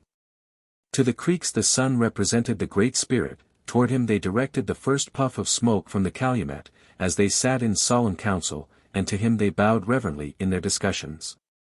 The early Indian tribes of Virginia prostrated themselves before the rising and setting sun, and Tyler 58 tells us that the Potawatomis would climb sometimes at sunrise to the roofs of their huts to kneel. and offer to the luminary a mess of Indian corn. The powerful Sioux tribe regarded the sun as the creator and preserver of all things, and to him they sacrificed the best of the game they killed in the hunt. The Shawnees believed that the sun animated everything, and therefore must be the master of life or Great Spirit. The sun worship of the Indian tribes dwelling in the southern portions of North America seems to have been on a more elaborate scale than that in vogue in the north. Doubtless it was influenced by the widely extended and exalted sun worship of the South American tribes. Among the tribes inhabiting what is now the state of Louisiana, it was customary for the chief to face the east each morning, and prostrate himself before the rising sun. He also smoked toward it, and then toward the 3 other cardinal points of the compass. These Indians even erected to the sun a rude temple, a circular hut some 30 feet in diameter. In the midst of it was kept burning a perpetual fire, prayers were offered to the sun 3 times each day, and the hut was the repository of images and religious relics. Following the Inca custom, the bones of their departed chiefs were also placed in the sacred structure. Their highest and most powerful chief was regarded as the sun's brother, and he conducted as high priest the temple service of worship to the sun. The Dakota Indians called the sun the mysterious one of day, and believed that this deity watched over them in time of need. The following translation from portions of an Indian hymn to the sun indicates the attitude of the worshippers toward their deity. Great Spirit, Master of our lives. Great Spirit, Master of all things visible and invisible. And who daily makes them visible and invisible. Great Spirit, Master of every other spirit, good or bad. Command the good to be favorable unto us, and deter the bad from the commission of evil. O Great Spirit, when hidden in the west, protect us from our enemies who violate the night, and do evil when thou art not present. Make known to us your pleasure by sending to us the spirit of dreams. O Great Spirit, sleep not longer in the gloomy west, but return and call your people to light and life. Brinton 59 tells us that the Algonquins did not regard the sun as a divinity but merely as a symbol. They called the sun wigwam of the Great Spirit, and they prayed not to the sun but to the old man who dwelt in the sun. Fire worship is closely related to sun worship, and in many cases the North American Indians regarded fire, and not the sun, as the creator of all things, and the supreme deity. The Choctaws refer to fire as the greater chief, and speak of it as he who accompanies the sun, and the sun him. In preparing for war they invoke the aid of both the sun and fire. The following Ottawa Legend 60 is of much interest as showing clearly the motives with which savage animists offer sacrifices to their deities, and the spirit in which they believe the gods accept them. Onawadaquoto. The Ojibwe youth who has followed the moon up to the lovely heaven prairies, to be her husband, is taken one day by her brother the sun to see how he gets his dinner. The two look down together through the hole in the sky upon the earth below. The sun points out a group of children playing beside a lodge, at the same time throwing a tiny stone to hit a beautiful boy. The child falls, they see him carried into the lodge, they hear the sound of the rattle, and the song and prayers of the medicine man that the child's life might be spared. To the entreaty of the medicine man the sun makes answer, "Send me up the white dog." Then the two spectators above could distinguish on the earth the hurry and bustle of preparation for a feast, a white dog killed and singed, and the people who were called assembling at the lodge. While these things were passing the sun addressed himself to his youthful companion saying, "There are among you in the lower world some whom you call great medicine men, but it is because their ears are open, and they hear my voice. When I have struck any one, that they are able to give relief to the sick. They direct the people to send me whatever I call for, and when they have sent it I remove my hand from those I have made sick." When he had said this the white dog was parceled out in dishes for those that were at the feast, then the medicine man, when they were about to begin to eat said, "We send thee this, great Manitou." Immediately the sun and his companion saw the dog, cooked and ready to be eaten, rising to them through the air, and then and there they dined upon it. Of all the Indian customs and forms of worship of solar significance, the great ceremonial of the sun dance best exemplified their worship of the sun. Although it partook of the nature of a solar festival, and might properly be included in the chapter on solar festivals, still the deep religious significance of this rite, and the fact that it was essentially an act of sun worship, renders it in accord with the subject under discussion. The following description of the sun dance of the Senecas is taken from Volume 23, of the Journal of American Folklore.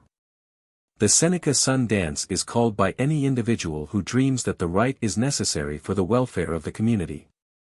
It begins promptly at high noon, when 3 showers of arrows or volleys from muskets are shot heavenward to notify the sun of the intention to address him. After each of the volleys the populace shout their war cries, for the sun loves war. A ceremonial fire is then built, and the sun priest chants his thanksgiving song, casting from a husk basket handfuls of native tobacco upon the flames as he sings. This ceremony takes place outside of the long house where the rising smoke may lift the words of the speaker to the sun. Immediately after this the entire assemblage enters the long house where the costumed feather dancers start the Ostawa Gawa. Among the Onondaga of the Grand River Reserve in Ontario the leader of the sun ceremony carries an effigy of the sun. This is a disc of wood 10 inches in diameter, fastened to a handle perhaps a foot long. The disc is painted red, and has a border of yellow. Around the edge are stuck yellow tipped-down feathers from some large bird to represent the sun's rays. The great tribal ceremony of the Kiowas was the sun dance, which was generally celebrated each year about the middle of June. It lasted 4 days, and during this time the sacred image representing a human figure, and supposed to possess magical qualities, was exposed in the medicine lodge. It was the only time in the year that the sacred image was revealed to the people, and the veneration of the object was similar in many respects to the worship paid to the alleged relics of the saints that are now extant. The Kiowas considered even the accidental shedding of blood at a sun dance an evil omen, and their ceremonies were free from the horrible acts of self-torture that made the sun dances of many of the Indian tribes especially revolting. A description of the sun dance of the Sioux follows. 61 This is given in much detail as the subject is of prime importance in any discussion of the solar ceremonials of the Indian tribes. After the day for the sun dance had been appointed by the medicine men, a straight and tapering pine, 40 or 50 feet high, was selected for the sun pole. This was chosen by the oldest woman in the camp, and the task of stripping it of boughs and foliage, and clearing a passage about it, was left to the gaily dressed maidens. This work was performed on the 2nd day of the ceremony. Before sunrise the next day a long line of naked young warriors was formed, gorgeous in war paint and feathers, bearing their weapons. This line was drawn up facing the east, and the sun pole which was 500 or 600 yards away. Overlooking the scene, on a high hill, stood an old medicine man, whose sole duty was to signal the moment of the sun's rising. Suddenly the signal was given, and with a great shout the Indians mounted their ponies and rode straight at the pole, discharging their weapons at it as they advanced. Chips from the pole flew in all directions, and if it fell a new pole must be selected. Later in the day the pole was cut down, and set up in the center of a great plain, guy ropes of buffalo thongs, diverging from its top, being used to steady it. These ropes were fastened at the lower end to the tops of stakes which were driven in the ground at regular intervals about the sun pole, forming a circle about it. Early on the morning of the 3rd day the true worship of the sun was begun, and a number of young warriors who had prepared for the ordeal by fasting for a number of days, presented themselves, being placed facing the sun. They were arrayed in full war paint and feathers, with fists clenched across their breasts, jumping up and down in measured leaps they circled about, keeping time to the monotonous beating of the tom-toms. Now and then a similar group of young maidens would appear in another part of the arena, and take up a song. The dancing continued for intervals of from 10 minutes to a quarter of an hour, broken by rests of about equal length, and lasted from sunrise to sunset. During the day horses were brought into the arena, and the medicine men, after many incantations, dipped their hands into colored earth, and smeared it on the flanks of the animals. On the 4th day of the sun dance the self-torture began, the male dancers of the previous day participating in this rite. The row of dancers took their places promptly at sunrise, but it was not before 9 or 10 o'clock that the torture began. Each of the young men presented himself to a medicine man who took between his thumb and forefinger a fold of loose skin of the breast, and a skewer, which had been previously fastened to the lower end of a guy rope which supported the sun pole, was then passed through the victim's flesh.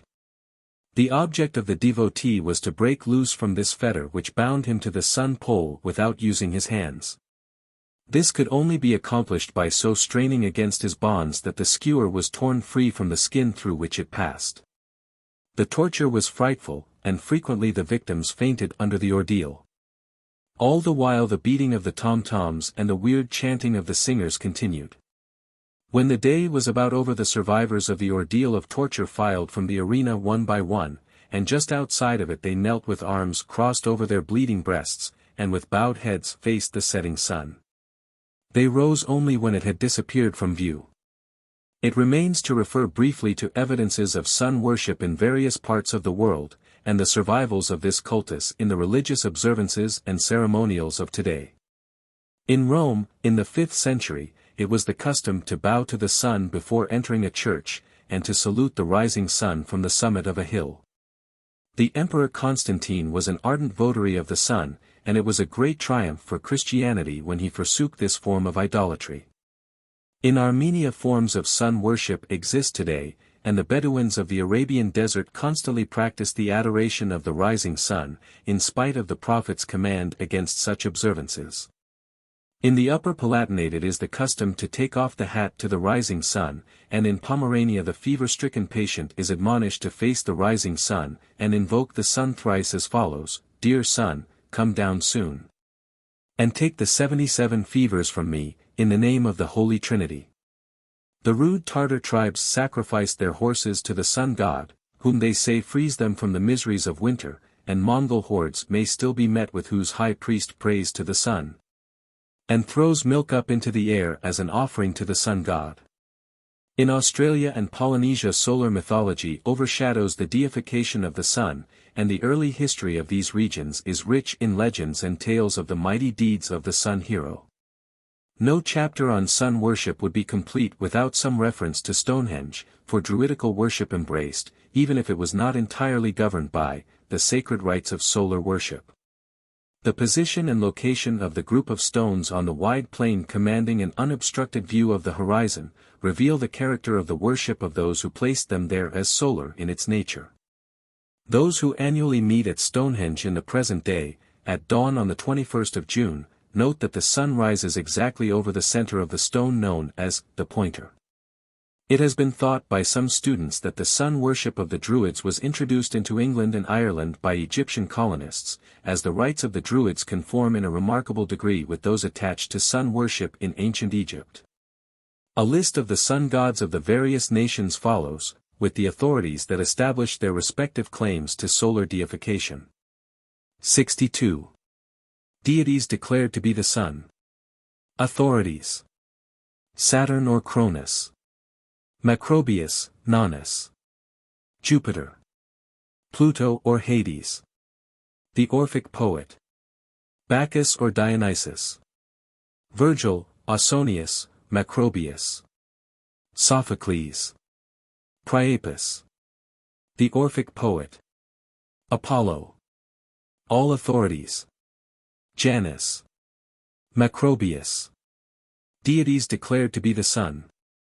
Authorities: Pan, Macrobius, Hercules, Nonus, Vulcan, the Orphic poet, Aesculapius, Macrobius, Mercury or Hermes, Osiris, Horus, Serapis, Diodorus Siculus, Macrobius, Eusebius, Belus or Baal, Nonus, Adonis, Macrobius. The following list indicates the principal titles given to the sun gods by the ancient nations. Title: Nation: Baal or Belus, Chaldeans, Assyrians, Moabites, Shamash, Babylonians, Moloch, Ammonites, Moloch, Baal, Chemosh, Baal-zebub, Tammuz, Canaanites, Hammon, Libyans. Saturn. Carthaginians. Adonis, Baal, Melkarth, Belsaman. Phoenicians. Asabanus. Ethiopians. Title. Nation. Ra, Osiris, Horus, Adam, Ta, Mandu, Gam. Moni, Khans, Sekhet, Pasht, Set. Egyptians. Mithras. Persians.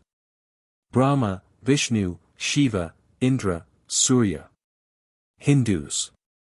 Adonis, Dionysus, Eurodal. Arabians. Belinus. Gauls. Ares, Heracles, Apollo, Bacchus, Liber. Dionysus. Greeks, Romans. Hu. Druids. Viracocha. Peruvians. Vitzlaputzli. Mexicans. In conclusion, no claim is made that the subject of sun worship has been treated exhaustively in the foregoing fragmentary account of this ancient form of idolatry in many lands. The main purpose has been to indicate how widespread solar deification was, and how, at one time or another, it has been the central and predominant feature of the religious life of all people. Again, the similarity of the ceremonials and forms of sun worship, the sacrifices and rituals of the various and widely separated nations of the earth, provide features that cannot fail to interest the student of history and ethnology. Some of these points of resemblance are so striking as to suggest that at an early date in the world's history there was some means of communication between, or link that joined, the eastern and western continents. Because of the far-reaching influences of sun worship, influences that exist today, and by reason of its importance in the life and history of the ancient nations, the subject must ever remain one of the most interesting and absorbing that the life pages of the race record. Chapter 8. Suncatcher Myths. In the mythology of every land there may be found legends relating to the snaring of the sun, or the retarding of its daily course. The regularity and the steadfastness of the sun's apparent diurnal motion, and its undeviating and deliberate journey across the sky, was such a peculiar and obvious circumstance that it was a matter of conjecture and speculation at a very early date in the world's history. The cause of this phenomenon was naturally attributed to compulsion, for why should the sun mount the sky each morning with absolute regularity, and pursue the same path always unless compelled to do so? Some time or other the sun probably did as he liked, and doubtless he was caught in a trap, and beaten into submission, or, perhaps formerly he went rapidly across the heavens, but, being caught he was forced to proceed at a more leisurely gait. Thus the ancients speculated regarding the daily apparent movement of the sun, and these notions gave rise to a wealth of tradition, myth, and legend that have come down to us in many devious ways. The tales that relate especially to the snaring and trapping of the sun have been termed by mythologists suncatcher myths. In a pass of the Andes there stand, on the cliffs that rise high on either side, two ruined towers. Into their walls are clamped iron hooks, which tradition relates held fast a net that was stretched across the pass to catch the rising sun. According to an Indian legend, the sun was once caught and bound with a chain which only permitted him to swing a little way to one side or the other. It is said that Jerome of Prague, when traveling among the heathen Lithuanians, early in the 15th century, found a tribe who worshipped the sun, and idolized a large iron hammer. The priests informed him that once the sun had been invisible for many months because a powerful king had imprisoned him in a strong tower, but the signs of the zodiac had broken open the tower with this very hammer, and released the sun. Therefore they worshipped it. A Japanese myth relates that in early times the sun, displeased at men's misdeeds, retired into a cave, and left the world in darkness. 63 This caused great distress, but finally the wise men devised a plan to lure her from her retreat, which plan was successful. When the sun discovered the ruse, she desired to forsake the world once more, but, before she could do so, she was bound by cords, and held fast by 800,000 gods, who have ever since restrained her from leaving the world.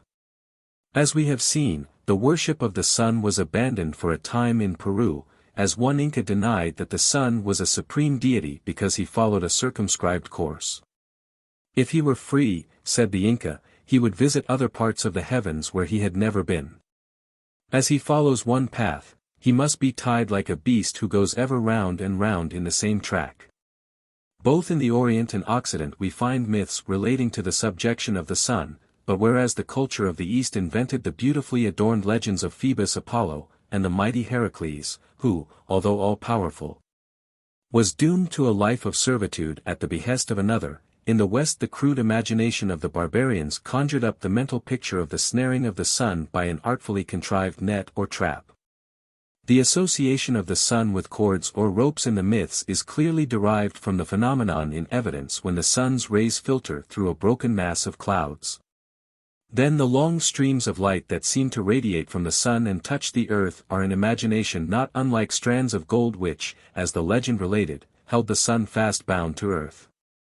Thus did they appear to the Polynesians, who call these rays of the sun the ropes by which the sun is fastened.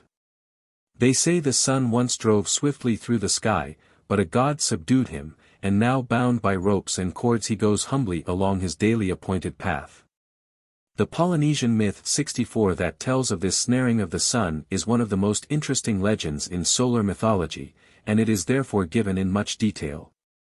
Maui, the Polynesian hero god, after performing many great exploits, returned home to dwell with his brothers. He soon became restless, however, and, looking about for adventure, he decided that the sun's daily course across the sky was altogether too rapid, and nightfall followed dawn too quickly to suit him. So at last one day he said to his brothers, "Let us now catch the sun in a noose, so that we may compel him to move more slowly, in order that mankind may have long days to labor in to procure subsistence for themselves." But they answered him, "Why, no man could approach it on account of its warmth and the fierceness of its heat." But nothing daunted, Maui persisted that he could snare the sun, and with the aid of his brothers spun and twisted ropes to form a noose. After they had sufficient ropes with which to bind the sun, Maui and his brothers journeyed a long distance eastward to the very edge of the place out of which the sun rises. Then they set to work, and built on each side of this place a long high wall of clay with huts of boughs of trees at each end to hide themselves in. When these were finished, they made the loops of the noose, and the brothers of Maui then lay in wait on one side of the place out of which the sun rises, and Maui himself lay in wait upon the other side.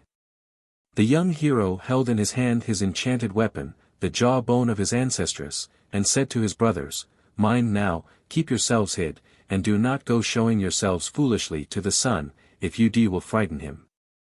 But wait patiently until his head and forelegs have got well into the snare, then I will shout out, 'Haul away as hard as you can on the ropes on both sides,' and then I'll rush out and attack him. But do you keep your ropes tight for a good long time, while I attack him, until he is nearly dead, when we will let him go, but mind now, my brothers, do not let him move you to pity with his shrieks and screams." At last the sun came rising out of his place like a fire spreading far and wide over the mountains and forests. He rises up, his head passes through the noose, and it takes in more and more of his body until his forepaws pass through, then are pulled tight the ropes, and the monster began to struggle and roll himself about, whilst the snare jerked backwards and forwards as he struggled. Then forth rushed that bold hero Maui with his enchanted weapon. Alas, the sun screams aloud, he roars, Maui strikes him fiercely with many blows, they hold him for a long time. At last they let him go, and then weak from wounds the sun crept slowly along its course. Then was learnt by men the second name of the sun, for in its agony the sun screamed out, "Why am I thus smitten by you? O man, do you know what you are doing? Why should you wish to kill Tamanui Tiare?" Thus was learnt the second name. At last they let him go, and the sun went very slowly and feebly on his course. Maui, however, took the precaution to keep the ropes on him, and they may still be seen hanging from the sun at dawn and eve. It is also related that in snaring the sun, Maui injured it, and thus deprived it of half its light, and since then the days have been longer and cooler and men have been able to work in peace. The following Suncatcher myth 65 refers more to a temporary staying of the sun in its daily course, than to a permanent change in its rate of speed such as Maui effected. There was once a man who, like the white people, though it was years before pipes, muskets, or priests were heard of, never could be contented with what he had. Pudding was not good enough for him, and he worried his family out of all heart with his new ways and ideas. At last he set to build himself a house of great stones to last forever. So he rose early and toiled late, but the stones were so heavy, and so far off, and the sun went around so quickly, that he could get on but very slowly. One evening he lay awake, and thought, and it struck him that as the sun had but one road to come by, he might stop him, and keep him till the work was done. So he rose before the dawn, and pulling out in his canoe, as the sun rose, he threw a rope around his neck, but no, the sun marched on, and went his course unchecked. He then put nets over the place where the sun rose, he used up all his mats to stop him, but in vain, the sun went on, and laughed in the hot winds at all his efforts. Meanwhile the house stood still, and the builder fairly despaired. At last the great Itu, who generally lies on his mats, and cares not at all for those he has made, turned round and heard his cry, and because he was a good warrior sent him help. He made the Fasir creeper grow, and again the poor man sprang up from the ground near his house, where he had lain down in despair. He took his canoe, and made a noose of the creeper. It was a bad season when the sun is dull and heavy, so up he came half asleep and tired, nor looked about him, but put his head into the noose. He pulled and jerked, but Itu had made it too strong. The man built his house, the sun cried and cried till the island of Savai was nearly drowned, but not till the last stone was laid was he suffered to resume his career. None can break the Fasir creeper. It is the Itu's cord. A study of North American mythology reveals in the traditions of the Ojibways a myth similar in many respects to the Polynesian suncatcher myth. This legend 66 relates that in primitive times the animals ruled the earth, having killed all of humankind except a girl and her small brother. They lived in fear and seclusion. The boy never grew bigger than a little child, and his sister used to take him out with her when she went to get food for the lodge fire, for he was too little to leave alone.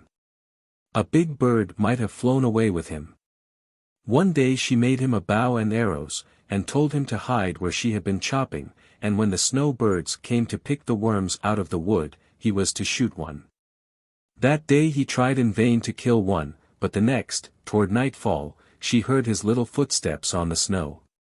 He brought in a bird, and told his sister she was to take off the skin, and put half the bird at a time into the pottage, for till then men had not begun to eat animal food, but had lived on vegetables alone. At last the boy had killed 10 birds, and his sister made him a little coat of the skins. "Sister," said he one day, "are we all alone in the world? Is there nobody else living?" Then she told him that those they feared, and who had destroyed their relatives, lived in a certain part, and he must by no means go that way, but this only made him more eager to go, and he took his bow and arrow and started. When he had walked a long while, he lay down on a knoll, where the sun had melted the snow, and fell fast asleep, but while he was sleeping the sun beat so hot upon him, that his bird-skin coat was all singed and shrunk. When he awoke and found his coat spoilt, he vowed vengeance against the sun, and bade his sister make him a snare. She made him one of deer's sinew, and then one of her own hair, but they would not do. At last she brought him one that was right. He pulled it between his lips, and as he pulled it became a red metal cord. With this he set out a little after midnight, and fixed his snare on a spot just where the sun would strike the land as it rose above the earth's disk, and sure enough he caught the sun, so that it was held fast in the cord, and did not rise. The animals who ruled the earth were immediately put into a great commotion. They had no light. They called a council to debate upon the matter, and to appoint someone to go and cut the cord, for this was a very hazardous enterprise, as the rays of the sun would burn whoever came so near. At last the dormouse undertook it, for at this time the dormouse was the largest animal in the world. When it stood up, it looked like a mountain. When it got to the place where the sun was snared, its back began to smoke, and burn with the intensity of the heat, and the top of its carcass was reduced to enormous heaps of ashes.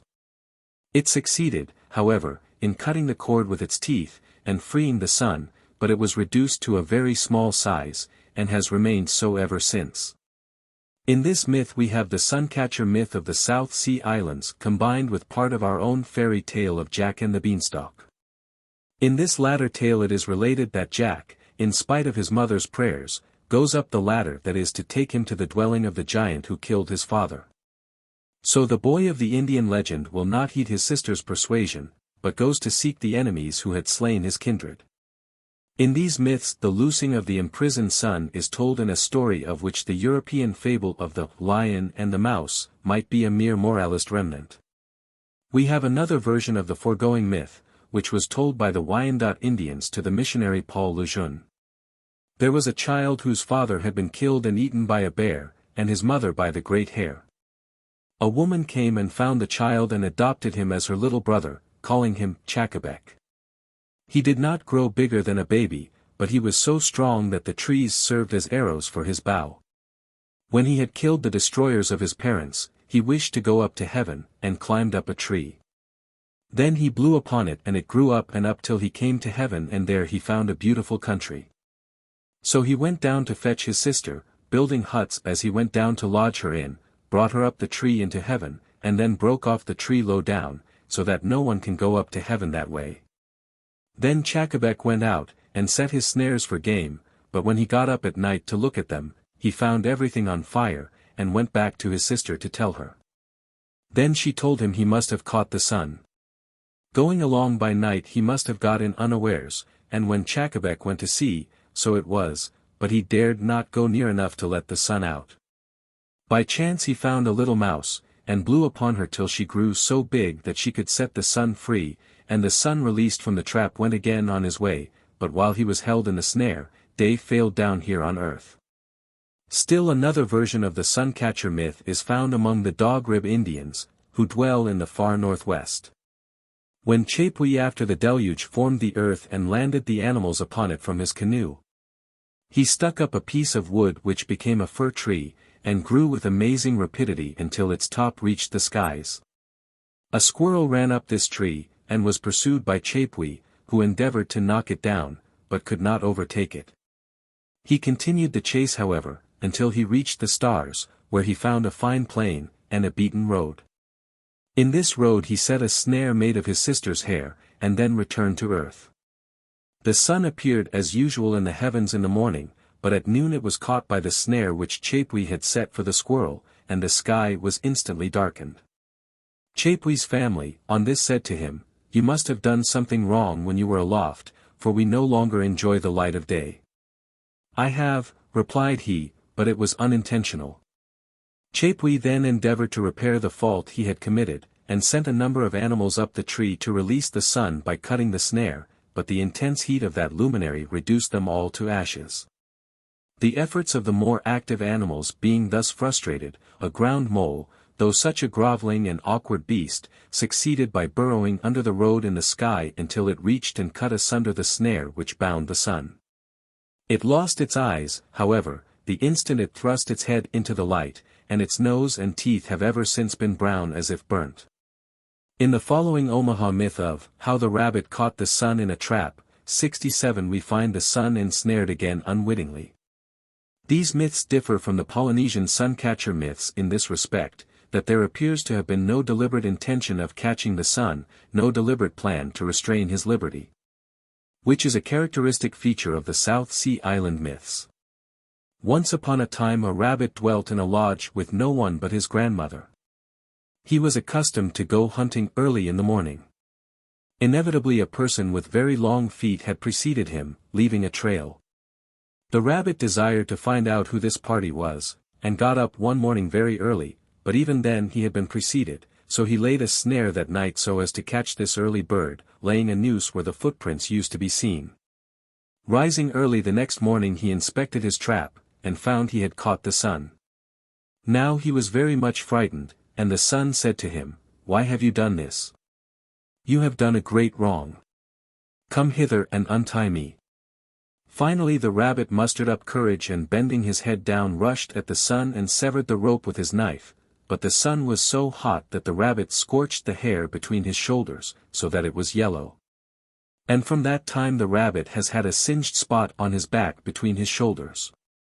In the legends of the Bungee Indians of Lake Winnipeg, we find again a reference to the state of dissatisfaction existing in early times with the sun's vagaries method of lighting the world, and the schemes that were suggested to bring about a change of conditions. In the following myth 68, the sun is ensnared as the result of a deliberate plan. Before the creation, the world was a wide waste of water, and there was no light upon the earth, the sun being only an occasional visitor to this world. Anxious to keep the sun from wandering away very far, the god Wiskujak constructed an enormous trap to catch the sun, and the next time the sun came near the earth he was caught in the trap. In vain he struggled to get free, but the cords by which he was held were too strong for him. The near proximity of the sun to the earth caused such heat, that everything was in danger of being burned. Then Wiskujak concluded to make some sort of a compromise with the sun before he would consent to give him his liberty. It was stipulated that the sun was only to come near the outer edges of the earth in the mornings and evenings, and during the day to keep farther away, just near enough to warm the earth without scorching it. But now another difficulty presented itself. The sun had not the power to unloose the band by which he was held, and the intense heat prevented either Wiskujak or any of his creations from approaching the sun to cut the band and set him free. The beaver at that time was rather an insignificant creature, having only a few small teeth in his head, and being covered with bristly hair like a hog, his tail being only a small stump about 2 or 3 inches long. He offered to release the sun, and succeeded in gnawing through the cords that held the sun before being quite roasted alive. The cords being severed, the sun rose from the earth like a vast balloon. Wiskujak, in gratitude for his deliverance from the burning rays of the sun, rewarded the beaver by giving him a beautiful soft coat, and fine sharp teeth of a brown color, as if scorched by fire.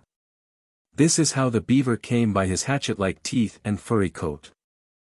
A feature of these legends is the stress laid on man's indebtedness to a small and insignificant animal, which, in every case, at the risk of his own life, frees the sun from the toils into which he has been brought by man's machinations. A moral seems to be drawn from these myths, that even the lowly may effect great things, and the despised of earth may rise to heights which even the mighty cannot attain.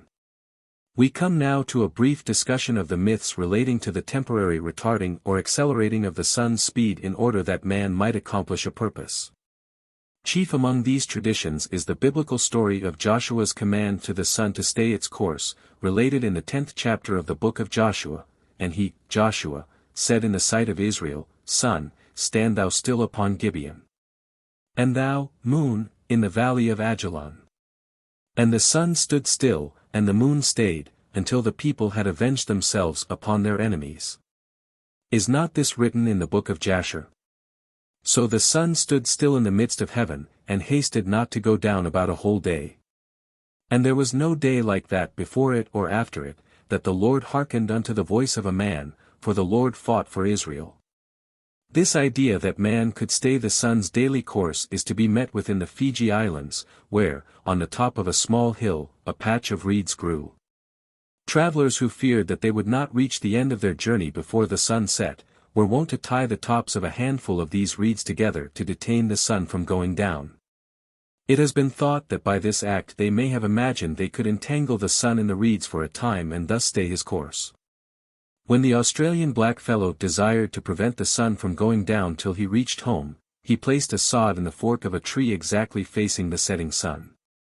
Another Australian custom is to place stones in trees at different heights from the ground, in order to indicate the height of the sun in the sky at the moment when they passed a particular tree.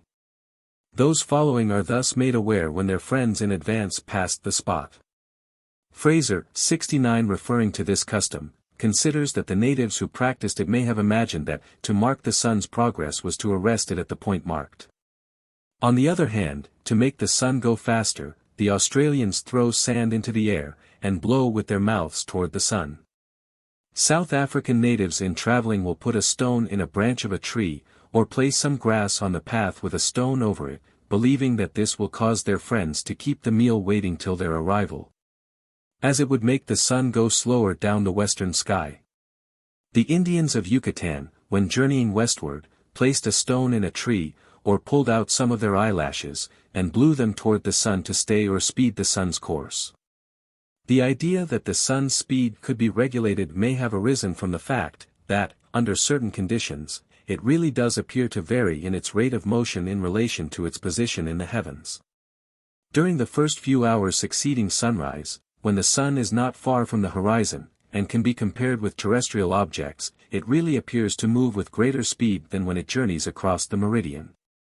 And when at nightfall it seeks the west, it seems in like manner to hasten with accelerated speed. From this optical illusion the fancy may have sprung born of the false reasoning that, if the sun varied his speed to suit his will, man could also control his course, and hasten or retard his progress. This has doubtless given rise to the similarity of these legends that have come down to us from many different and widely separated lands, for primitive man the world over viewed the phenomena of nature from much the same standpoint, and wove his legends from the fabric of an imagination common to all men. Chapter 9. Solar Festivals. Because of the importance of sun worship, and its widespread influence upon the primitive inhabitants of the world, there were instituted in honor of the solar deity, in many lands, great festivals and elaborate ceremonials, the traces of which have come down to us in modified form even to this day. Our most important ecclesiastical feast days in fact are but survivals of ancient solar festivals. Twice in the year the sun apparently changes its course. In midwinter, having reached the lowest point in its path, it turns about and begins to mount the skies. In midsummer, conversely, having attained the highest point it reaches, the sun seems to turn about once more, and descend the steeps of the firmament. These two epochs, the winter and summer solstices as they are called, that mark the sun's annual course, were regarded as supremely important by the ancients and gave rise to great national festivals that were celebrated with pomp and ceremony throughout the ancient world. At the feast of the winter solstice men testified their gladness at witnessing the return of the all-powerful sun. To the inhabitants of Greenland it meant the early return of the hunting season, and all nations regarded it as a sign that springtime and harvests were on the way, and the dormant life of the winter season was on the wane. In many countries this festival season was known as Yule or Yule, from the word Hyol or Hul, which even to this day signifies the sun in some languages. From this we get our word wheel, and the wheel is one of the ancient symbols of the sun, the spokes representing the sun's rays. As we shall see later, this symbol was a prominent feature in one of the great solar festivals. Procopius describes how the men of Thule climbed the mountain tops at the winter solstice, to catch sight of the nearing sun after their 35 days of night. Then they celebrated their holiest feasts. Plutarch, referring to the solar festivals of Egypt, says that about the winter solstice they lead the sacred cow 7 times in procession around the temple, calling this the searching after Osiris, that season of the year standing most in need of the sun's warmth. In China, the great temple of the sun at Pekin is oriented to the winter solstice, and the most important of all the state observances of China takes place there December 21st, the sacrifice of the winter solstice. In our own time a number of Christian religious observances and festivals are of distinct solar origin. Notable among these feast days is Christmas. The Roman winter solstice, says Tyler, 70, as celebrated on December 25, 8 Cal. January.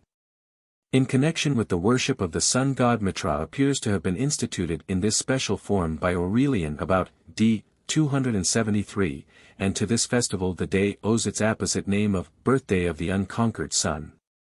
With full symbolic appropriateness, though not with historical justification, the day was adopted in the Western Church where it appears to have been generally introduced by the 4th century, and whence in time it passed to the Eastern Church as the solemn anniversary of the birth of Christ, Christmas Day. As a matter of history no valid or even consistent early Christian tradition vouches for it. Many of the early dignitaries of the Church reveal in their writings the solar character of this festival.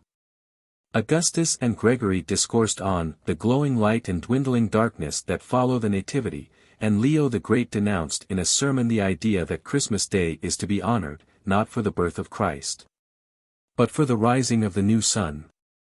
The solar origin of the great feast is attested in Europe by bonfires, and the burning of the Yule log, and in the Christmas service chant, Sol Novus Order. Even the sacrifices offered to the sun in pagan times at the great solar festivals find their survival in the sacrifices of a lamb which we offer at Eastertide, and an ox at Christmas. The lighting of the Christmas tree is but the light to guide the sun god back to life, and the festival cakes of corn and fruit, made in honor of the sun in ancient times, and laid on the sacred altars of the Persians as an offering of gratitude to the Lord of light and life, find their prototype in the plum pudding that graces the board at our Christmas feasts of rejoicing. Christmas is, therefore, nothing but an old heathen celebration of the winter solstice, the feast of rejoicing that a turning point in the sun's course has been reached, and that the life-giving orb has attained the end of its journey of dwindling hours of daylight, and has started back on a course that brings with it each day an increase of warmth and light. Of equal importance to the solar Christmas festival celebrated at the winter solstice was the great celebration of the summer solstice recognized throughout Europe. This was preeminently a fire festival, for the ceremonies featured the lighting of huge bonfires on the hilltops, leaping through the flames, and rolling blazing wheels of fire from the summits of the hills, indicating the sun's descending course in the heavens. According to Tyler, 71, these ancient rites attached themselves in Christendom to St. John's Eve. It seems as though the same train of symbolism which had adapted the midwinter festival to the Nativity, may have suggested the dedication of the midsummer festival to John the Baptist, in clear allusion to his words, "He must increase, but I must decrease." Durandus, speaking of the rites of the feast of St. John the Baptist, informs us of the curious custom that prevailed of rolling fire wheels down from the hills. This practice was common in France, and many North German examples of it are on record. The following is an account of one of these festivals, which took place at Cons on the Moselle, in 1823, as described by Grimm. Every house delivers a sheaf of straw on the top of the Stromberg, where the men and lads assemble towards evening, whilst the women and girls gather about the Berbacher fountain. A huge wheel is now bound round with straw in such a manner that not a particle of wood remains visible. A stout pole is passed through the middle of the wheel, and the persons who are to guide it lay hold on the ends of the pole, which projects 3 feet on either side. The rest of the straw is made up into a great number of small torches. At a signal from the mayor of Cirque, who, according to ancient custom, receives a basket of cherries on the occasion, the wheel is kindled with a torch and set rapidly in motion. Everybody cheers and swings torches in the air. Some of the men remain above, others follow the burning wheel downhill in its descent to the Moselle. It is often extinguished before it reaches the river, but if it burns at the moment it touches the water, that is held to be prophetic of a good vintage. And the people of Cons have a right to levy a footer of white wine upon the surrounding vineyards. Whilst the wheel is passing before the female spectators, they break out into cries of joy, the men on the hilltops reply, and the people from the neighboring villages who have assembled on the banks of the river mingle their voices in the general jubilee. There is a striking analogy between the St. John fire celebrations and the Vedic legend of Indra's fight with the midsummer demons. In this legend, says Kiri, 72, the demon Vritra possessed himself of the sun wheel and the treasures of heaven, seized the women, kept them prisoners in his cavern, and laid a curse on the waters until Indra released the captives and took off the curse. The significance of the ceremony lies in the details that enter into it, the key to which is found in the following passage from a Vedic hymn, with the conjoined, O Indu, Soma. Did Indra straightway pull down with force the wheel of the sun that stood upon the mighty mountain top, and the source of all life was hidden from the great scather. The German custom is therefore seen to be nothing but a dramatic portrayal of the great elemental battle as depicted in the sacred books of the ancient Hindus. The wheel of fire on the hilltop represents the sun resting on the crest of the cloud mountain. Both the wheel and the sun descend from their positions of prominence and are extinguished, the wheel by the waters of the stream at the base of the hill, the sun by the sea of clouds. The elements of strife and warfare enter into the scene. The descending wheel is pursued to the water's edge by a crowd of men brandishing torches. Indra and his hosts wage successful warfare against the army of the demon Vritra. The fact that women are excluded from the ceremonies emphasizes the idea of a combat, for it is their province solely to watch the battle as spectators and cheer the victors. Another notion associated with this rite of the blazing wheel was that, as the wheel went rolling away from them in its descending course, it symbolized a wheel of fortune, and the ill luck of the people went rolling away. A signal for great rejoicing. This ceremony of the descent of the wheel was anciently observed on St. John the Baptist's Day at Norwich, England, and even to this day it is the custom to light huge bonfires on the hilltops in Ireland, according to the ancient pagan usage when the ball fires were kindled as part of the ritual of sun worship. Around these fires the peasants dance, and when the fire burns low, it is the custom to lift children across the glowing embers to secure them good luck during the year. Which is similar to the custom practiced by worshippers of Baal and Moloch in ancient times of passing children through the fire that burned at the feet of the cruel and insatiable god. There was also practiced in Ireland, in connection with the Midsummer Festival which celebrated the turning point of the sun at the summer solstice, a strange dance which was religious in its character, and solar in its origin. The Greeks called this the Pyrrhic dance, from pur meaning fire, and practiced it from the most ancient times. The feature of the dance was its serpentine character, as the dancers circled about in a long line simulating the coils of a serpent. In Ireland the dance had the same characteristics, and though the esoteric meaning of the dance had been lost, it was in all probability a mystic rite symbolic of the course of the sun, for the dancers invariably circled from east to west. In Wales, the custom of lighting bonfires on Midsummer Eve is still kept up in many villages, and the peasants gather about them dancing and leaping through the flames. The leaping through the flames is supposed to ward off evil spirits, prevent sickness, and bring good luck. The connection of the ceremony of the bonfires with the old worship of the sun is indisputable. Its practice was general among nearly all European nations, and in not very remote times, from Norway to the shores of the Mediterranean, the glow of St. John's fires might have been seen. In Brittany, the custom of the ball fires is still preserved, and the peasants dance around them all night in their holiday attire. It is said that the maid who dances round St. John's fires before midnight is sure to be married within the year.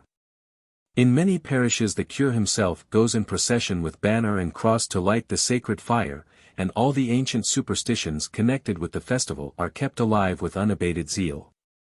The Scandinavians believed that when midsummer came the death of their sun god Balder took place, and to light him on his way to the underworld they kindled bright fires of pine branches, and when, 6 months later at the winter solstice, he regains his life and mounts to greet them, they burn the Yule log and hang lights on the fir trees to illuminate his upward course.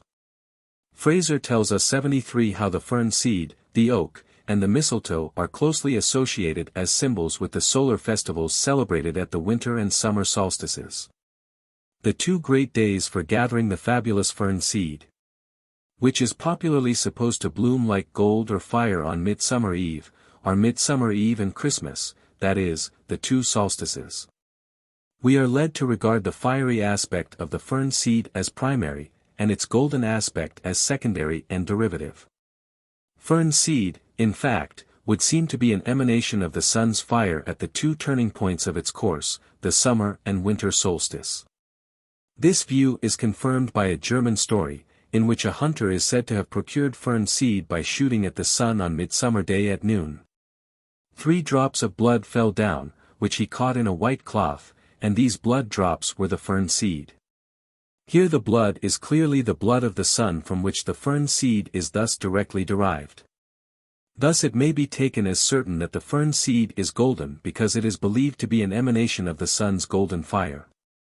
Now, like the fern seed, the mistletoe is gathered either at midsummer or Christmas, that is, at the summer and winter solstice, and, like the fern seed, it is supposed to possess the power of revealing treasures in the earth. Now if the mistletoe discovers gold, it may be in its character of the golden bough, and if it is gathered at the solstices, must not the golden bough, like the golden fern seed, be an emanation of the sun's fire?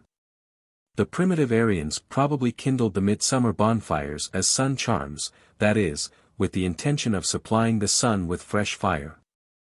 But as the fire was always elicited by the friction of oak wood, it must have appeared to the primitive Aryan that the sun was periodically recruited from the fire which resided in the sacred oak. In other words, the oak must have seemed to him the original storehouse or reservoir of the fire which was from time to time drawn out to feed the sun. Thus, instead of saying that the mistletoe was an emanation of the sun's fire, it must be more correct to say that the sun's fire was regarded as an emanation of the mistletoe. The Christian festival of Easter has its solar characteristics. The very word Easter, says Proctor, is in its real origin as closely related to sun movements as the word East, and the notion that the sun dances on Easter morning as it rises is firmly believed today by superstitious people. In Saxony and Brandenburg the peasants still climb the hilltops before dawn on Easter Day to witness the 3 joyful leaps of the sun, as our English forefathers used to do. Tyler 74 tells us that the solar rite of the new fire, adopted by the Roman Church as a paschal ceremony, may still be witnessed in Europe with its solemn curfew on Easter Eve, and the ceremonial striking of the new holy fire. The 2 great festivals of the ancient Irish were La Ball Tin, or May Day, the day of the ball fires, sacred to the sun, and La Samhna, or November Eve, sacred to the moon.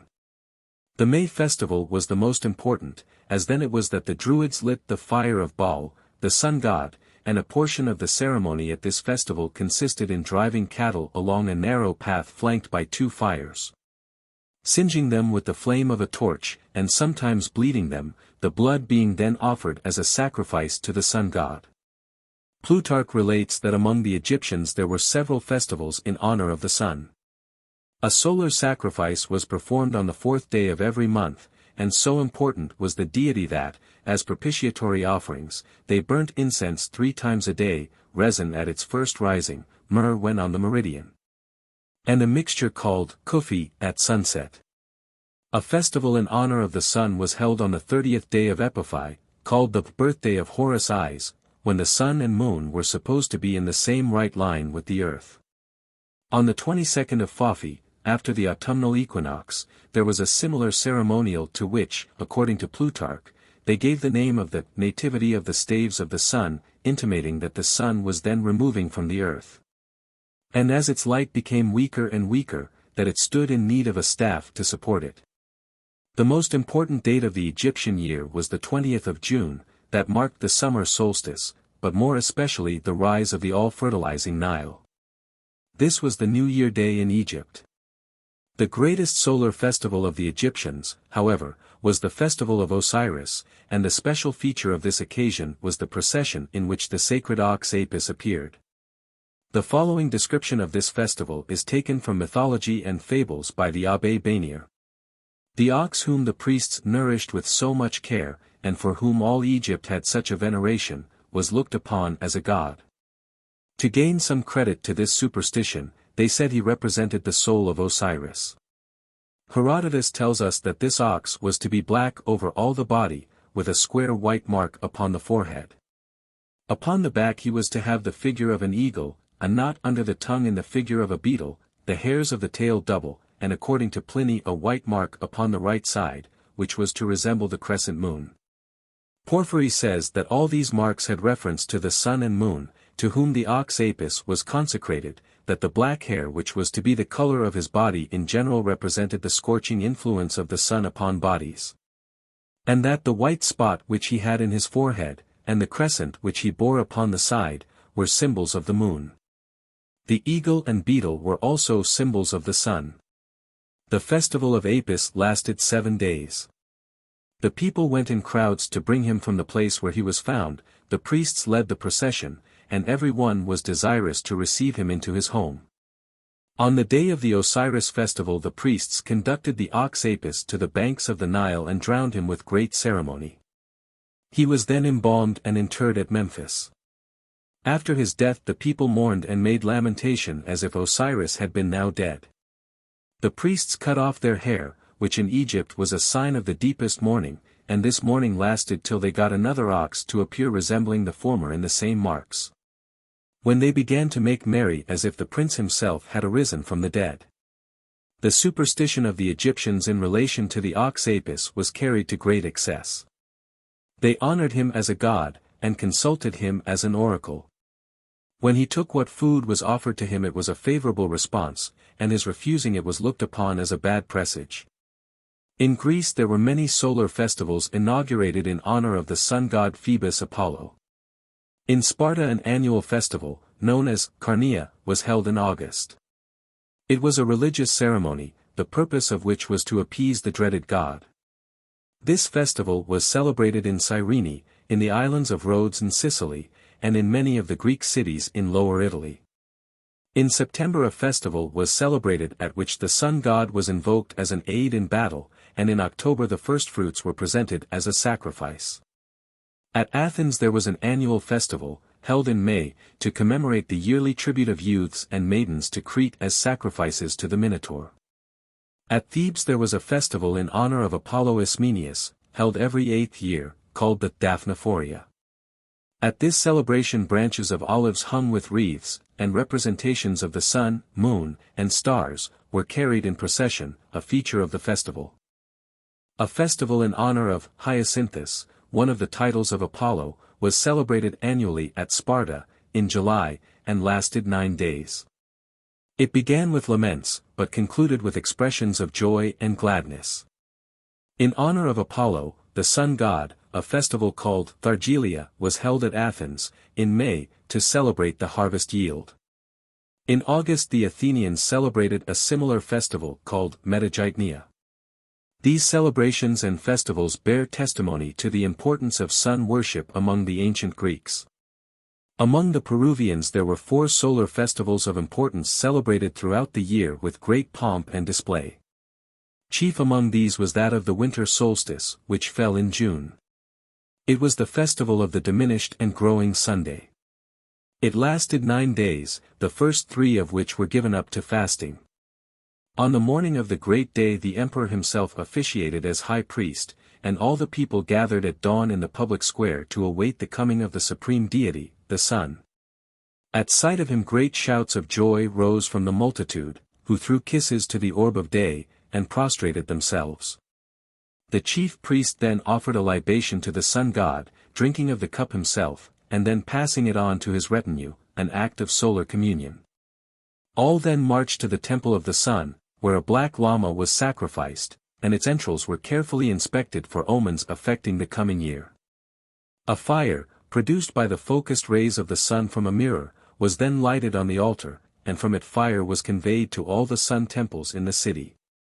These fires were kept burning continuously until 3 days before the next solstice when they were allowed to burn out.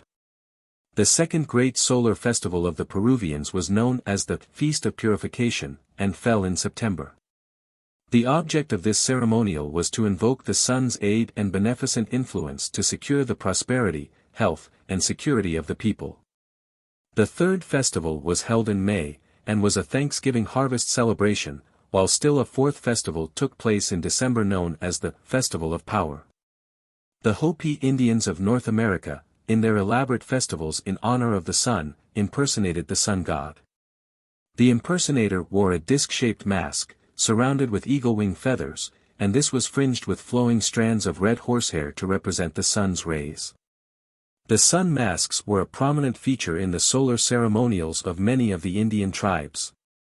The curious and interesting custom of need fires, although not exactly to be classed as solar festivals, may very properly be treated of in this chapter, owing to the solemnity of the ceremony, the implicit faith of the people in their efficacy, and especially owing to their solar significance. The need fires, or forced fires, as they are sometimes called, were kindled at times of great epidemics among the cattle that threatened their total annihilation, and the custom of kindling these fires is still in vogue in certain countries. Curie 75 thus describes the custom. Wherever it can be traced among people of German or Scandinavian descent, the fire is always kindled by the friction of a wooden axle in the nave of a wagon wheel or in holes bored in 1 or 2 posts. In either case the axle or roller is worked with a rope, which is wound around it and pulled to and fro with the greatest possible speed by 2 opposite groups of able-bodied men. The wheel was beyond all doubt an emblem of the sun. In a few instances of late date it is stated that an old wagon wheel was used. In Marburger, official documents of the year 1605, express mention is made of new wheels, new axles, and new ropes, and these we may be assured were universally deemed requisite in earlier times. It was also necessary to the success of the operation that all the fires should be extinguished in the adjacent houses, and not a spark remain in any one of them when the work began. The wood used was generally that of the oak, a tree sacred to the lightning god Thor, because of the red color of its fresh-cut bark. Sometimes, especially in Sweden, 9 kinds of wood were used. The fuel for the fire was straw, heath, and brushwood, of which each household contributed its portion. And it was laid down over some length of the narrow lane which was usually chosen as the most convenient place for the work. When the fire had burned down sufficiently, the cattle were forcibly driven through it 2 or 3 times in a certain order, beginning with the swine, and ending with the horses, or vice versa.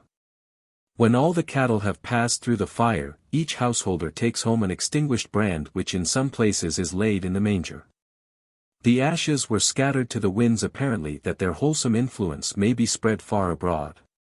In Sweden the smoke of the need fires was believed to have much virtue, it made fruit trees productive, and nets that had been hung in it were sure to catch much fish. The earliest account of the need fires in England is that quoted by Kemble from the Chronicle of Lanercost for the year 1268. The writer relates with pious horror how certain bestial persons, monks in garb but not in mind, taught the country people to extract fire from wood by friction, and set up a simulacrum preape as a means of preserving their cattle from an epidemic pneumonia.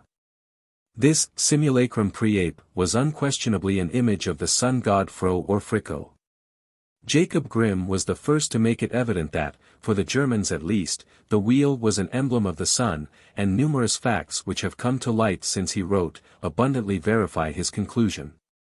He mentions among other evidence that, in the Edda, the sun is called Fagravel, fair, or bright wheel, and that the same sign which in the calendar represents the sun stands also for the Gothic double consonant HW.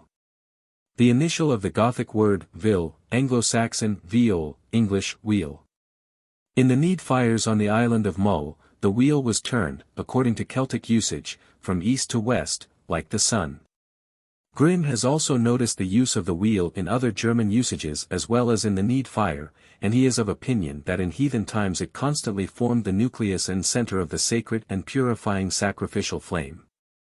There was a twofold reason for this use of the emblem of the sun, for that body was regarded not only as a mass of heavenly fire, but also as the immediate source of the lightning. When black clouds concealed the sun, the early Aryans believed that its light was actually extinguished, and needed to be rekindled. Then the Pramantha 7-6 was worked by some god in the cold wheel until it glowed again, but before this was finally accomplished the Pramantha often shot out as a thunderbolt from the wheel, or was carried off by some fire robbers. The word thunderbolt itself, like its German equivalents, expresses the cylindrical or conical form of the Pramantha. When the bolts had ceased to fly from the nave, and the wheel was once more ablaze, the storm was over. From the foregoing, which treats merely of the more important solar festivals, it is clear that these products of paganism are as much in force at present from a symbolic point of view, as they ever were, and that Christianity countenances, and in many cases has actually adopted and practices, pagan rites whose heathen significance is merely lost sight of because attention is not called to the sources whence these rites have sprung. In short, sun worship, symbolically speaking, lies at the very heart of the great festivals which the Christian Church celebrates today, and these relics of heathen religion have, through the medium of their sacred rites, curiously enough blended with practices and beliefs utterly antagonistic to the spirit that prompted them. The reason for the survival of many of the symbols of sun worship and the practice of many customs peculiar to this ancient form of idolatry lies in the fact that the early Christian teachers found the people so wedded to their old rites and usages, that it was vain to hope for the complete abandonment of these long-cherished practices. Hence a compromise was wisely effected, and the old pagan customs were deprived of the idolatry that was so obnoxious to the Christian, and transferred as mere meaningless symbols and empty forms to the Christian festivals. Old paganism died hard, and fought long and stubbornly in its struggle with Christianity, but time has fought for the Christian, and now even the meaning of symbols and forms that once played such an important part in pagan worship is lost sight of. And their former force and power is lost forevermore. Chapter 10. Solar Omens, Traditions, and Superstitions.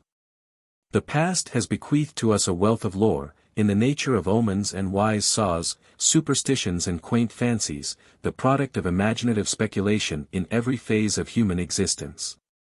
From the earliest times. This is especially true of the influence exerted on human affairs by the sun, moon, and stars. And though, as might be expected, less superstition is attached to the sun than to the moon, owing to the fact that the latter rules the night, when the imagination is roused to activity by the deep shadows and the mysterious gloom. Still there cluster about the sun many curious ideas, that, apart from their value to the antiquarian, are interesting to the layman, affording as they do an insight into the life of ancient times. These superstitions naturally relate to the widest possible range of subjects, for, once given the idea, prevailing at one time in the world's history, that the sun was a living being, who, if he did not rule man's destiny, still had a great share in shaping or controlling it, there is no end to the play of the imagination respecting its influence on man's daily existence. Therefore, what follows must necessarily be fragmentary in its nature, impossible of extensive classification, and consequently disconnected. The purpose is merely to place before the reader the better known and most popular of the fancies relating to the sun that primitive and simple-minded people of past ages created, and which, because of the hold which superstition has ever exerted on the race, are believed in, even in this enlightened age. In the Aegean Islands, a land teeming with myth and legend, there are still extant many strange superstitions respecting the sun. When the sun disappears from sight in the west each night, they say he has returned to his vast kingdom in the underworld, where he dwells in a great castle. His mother waits to receive him, and has 40 loaves of bread ready to appease his appetite, but if, by any chance, this meal is not prepared, the famished son becomes a cannibal, and eats his entire family. When he rises red, the islanders say, he has eaten his mother. He is crimson-hued because he yielded to his bloodthirsty inclinations, when he found no bread to eat. Others say the red colors at sunset are caused by the blood flowing from the sun god when he hastens to his suicide. Curiously enough, the Greeks regard the rising sun as ushered in through the portals of the east each morning by the Virgin Mary. Again, the sun was regarded by the Greeks as the symbol of perfect beauty, and they formerly painted the sun's disk on the cheeks of a bride. Churches are still dedicated to the Virgin beautiful as the sun, and there are many legends which relate to maidens who boasted that their beauty excelled that of the sun, and of the penalty they paid for making such presumptuous claims. The Greeks regarded the orb of day as an all-seeing eye, and believed that no deed escaped its detection. The Finns believed that even the abode of the dead could be reached by the blissful rays of the sun. Because the sun looked down on all men, messages were given to the sun that he might convey them to absent ones of a family, whom he beheld wherever they chanced to be. We have seen how the Greeks explained the crimson hues that accompanied the rising sun. Its ruddy hue at sunset also called for an explanation, and the ancients believed that, as the sun reached its vanishing point, it gazed on the fires of hell, and these lit up its face, and the western sky. It seems to have been an almost universal belief among primitive people that the sun and moon were the abodes of departed souls. In Isaac Taylor's Physical Theory of Another Life, we read that the sun of each planetary system is the house of the higher and ultimate spiritual corporeity, and the center of assembly to those who have passed on the planets their preliminary era of corruptible organization.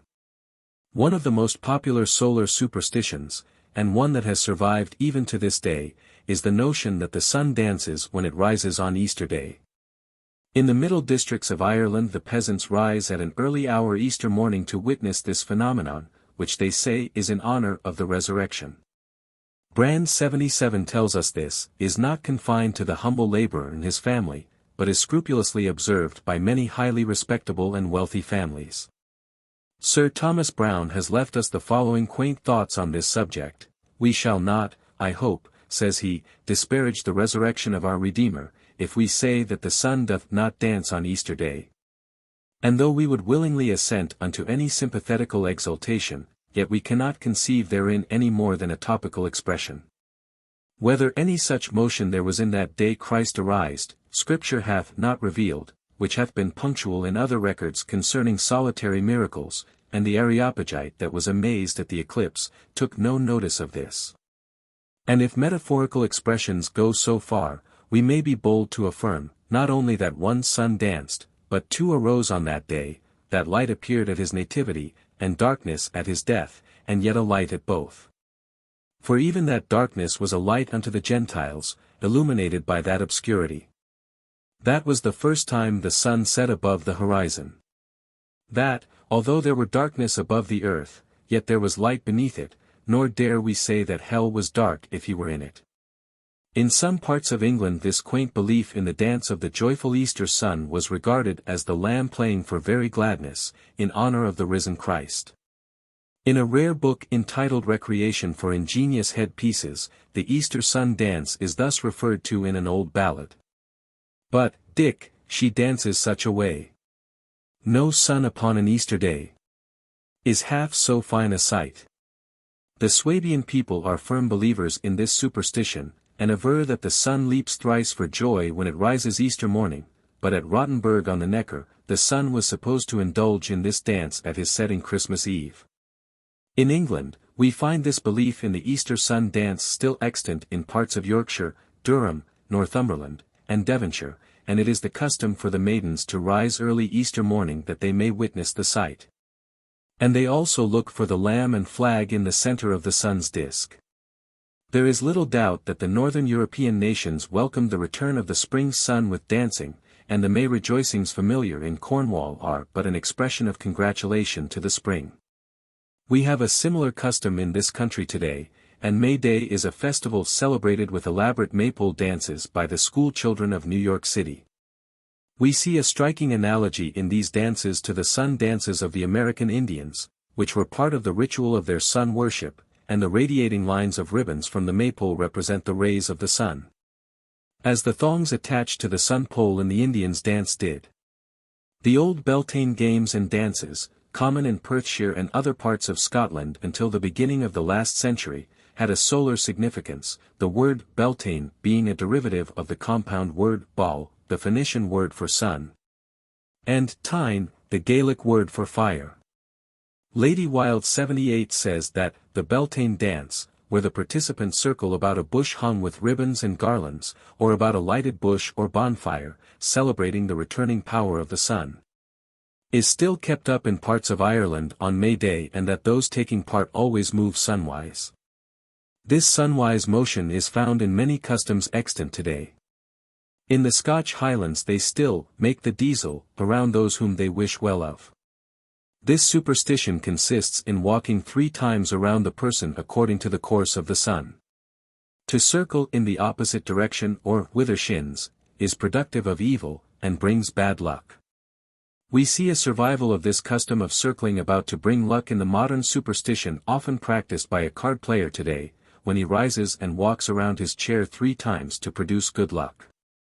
According to an Icelandic saga, a woman going against the sun round a house, and waving a cloth, brought down a landslip against the house, and in Yorkshire it is said that if you walk round the room against the sun at midnight, in perfect darkness, and then look into a mirror, you will see leering out of it at you the face of the devil. In Popular Romances of the West of England, by Robert Hunt, there is the following description of a superstitious belief that the sun never shines on a perjured person, when a man has deeply perjured himself. Especially if by his perjury he has sacrificed the life of a friend, he not merely loses the enjoyment of the sunshine, but he actually loses all consciousness of its light or its warmth. Howsoever bright the sun may shine, the weather appears to him gloomy, dark, and cold. I have recently been told of a man living in the western part of Cornwall, who is said to have sworn away the life of an innocent person. The face of this false witness is said to be the color of one long in the tomb, and he has never, since the death of the victim of his forswearing, seen the sun. It must be remembered the perjured man is not blind, all things round him are seen as by other men, but the sense of vision is so dulled that the world is forever to him in a dark vapory cloud. Among the tongue uses, an accused man has to walk toward the sun brandishing a knife, and crying, "If I am guilty, may the sun send sickness to rage in my bowels like this knife." The appearance of 3 suns, it is said, denotes war. It is claimed that they are only visible at sunrise, and differ in size. At Herbertingen, they aver that these 3 suns have frequently been seen, and that they appeared just before Napoleon's disastrous campaign in Russia. The largest sun in this case was in the northern direction, and they say that is why the Russians triumphed. The sun is also an important factor in Mexican superstition. The following cases are typical, and their injunctions closely followed by the people of that country. The head of the bed must never be placed toward the rising sun, since it will cause the sleeper to rise with a bad headache. And even insanity may result. The sun is also appealed to whenever a tooth drops out, or is extracted. When this occurs, the loser takes the tooth and throws it with all his might at the sun. When the sun sets on a cloudy day, the following day will be a stormy one. The Mexicans also have a belief that blondes cannot see the sun. In Germany it is the custom on St. John's Day for hunters to fire at the sun, believing that they will thereby become infallible hunters. According to another German belief, he who on St. John's Day fires toward the sun is condemned to hunt forever afterward, like Odin, the eternal hunter. We are all familiar with the phrase, "the sun is drawing water," used to express the appearance of the sun's rays as they filter through spaces in the clouds, and spread out like a fan over a body of water. This expression arose from the fact that primitive people fancied the sun's rays on these occasions resembled ropes that ran over the pulleys of the old-fashioned draw wells. A very strange belief is that of the Namaqua Hottentots, that the sun is a bright piece of bacon, which the people who go in ships draw up in the evening by enchantment, and let down again after they have cut a piece off from it. There is a curious custom found in many parts of the world, which relates to the sun's influence on young maidens entering on womanhood. According to this superstition, these maidens must not touch the ground or permit the sun to shine upon them. In Fiji, brides who were being tattooed were hidden from the rays of the sun, and in a modern Greek folktale the fates predict that in her 15th year a princess must be careful not to let the sun shine on her lest she be turned into a lizard. A Tyrolese story tells how it was the doom of a lovely maiden to be transported into the belly of a whale if ever a sunbeam fell on her. The old Greek legend of Danae, who was imprisoned by her father in a dungeon, or brazen tower, is a further illustration of this strange idea relating to the sun's influence on human affairs. The following solar superstitions show the wide play of man's fancy as relating to the power of the sun's light and indicate that there was a belief that the sun was a devout Christian, and kept the holy days prescribed by the Church. For the sun to shine upon a bride is a good omen, while that others do divine. Blessed is the bride on whom the sun doth shine. Herix Hesperides. If the sun shines while it rains, the witches are baking cakes. The Mexicans say when it rains, and the sun is shining, a she-wolf is bringing forth her offspring, or a liar is paying his debts. If the sun shines on Candlemas Day, February 2d, the flax will prosper. If women dance in the sun at Candlemas their flax will thrive that year. As far as the sun shines in on Candlemas Day, so far will the snow blow in before May. As far as the snow blows in on Candlemas Day, so far will the sun shine in before May. If the sun in red should set, the next day surely will be wet. If the sun should set in gray, the next will be a rainy day. When the sun does not shine, all treasures buried in the earth are open. If the sun shines on Easter Day, it will shine on Whitsunday also. On Good Friday the sun mourns over the crucifixion, and does not shine until 3 o'clock in the afternoon. The sun is obliged to shine for a short time at least every Sunday in order that the Blessed Virgin may dry her veil. 3 Saturdays in the year, when the Virgin Mary mourns, the sun does not shine at all. From an old dream book we derive the following superstitions. To dream you see the sun shine, shows accumulation of riches and enjoying posts of honor in the state, also success to the lover.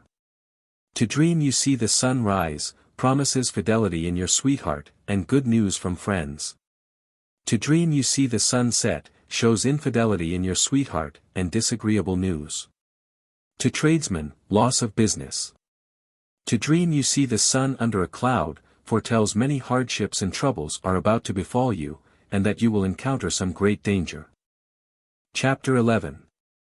Solar significance of burial customs. Orientation. Nowhere in the study of ancient rites and customs is the sun's influence on human affairs in greater evidence than in the ceremonials attending the burial of the dead. The funeral rites of all people reveal the universal belief that the East is the source of all that men hold dear, light, life, warmth, and happiness, while the West, on the contrary, is said to be the abode of darkness, death, cold, and sorrow. The worship of the sun cultivated and strengthened this idea, and down through the ages the influence of this belief has swept, retaining even today much of its ancient force and vigor. According to Tyler 79, it seems to be the working out of the solar analogy on the one hand in death at sunset, on the other in new life at sunrise, that has produced two contrasted rules of burial which agree in placing the dead in the sun's path. The line of east and west. It is said that the body of Christ was laid with the head toward the west, that the risen Lord might face the eastern realm of eternal life and glory. And the Christian custom that sprang from this belief led to the usage of digging graves east and west, which prevailed through medieval times, and is common with us today. In the 24th chapter of St. Matthew's Gospel we read, "For as the lightning cometh out of the east, and shineth even unto the west, so shall also the coming of the Son of Man be." From the literal interpretation of these words there arose the belief that Jesus would, at the resurrection, appear from the east, and hence that those buried with their faces upward and their heads to the west would be in readiness to stand up with their faces toward their judge. Swift alludes to this custom in the account of Gulliver's voyage to Lilliput, where he says, "The inhabitants bury their dead with their heads directly downward because they hold an opinion, that in 11,000 moons they are all to rise again. In which period the earth, which they conceive to be flat, will turn upside down, and by this means they shall at their resurrection be found ready standing on their feet." Sir Walter Raleigh referred to this superstition when he stood on the scaffold, and was about to be executed. After forgiving his executioner, there was a discussion as to the way he should face, some saying he should face the east. Raleigh then remarked, "So the heart be straight it is no matter which way the head leeth." The east and west burial custom was practiced by the ancient Greeks, and by the natives in some districts of Australia, although the latter people as a rule regarded the west as the abode of departed spirits, and therefore buried their dead facing that quarter. The native Samoans and Fijians follow the same custom, believing that if the dead are buried with head east and feet west, the body at the resurrection would be in a position to walk straight onward to the abiding place of the soul. According to Schoolcraft, the Winnebago Indians buried their dead in a sitting posture with the face west, or at full length with the feet west, in order that they may look toward the happy land in the west.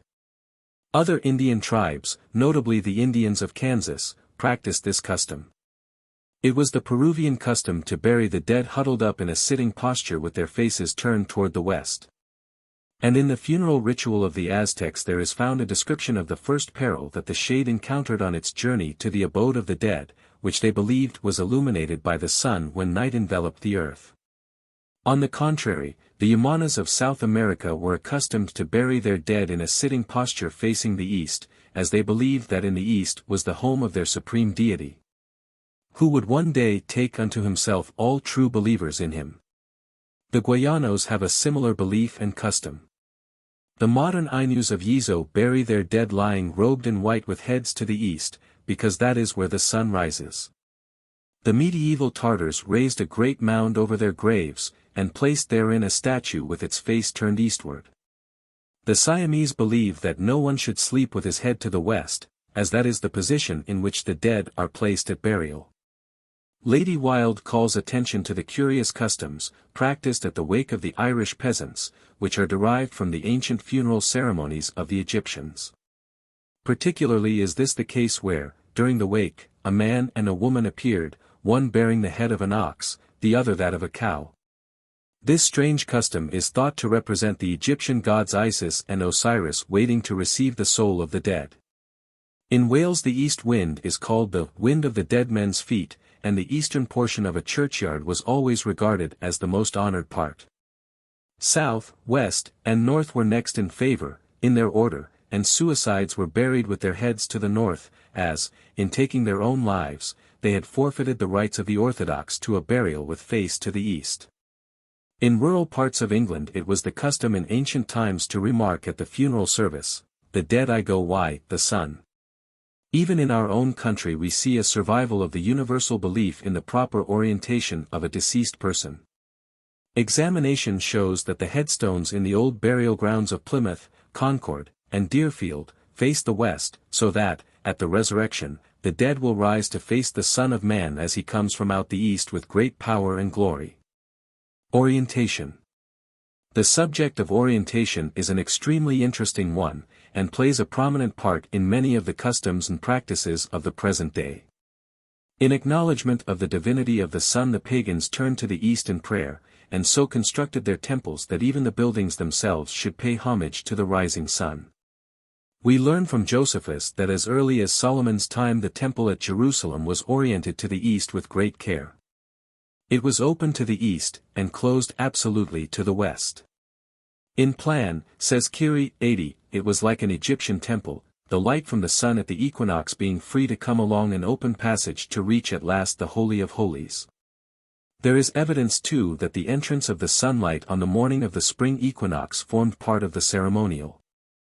The high priest being in the naos, the worshippers with their backs to the sun could see him by means of the sunlight reflected from the jewels in his garments. Temples, with pillars that represented the trees of the sacred groves, had their chief portal almost universally looking toward the east. It is thought that this is due to the fact that the groves, and the temples which represented them, were both indicative of the Garden of Paradise. Again, the portals of Eden where God stationed the cherubim to keep the way of the tree of life, was on the eastern side of the sacred grove. Not infrequently the approach to these temples was guarded by the figures of the compound Sphinx. 81. The orientation of the Egyptian temples formed the basis first of the Greek, and later of the Latin temples of worship. Tyler 82 tells us, it was an Athenian custom for the temple to have its entrance east, looking out through which the divine image stood to behold the rising sun. But for the most part the Greek temples were oriented to the stars that heralded the sunrise, rather than to the orb of day itself. In India, orientation plays an important part in the daily acts of worship of the Brahmin. On rising each day he pays his devotion to the sun. Standing on one foot, and resting the other against his ankle or heel, he faces the sun, and stretches out his arms to it. At noon he again worships the sun, and, sitting with his face to the east, reads his daily portion of the Veda. It is while looking toward the east that his offering of barley and water must be presented to the gods, and in consecrating the sacred fire and sacrificial implements, the east has a holy significance. On the contrary, the worshippers of Kali, the death goddess, the murderous thugs, regarded the west as sacred, and the Jews, in order that they might not seem to imitate the pagans in their rites of orientation, placed the sanctuary of their temples toward the west. It is in Egypt, however, that we find the custom of orientation most rigidly practiced, and a conspicuous feature of temple architecture. The main idea of the builders seems to have been so to arrange them that the chief dates in the year from a solar standpoint should be clearly marked by the orientation of the building, i.e., the solstices and equinoxes. The temples at Heliopolis and Abydos were unquestionably solstitial temples. The pyramids of Gizeh were oriented to the equinoxes. Perhaps the most elaborate and important of all the Egyptian solar temples was the magnificent edifice erected at Karnak to the worship of the sun god, Amenra. Sir J. Norman Lockyer has given us the following splendid description of this temple. 83 because it is a typical case of orientation, and one of the most interesting ruins in the world. The author takes the liberty of quoting it in full. The solar temple of Amenra at Karnak is the finest Egyptian solar temple which remains open to our examination. It is beyond all question the most majestic ruin in the world. It covers about twice the area covered by St. Peter's at Rome, so that the whole structure was of a vastness absolutely unapproached in the modern ecclesiastical world. It is one of the most soul-inspiring temples which have ever been conceived or built by man. There is a sort of stone avenue in the center giving a view towards the northwest, and this axis is something like 500 yards in length. The whole object of the builder of the great temple at Karnak was to preserve that axis absolutely open, the point being that the axis should be absolutely open, straight and true. The axis was directed towards the hills on the west side of the Nile where are located the tombs of the kings. From the entrance pylon the temple stretches through various halls of different sizes and details until at last at the extreme end what is called the sanctuary, naos, adytum, or Holy of Holies is reached.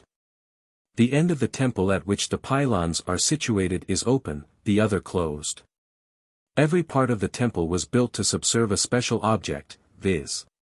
to limit the light which fell on its front into a narrow beam and to carry it to the other extremity of the temple into the sanctuary so that once a year when the sun set at the solstice the light is passed without interruption along the whole length of the temple, finally illuminating the sanctuary in most resplendent fashion, and striking the sanctuary wall. The wall of the sanctuary opposite to the entrance of the temple was always blocked. The ray of light was narrowed as it progressed inward from the opening toward the sanctuary by a series of doors ingeniously arranged, that acted as the diaphragms of the telescope tube in concentrating the light rays. The reason for this was that the temple was virtually an astronomical observatory, and the idea was to obtain exactly the precise time of the solstice. The longer the beam of light used, the greater is the accuracy that can be obtained. The darker the sanctuary, the more obvious will be the patch of light on the end wall, and the more easily can its position be located. It was important to do this 2 or 3 days near the solstice in order to get an idea of the exact time at which the solstice took place. We find that a narrow beam of sunlight coming through a narrow entrance some 500 yards away from the door of the Holy of Holies would, provided the temple were properly oriented to the solstice, and provided the solstice occurred at the absolute moment of sunrise, or sunset, according to which the temple was being utilized, practically flash into the sanctuary, and remain there for about a couple of minutes, and then pass away. We may conclude that there was some purpose of utility to be served, and the solar temples could have been used undoubtedly among other things for determining the exact length of the solar year. The magnificent burst of light at sunset into the sanctuary would show that a new true solar year was beginning. If the Egyptians wished to use the temple for ceremonial purposes, the magnificent beam of light thrown into the temple at the sunset hour would give them opportunities and even suggestions for so doing. For instance, they might place an image of the god in the sanctuary, and allow the light to flash upon it. We should have a manifestation of Ra with a vengeance, during the brief time the white flood of sunlight fell on it. Be it remembered that in the dry and clear air of Egypt, the sun casts a shadow 5 seconds after the first little point of it has been seen above the horizon, so that at sunrise and sunset in Egypt the light is very strong, and not tempered as with us. An extremely interesting feature of Egyptian temple orientation, although it only pertains to temples dedicated to star worship, is found in the fact that the precession of the equinoxes necessitated an alteration of the axis of the temple at long intervals to accommodate the change of direction of the star to which the temple was originally oriented. At Luxor, and many other places in Egypt, there are to be seen evidences of this change, a later axis having been constructed to meet the new requirements. In the Western world, in ancient times, we find the same rites of orientation observed and practiced as prevailed in the Orient. Among the sun-worshipping Peruvians the villages were so laid out that they sloped eastward so that the people when they rose each day might behold first of all the deity they worshipped. In the Temple of the Sun at Cuzco, the great golden disk that represented the sun was so placed that it received the rising rays of the orb of day, and reflected its light through the edifice erected to its worship. In ancient Mexico the inhabitants faced the east when they knelt in prayer, as their brother worshippers did in the Far East, and though the doors of their temples faced westward, the altar itself was situated in the east. Even the Christianized Pueblo Indians faced the east when rising, a survival of their ancient sun worship. The Sun chief of the Natchez Indians of Louisiana always smoked toward the sun each morning. The Comanche Indians, when about to take the warpath, present their weapons to the sun, that their deity may bestow his blessing upon them. The ancient cave temples of the Appalachians of Florida faced eastward, and on festival days the priest waited till the rays of the sun had entered the temple before beginning the ceremonial chants. According to Tyler 84, the ceremony of orientation was unknown in primitive Christianity, but it developed within its first 4 centuries. It became an accepted custom to turn in prayer toward the east as the auspicious and mystic region of the light of the world, the sun of righteousness, not for the pagan purpose of adoring the sun itself. And even today the boy choristers face the east when they chant the Gloria. Orientation played an important part also in the rite of baptism. In ancient times he who was about to embrace the faith faced the west and renounced Satan, with gestures of abhorrence. Then, turning to the east, he acknowledged his faith in Christ, and declared his allegiance to him. From the 5th century to the time of the Renaissance, the orientation of Christian churches was generally carried out. According to St. John of Damascus, the mystical reasons for this practice were that the crucified Savior of mankind faced westward, hence it is fitting that Christians in paying their devotions to him should face eastward. Again, in the sacred writings, Jesus is called the East, Oriens ex alto, and the hope is expressed that Christians at the last day will see Christ descending in the east. Finally, Christians, when turning to the east during prayer, establish a difference between themselves and the Jews and heretics, for the Jews when praying face west, and certain heretics south, and others north. In the 9th century there was a strong protest against orientation, but the custom revived later, and today all our churches are more or less oriented, particularly those of the Romish and English branches of the Christian Church. Any church, says Curie 85, that is properly built, will have its axis pointing to the rising of the sun on the saint's day, i.e., a church dedicated to St. John should not parallel a church dedicated to St. Peter. In regard to St. Peter's at Rome, we read that so exactly due east and west was the basilica, that on the vernal equinox the great doors of the porch of the Quatreporticus were thrown open at sunrise, and also the eastern doors of the church itself. And as the sun rose, its rays passed through the outer doors, then through the inner doors, and penetrating straight through the nave, illuminated the high altar. There is little doubt that the stones at Stonehenge were so arranged that at sunrise at the summer solstice the shadow of one stone fell exactly on the stone in the center of the circle, indicating to the priests that the new year had begun. It is thought that fires were lighted on this occasion to flash the important news through the country. Orientation plays an important part in many games and customs in vogue today. In the ring games of children, particularly, we see survivals of ancient sun worship, as, for instance, in the games where the children sing, as they circle round, oats, peas, beans, and barley grow, and, here we go, round the mulberry bush. The people of early times held that going sunwise was good and lucky, while to move in the contrary direction was inauspicious.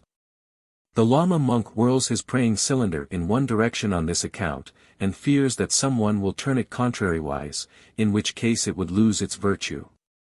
These monks also build up heaps of stones in the road, and uniformly pass them on one side as they proceed in one direction, and on the opposite side in returning, in imitation of the sun's circuit. In India and Ceylon the same circumambulatory customs were practiced. As we have seen, it was an old Irish and Scotch custom to go diesel or sunwise round houses and graves, and to turn the body in this way at the beginning and end of journeys for luck, as well as at weddings and various ceremonies. The Irish and Scotch peasants always went westward round a holy well, following the course of the sun, and creeping on their hands and knees, as did the ancient Persians when offering homage at sacred fountains. In the mystic dances performed at the ball festivals the gyrations of the dancers were always westward in the track of the sun, for the dance was part of the ancient ritual of sun worship. To turn the opposite way, that is against the sun, was considered very unlucky, and was supposed to be an act intimately connected with the purposes of the evil one. Witches were said to dance that way. In a religious observance called paying rounds, much practiced by the Irish peasantry when they essayed to cure diseases or bodily ailments, one finds an interesting instance of the custom of going sunwise to produce auspicious results. It is a general popular belief throughout the United States that in making cake the eggs, or indeed the whole mixture, must be stirred or beaten from beginning to end in the same direction in which the stirring began, or the cake will not be light. And that a custard will curdle if the stirring motion is reversed. Often it is said that the stirring must be sunwise, the popular expression for this motion being, with the sun. The same notion is found in Newfoundland and Scotland. Some matrons in northern Ohio say that, to ensure good bread, the dough should be stirred with the sun, and that yeast should be made as near sunrise as possible to secure lightness. In New Harbor, Nova Scotia, it is customary in getting off small boats to take pains to start from east to west, and, when the wind will permit, the same custom is observed in getting large schooners under way. The idea of sunwise movement often appears in the common household treatment of diseases. Before the days of massage, in rubbing for rheumatic or other pains, it was thought best to rub from left to right. It is also said that a corn or one may be removed by rubbing with the moon, if by night, and with the sun, if by day. It is thought that the sun or moon, as the case may be, will draw away all pain and enlargement. Doubtless a close study of local customs prevailing in different parts of the world will reveal many similar examples and survivals of sun worship. The subject is an exceedingly interesting one, and reveals above all else the great hold that sun worship once held on the peoples of the earth. Chapter 12. Emblematic and Symbolic Forms of the Sun. There is much of interest in the study of the symbolic forms of the sun, derived as they are from the mythology and worship of the ancients. Many of the solar symbols enter into designs that embellish works of art of ancient and modern production, but, as symbolism and worship are closely correlated, it is in the study of ecclesiastical architecture and the structural and artistic adornment of edifices dedicated to worship, that we find a fertile field for tracing these emblems and symbols to their sources. A knowledge of the origin and true significance of symbolic forms lends interest to many emblems common in the everyday life of the present time, and, in some cases, reveals the curious fact and incongruity of the combination of pagan symbols of worship and anti-pagan ritual. This state of affairs is in evidence in practically all of the modern church edifices. The meaning of these symbols was lost sight of as the wave of Christianity swept onward, and yet so great was the power that these mute forms at one time possessed over men, that, in spite of the decline and the utter extinction of the worship that created them, they continued to live throughout the ages, and many of them in the light of modern times have attained an altered significance, and are as greatly revered and adored today as in the ancient days of heathendom. Although the Canaanite symbol for the sun was an upright stone, the most ancient and popular solar symbol seems to have been the eye. This symbol was naturally suggested by, and in conformity to, the ancient idea that the sun was an all-seeing God, whose penetrating gaze revealed everything that was visible to man. The sun, in short, possessed to primitive minds all the attributes of a great eye gazing down upon the earth. To the Persians the sun was the eye of Ormuzd. To the Egyptians it was the right eye of Demiurge, and in the Book of the Dead the sun is often represented as an eye provided with wings and feet. To the ancient Hindus the sun was the eye of Varuna. To the Greeks it was the eye of Zeus, and the early Teutons regarded it as the eye of Wotan, or Woden. Greek mythology, in fact, shows us a race of sun people, the Cyclops, huge giants possessing but one great eye in the center of their foreheads. Not only was the sun regarded as a symbol of the eye of the Supreme Being, but in some cases it was thought to represent his full face and countenance. Vying in importance with the eye symbol of the sun was the wheel symbol. This was a very ancient conception, and, in this case, the rays of the sun were represented by the spokes of the wheel. As the sun's motion was a matter of great concern to the ancients, its motive power was a subject of much conjecture, and there emerged the fancy that the sun was drawn across the sky by a number of spirited steeds. According to Hindu myth, these steeds of the sun were appropriately red or golden in color. The symbol of the sun at Sippara was a small circle with 4 triangular rays, the 4 angles between being occupied by radiating lines, and the whole circumscribed by a larger circle. The same symbol occurs repeatedly upon the shell gorgets of the ancient mound builders of the western continent. 86. In Greece the symbols of Helios, the sun god, were horses' heads, a crown of 7 rays, a cornucopia, and a ripened fruit. While the symbols of Apollo were a wolf, swan, stag, dolphin, laurel, and lyre. The ancient Chinese solar symbol was a raven in a circle. Given the symbol of a wheel, and that of the sun drawn by dashing steeds, we find in the combination of these symbols the image of the chariot of the sun, around which so many ancient myths and legends cluster. From the vehicle it was but a step of the imagination to regard the sun as the charioteer, the supreme deity, driving his flaming car each day across the firmament. The warlike propensities of primitive man were responsible for another very early symbol of the sun, that of a highly burnished shield, while, in a passage of the Persian national epic by Ferdowsi, the sun is regarded as a golden key which is lost during the night, and the lighting up of the sun each morning was looked upon as an unlocking of the imprisoned orb of day. Egypt has probably given us more symbols of the sun than any other country. This is doubtless because the Egyptians had a more elaborate form of sun worship than existed in any other land, in that the different aspects of the sun were, as we have seen, deified. The best-known Egyptian solar symbols were the scarabæus, hawk and globe, lion, and crocodile. Taking them up in order, the scarabæus or beetle was, according to Pliny, worshipped throughout the greater part of Egypt. It was a symbol particularly sacred to the sun, and is often represented in a boat with wings extended, holding in its claws the globe of the sun. Apollo claims it was chosen as a solar symbol, owing to the fact that the creature had 30 toes, which equals the number of days in the ordinary solar month. Frequently the claws are represented as clasping a globe, emblematic of the action of the sun god Ra at midday. In the great temple at Thebes, a scarab has been recovered with 2 heads, one of a ram, the symbol of Amen or Ammon, the god of Thebes, the other of the hawk, the symbol of the sun god Horus, holding in its claws a globe emblematic of the universe. This scarab has been thought to symbolize the scarab, the rising sun, and the coming of the beetle spring sun of the vernal equinox in the zodiacal sign of the ram. Pliny avers that the claim of the scarab as a solar symbol rests on the fact that in this insect there is some resemblance to the operations of the sun, as one species forms itself into a ball and rolls itself along. The sculptures indicate clearly that the scarabæus represents the orb of the sun. The earliest scarabs date back to about 3900 BC, and they were regarded as a sacred symbol for a period of over 3,000 years. Inasmuch as the scarab was a solar symbol, it was likewise an emblem of immortality, and thus this symbol in its day closely resembled in its true significance the Christian symbol of the cross. The scarab was especially sacred to the sun god Amenare, and further symbolized creative and fertilizing power. It was the first life appearing after the annual inundation of the river Nile. Of equal importance to the beetle as a symbol of the sun in Egypt was the hawk, or the hawk and globe, sacred as the emblem of the solar deity.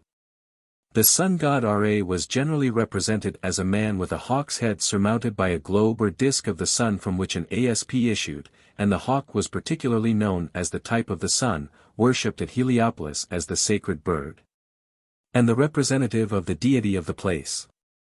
The winged disk was likewise a solar symbol, and highly regarded by the ancient Egyptians, who considered it an emblem of divine protection.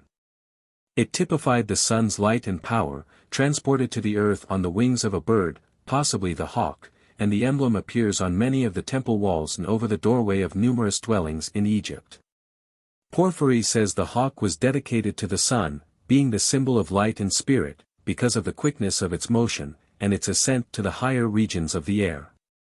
Apollo thinks that it was chosen as a type of that luminary from its being able to look more intently towards its rays than any other bird, whence also under the form of a hawk they depicted the sun as the lord of vision. Macrobius, Proclus, Apollo, and others state that the lion was a symbol of the sun, and this is substantiated by the sculptures.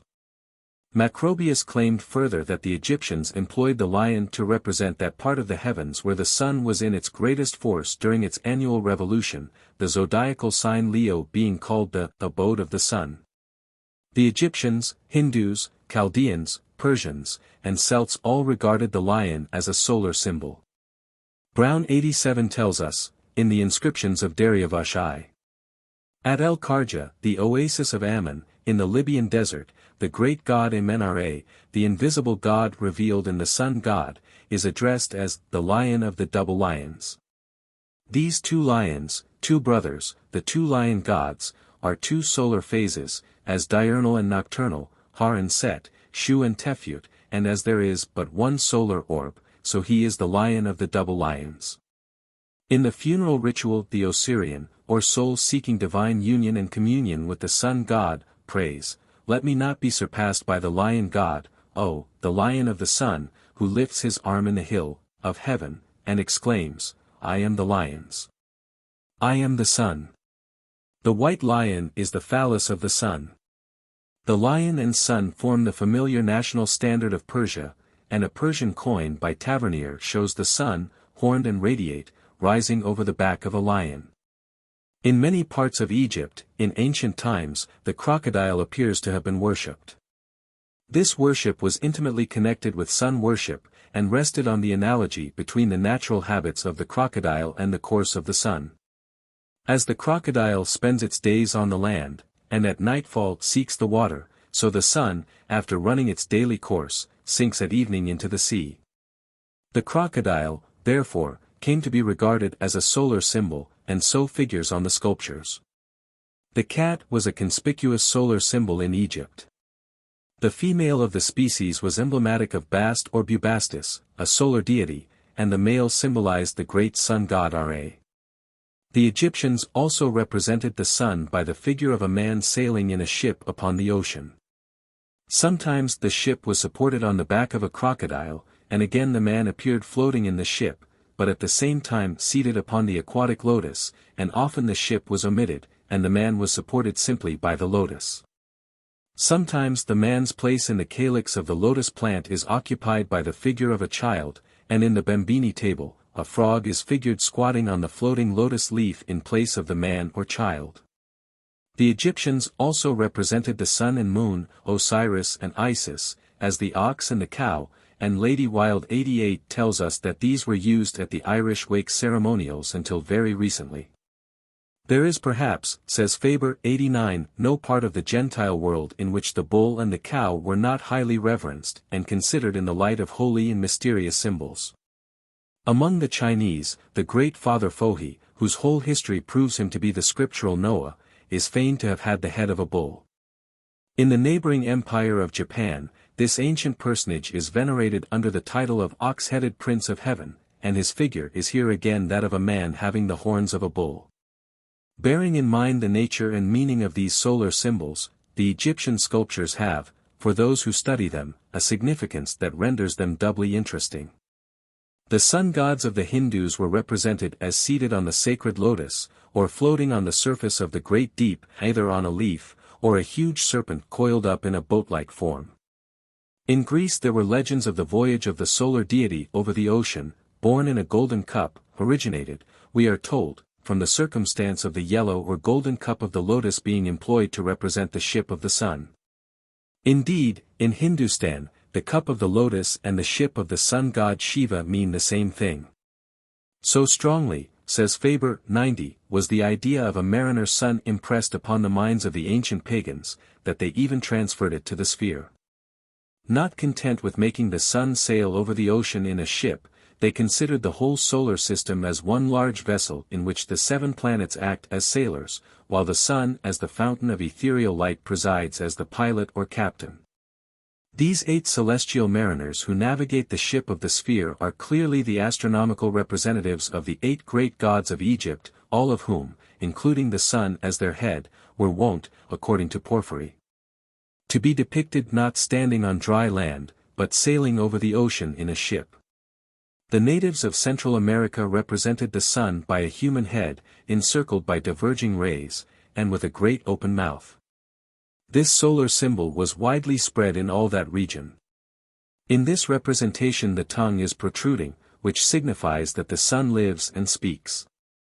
This is clearly evidenced in the famous Aztec calendar stone, Calendario Azteco, also called Stone of the Sun, which was recovered about the middle of the 17th century in the subsoil of the Plaza Major, Mexico City.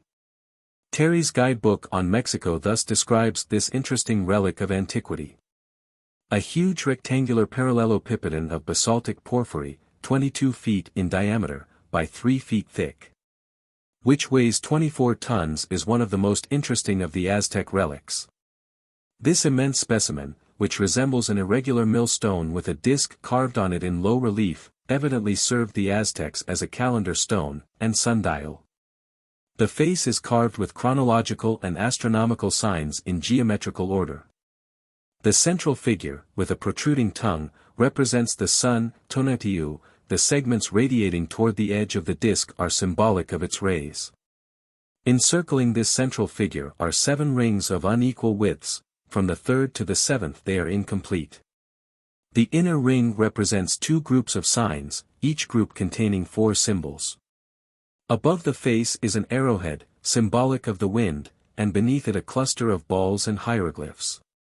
In the rectangles above and below the eagle claws at the right and left are symbols representing the 4 elements, air, fire, water, and earth. The symbols on both sides of the upper arrowhead are supposed to represent the years. 5 ornamental discs fill the spaces between the symbols. The rectangles of the second ring contain the names of the days of the Aztec month. They begin above the point of the arrowhead and continue toward the left. The third ring contains 40 small squares each with 5 balls supposed to represent days, 200 in all. Crossing this ring and extending to the 6th are 4 large arrowheads. The latter ring is the largest of all, and is formed by 2 huge serpents whose tails terminate in arrowheads ornamented with feathers. The chronological figures between the ends of the tails are thought to correspond to the year 1479 of our era.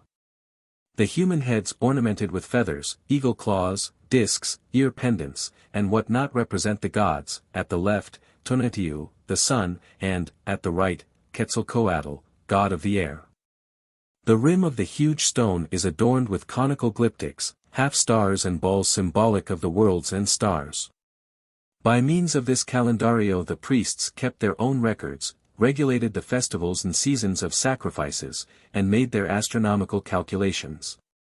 The symbols show that they had the means of settling the hours of the day with precision, the periods of the solstices and equinoxes, and that of the transit of the sun across the zenith of Mexico. Prescott describes this stone in his Conquest of Mexico, and it is now on exhibition in the National Museum of the City of Mexico.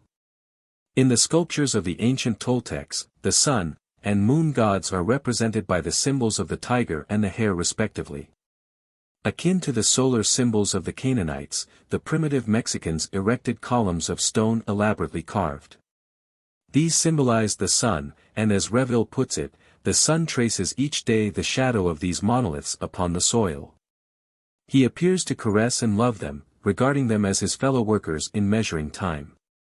91. Many of the mystic signs common to pagan worship are in evidence today, and the High Churchman decorates the edifice in which he officiates with symbols similar to those which awed the worshippers of Ashur, Ishtar, or the sun. 92. Chief among these ecclesiastical solar symbols is the cross, symbol of the Christian faith, a symbol that antedated the birth of Christ, and one that found its origin in solar worship. It occurs upon the monuments and utensils of every primitive people, from China to Yucatan. It may be asked, how did the cross, symbol of the sun, originate?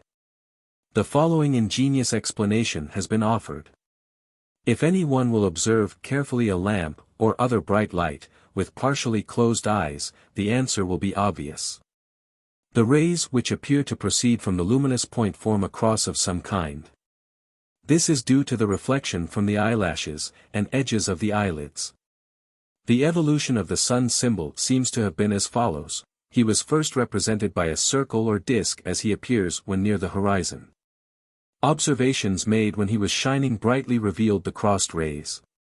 This led to a combination of the circle and cross. If this is correct, the swastika is a modification of the circle and inscribed cross. Not the least remarkable feature of this subject is the fact that the most ancient and universal symbol of the physical sun should for entirely independent reasons continue in use as the sign of the Sun of Righteousness, and the light of the world. The simple cross, with perpendicular and transverse arms of equal length, represents the nave and spokes of the solar wheel, sending forth its rays in all directions. In the ancient parish church of Bebington, Cheshire, England, there is to be seen to this day not only the solar wheel, as one of the adornments of the reredos, but deltas, acorns, and Maltese crosses, all of which are pagan symbols, enter profusely into the decorative features of the edifice. One of the oldest and most widely occurring forms of the cross is the cross with crampons turned to right and left, commonly known as the swastika, the swastika of India, the Thor's hammer of Western Europe. Professor Max Muller thinks that this symbol represents the vernal sun, and that it is an emblem of life, health, and creative energy. It is thought to have arisen from the conception of the sun as a rolling wheel. The halo depicted as encircling the heads of the saints, and those endowed with holy attributes, is clearly a solar symbol, and the wheel symbol suggested by the disk of the sun was often used as an emblem of God. In the chancel of a church in New England today we see in the mural decoration symbols that typify the ancient deification of the sun, and originated from that worship, such as the disk fringed with darting rays, the sun symbol, in the center of which is the Christ name symbol, a strange and incongruous combining of the symbols of antagonistic and widely differing cults. In another church in the same locality is the symbol of the six-pointed star, enclosing the all-seeing eye. This double equilateral triangle is one of the most sacred of all the emblems of Pythagoras, and was revered for ages as the seal of King Solomon. It is also an important Masonic emblem. The strange part of this study of symbolism is that the significance of these heathen emblems should be utterly meaningless to the multitudes who worship in their sight, which indicates an indifference to a knowledge of symbolism not in accord with the desire oftentimes emphasized for it, and the great number of emblems which embellish and adorn modern ecclesiastical edifices. The emblems of heraldry perpetuate the symbolism expressive of the solar worship of primitive times. We see the royal arms of England, supported by the solar lion and the lunar unicorn. These two creatures, says Brown, are naturally antagonistic. In the ancient myth, the unicorn, when rushing at the lion, sticks his horn fast in a mythic tree, behind which his opponent has taken refuge, and the lion coming round devours him whilst thus defenseless. This is the explanation of the myth. The lion's son flies from the rising unicorn moon, and hides behind the tree or grove of the underworld, the moon pursues, and sinking in his turn, is caught in this mysterious tree, and son slain. 93. In many escutcheons are to be seen solar symbols already referred to, as, for instance, in the cut, the escutcheon of a Greek letter fraternity shows the winged sun disk and the all-seeing eye.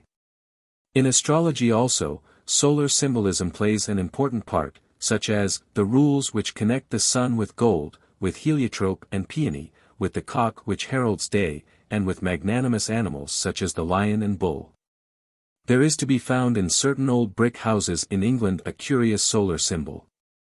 It consists of a flat piece of iron 5 or 6 inches in length, shaped somewhat like the letter S, which was placed upon the house walls about the line of division between the first and second stories. It is still used in Herefordshire. There, it is said that these irons are in the nature of talismans, and are supposed to protect the house from fire and collapse. Brown tells us that Masonic tradition is but one of the numerous ancient allegories of the yearly passage of the personified sun among the 12 constellations of the zodiac, being founded on a system of astronomical symbols and emblems, employed to teach the great truths of omnipotent God and immortality. 94. Its symbolism, therefore, is closely associated with solar symbolism and interesting to note in this connection. The word masonry is said to be derived from a Greek word which signifies, I am in the midst of heaven, alluding to the sun. Others derive it from the ancient Egyptian, free, the sun, and mas, a child, free mas, i.e., children of the sun, or sons of light. From this we get our word, Freemason. Masons are instructed to travel eastward in search of light, as the sun rises in the east. The initiation into all the ancient mysteries was a drama founded on the astronomical allegory of the death and resurrection of the sun, and impressed on the mind of the candidate the unity of God and the immortality of man. These facts are taught in the ritual of the third degree. The sun, overwhelmed by the 3 autumn months, returns to life at the vernal equinox, and is exalted at the summer solstice. In this drama the candidate was required to represent the sun, and a solar significance characterizes the whole ritual. The following references to the symbolism of Masonry are taken from Stellar Theology by Robert Brown, Jr. The lodge should be situated east and west, because the sun, the glory of the Lord, rises in the east and sets in the west. A lodge has 3 lights situated in the east, west, and south. The master's place is in the east, whence the sun rises, the senior wardens in the south, the point the sun occupies at midday. EAM signifies the sun, FCM the moon, and MM the sun, benevolent god of fire. OGMH is derived from 2 roots signifying the origin or manifestation of light, also he who was, and is. The source of eternal light, the sun taken as an emblem of deity. OGMHA represents the sun. The 3 steps delineated on the master's carpet have an obvious reference to the 3 steps or degrees by which the initiated becomes a master mason.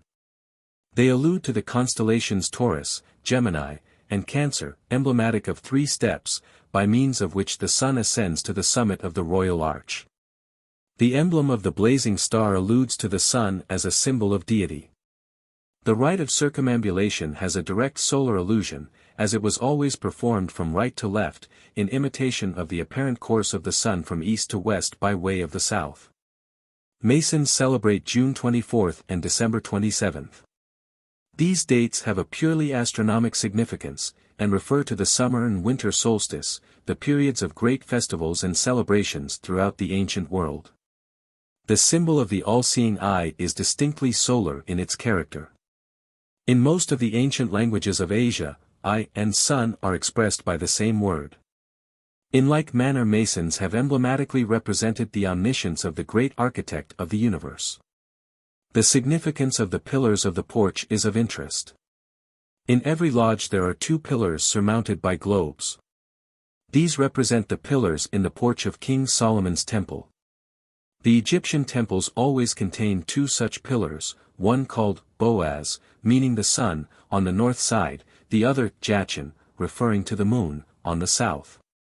The cornerstone of the lodge is placed in the northeast, as the sun on June 21st rises in the northeast. According to Professor Wurzel, the ring cross is a symbol of the sun, and belongs to the later Stone Age of Scandinavia. It was also the Chaldean solar symbol.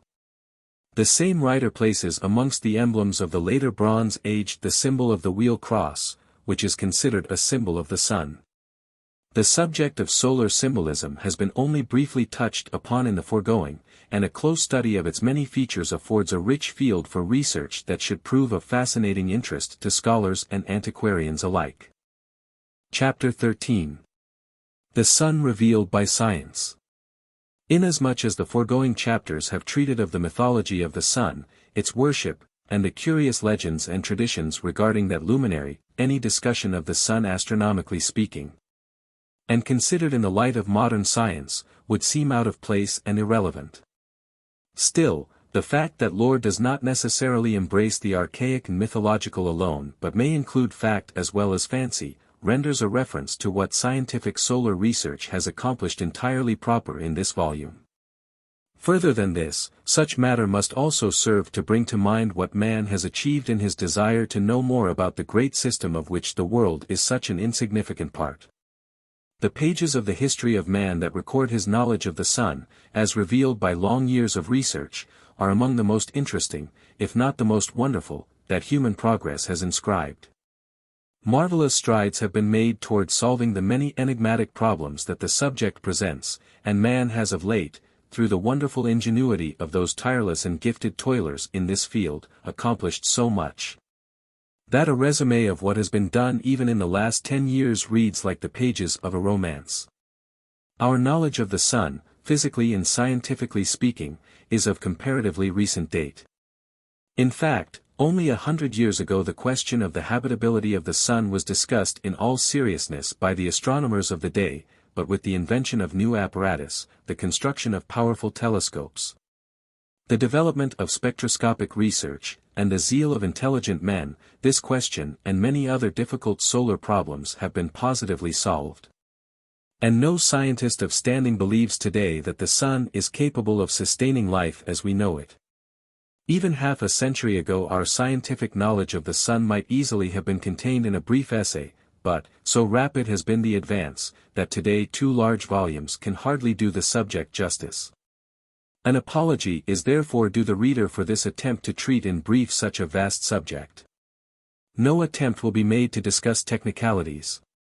And it will suffice to state briefly the facts that have rewarded the efforts of man in his endeavor to wrest from that great and distant powerhouse of vitality the secrets that have baffled the ages.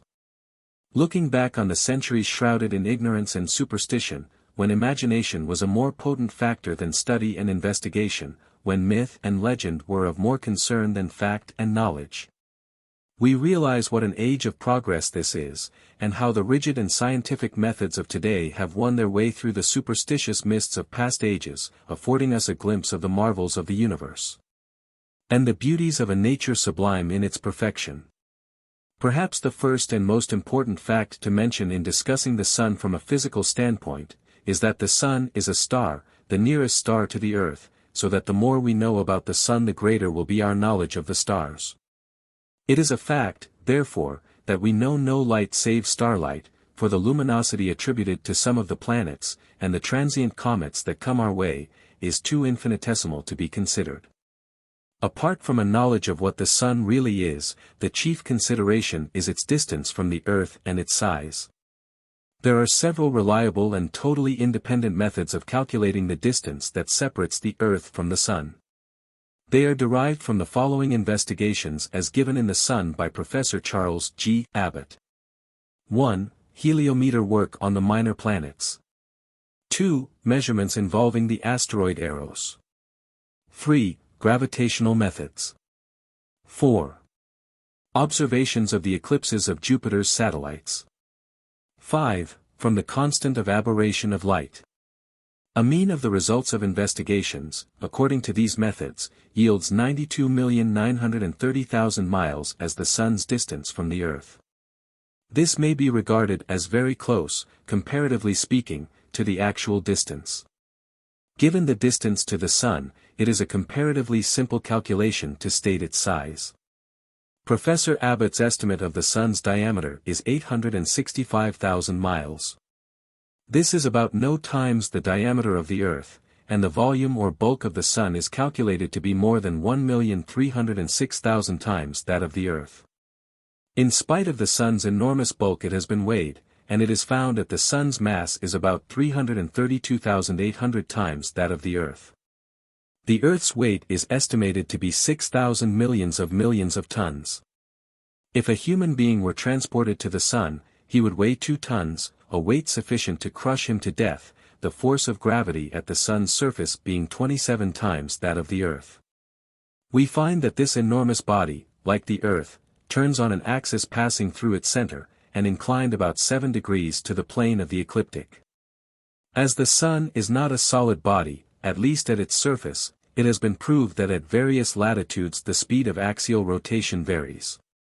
The sidereal rotation of the average solar surface is about 24.6 days at the equator, 26.3 days at plus 30 latitude, 31.2 days at plus or minus _60 degree, and 35.3 days at plus 80 degree, 95 at the sun's equator. Therefore, the speed of axial rotation is more than a mile a second.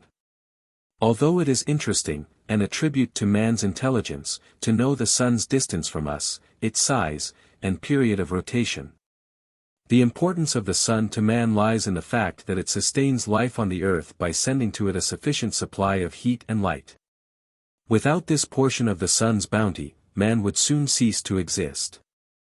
Consequently, it is of the greatest importance that we should study the sun with a view of ascertaining the nature, quantity, and enduring qualities of these essential elements. A careful study of the sun's surface has revealed the fact that the sun is not a solid body as we have remarked, but composed of a series of enveloping layers pressing one upon the other, made up of matter wholly gaseous or vaporous. Some authorities claim that liquids and even solids exist in the sun, but it is not for us to discuss the merits of these contentions, or set forth the technical arguments which favor these views. The surface of the sun which we see when we view the sun through a smoked glass is called the photosphere. In the telescope, this enveloping layer has a granulated appearance. It looks as if it were sprinkled over with grains of rice, and the projected telescopic image of the sun will reveal to anyone that the center of the sun's disk is brighter than its limb. This proves that the sun is surrounded by an atmosphere that absorbs to a certain extent the light that emanates from it. The photosphere is merely the shell of the sun, several hundred miles deep, and probably gaseous in its nature. Above the photosphere is a layer of gases called the chromosphere, which can be observed by the spectroscope, and by direct vision during total eclipses.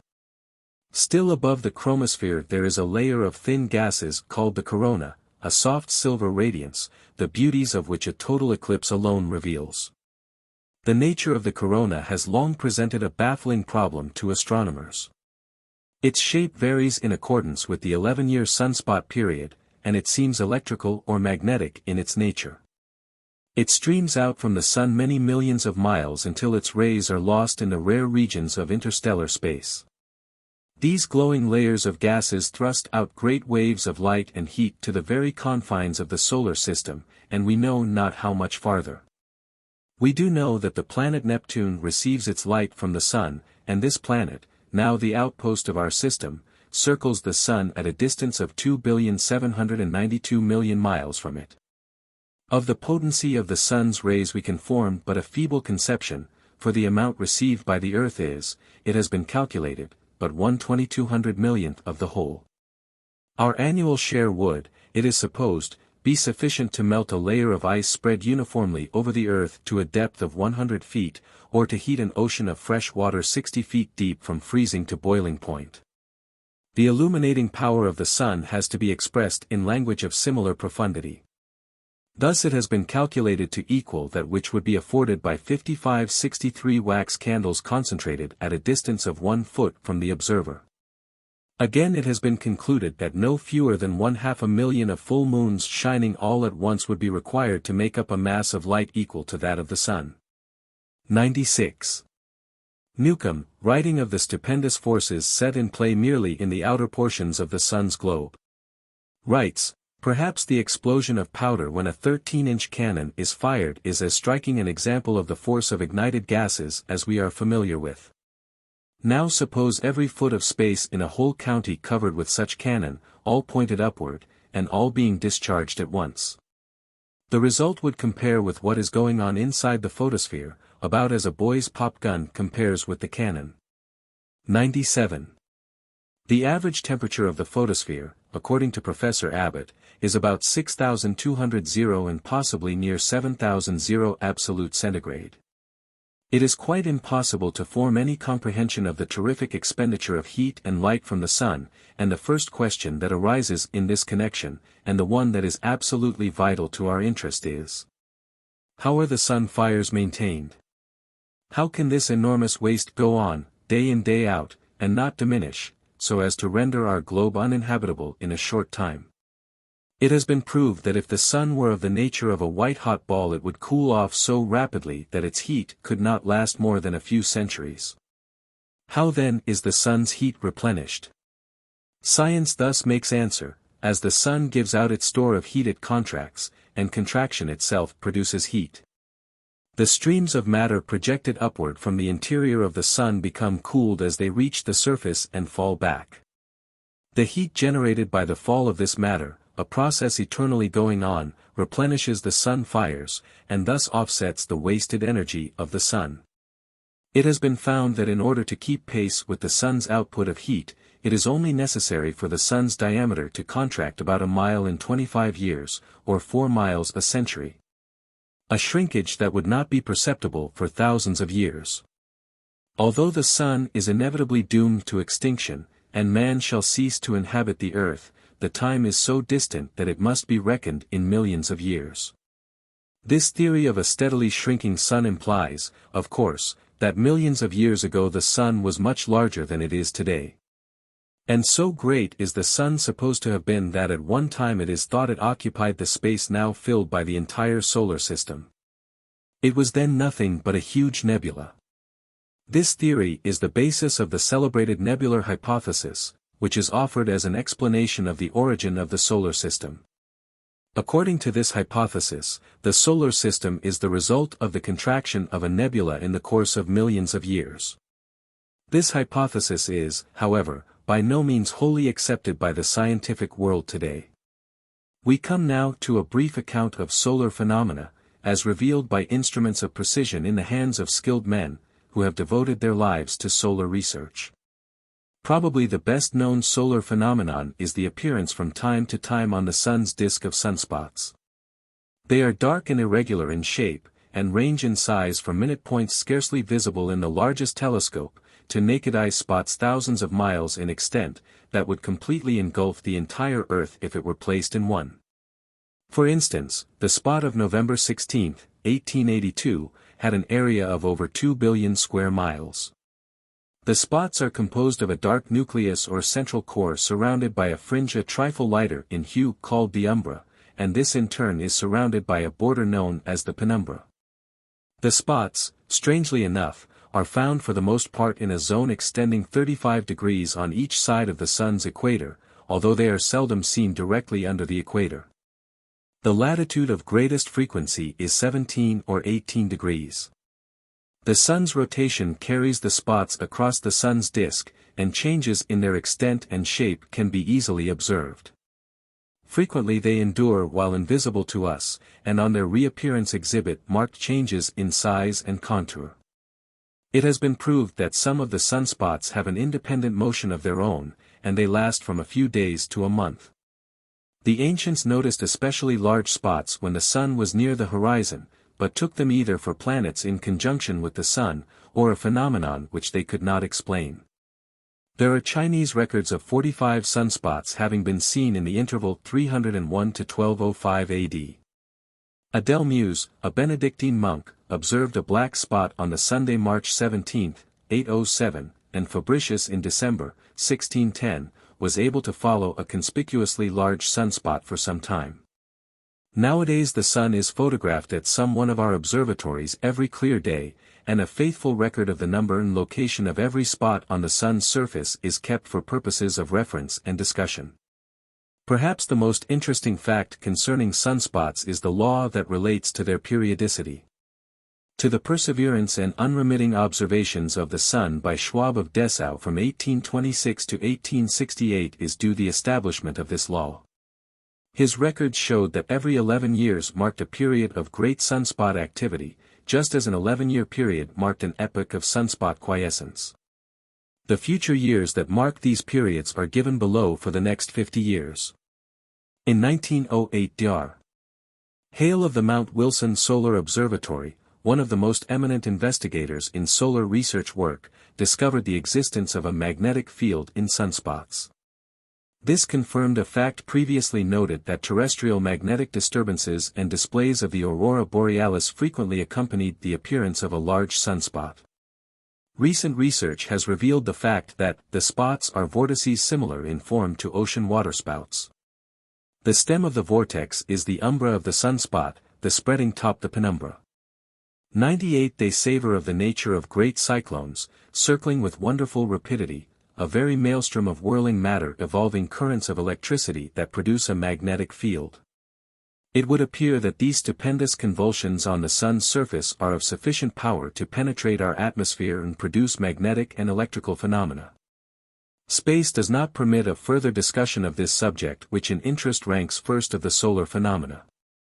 Closely allied to the phenomena of sunspots are the so-called faculas, collections of small spots which are brighter than the photosphere.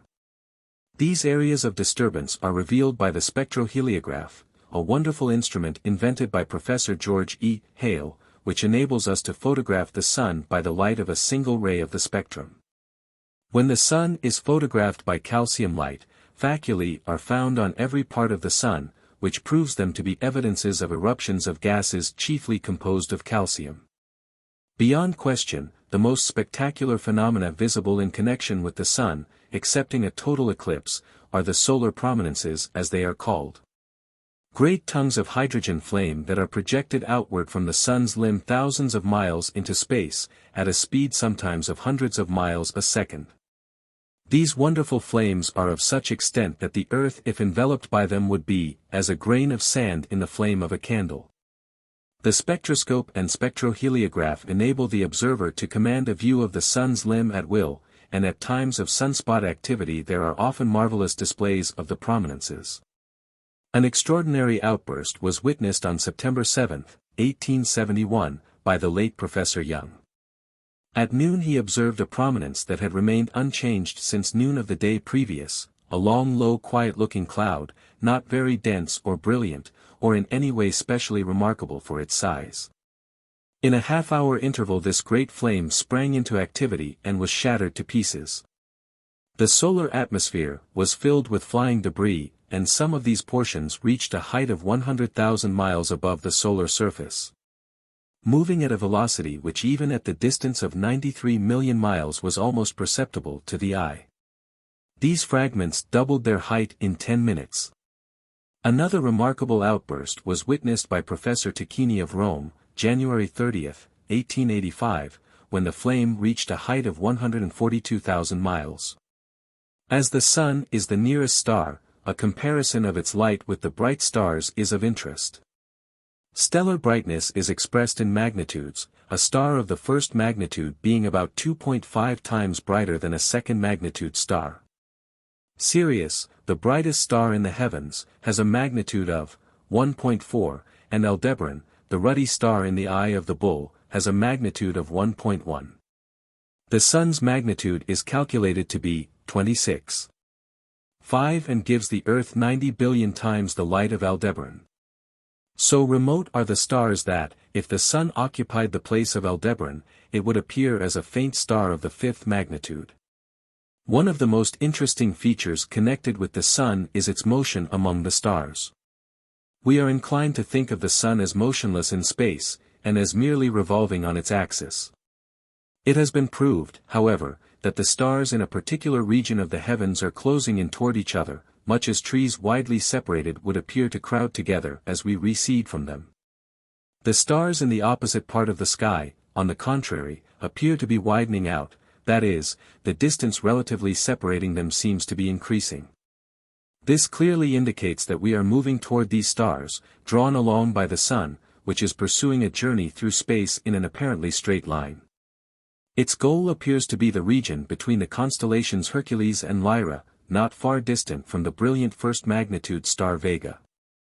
The rate of speed maintained by the sun is estimated from 10 to 12 miles a second. Professor Abbott gives as the apex of the solar system, this goal of the sun's journey, as Ra 270, declination plus 30. There remains to record the elements that have been found to exist in the sun. The better known of these are, very strong, hydrogen, helium, magnesium, calcium. Strong, manganese, iron, barium. Not very strong, carbon, aluminum, vanadium. Very weak, nickel, cobalt, lead. Possibly shown, zinc, tantalum. Doubtful, silicon. 99. An exceedingly important problem in connection with the sun is now being attacked, namely, the question as to the variability of its light.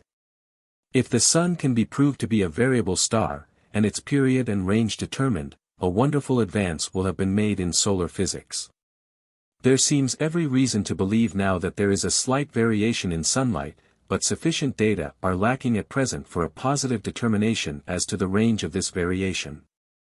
When this fact is once fully established, we shall be in a position to apply the knowledge to problems of meteorology, and it may be possible to make long-period weather forecasts remarkable for their reliability, an inestimable boon to the race.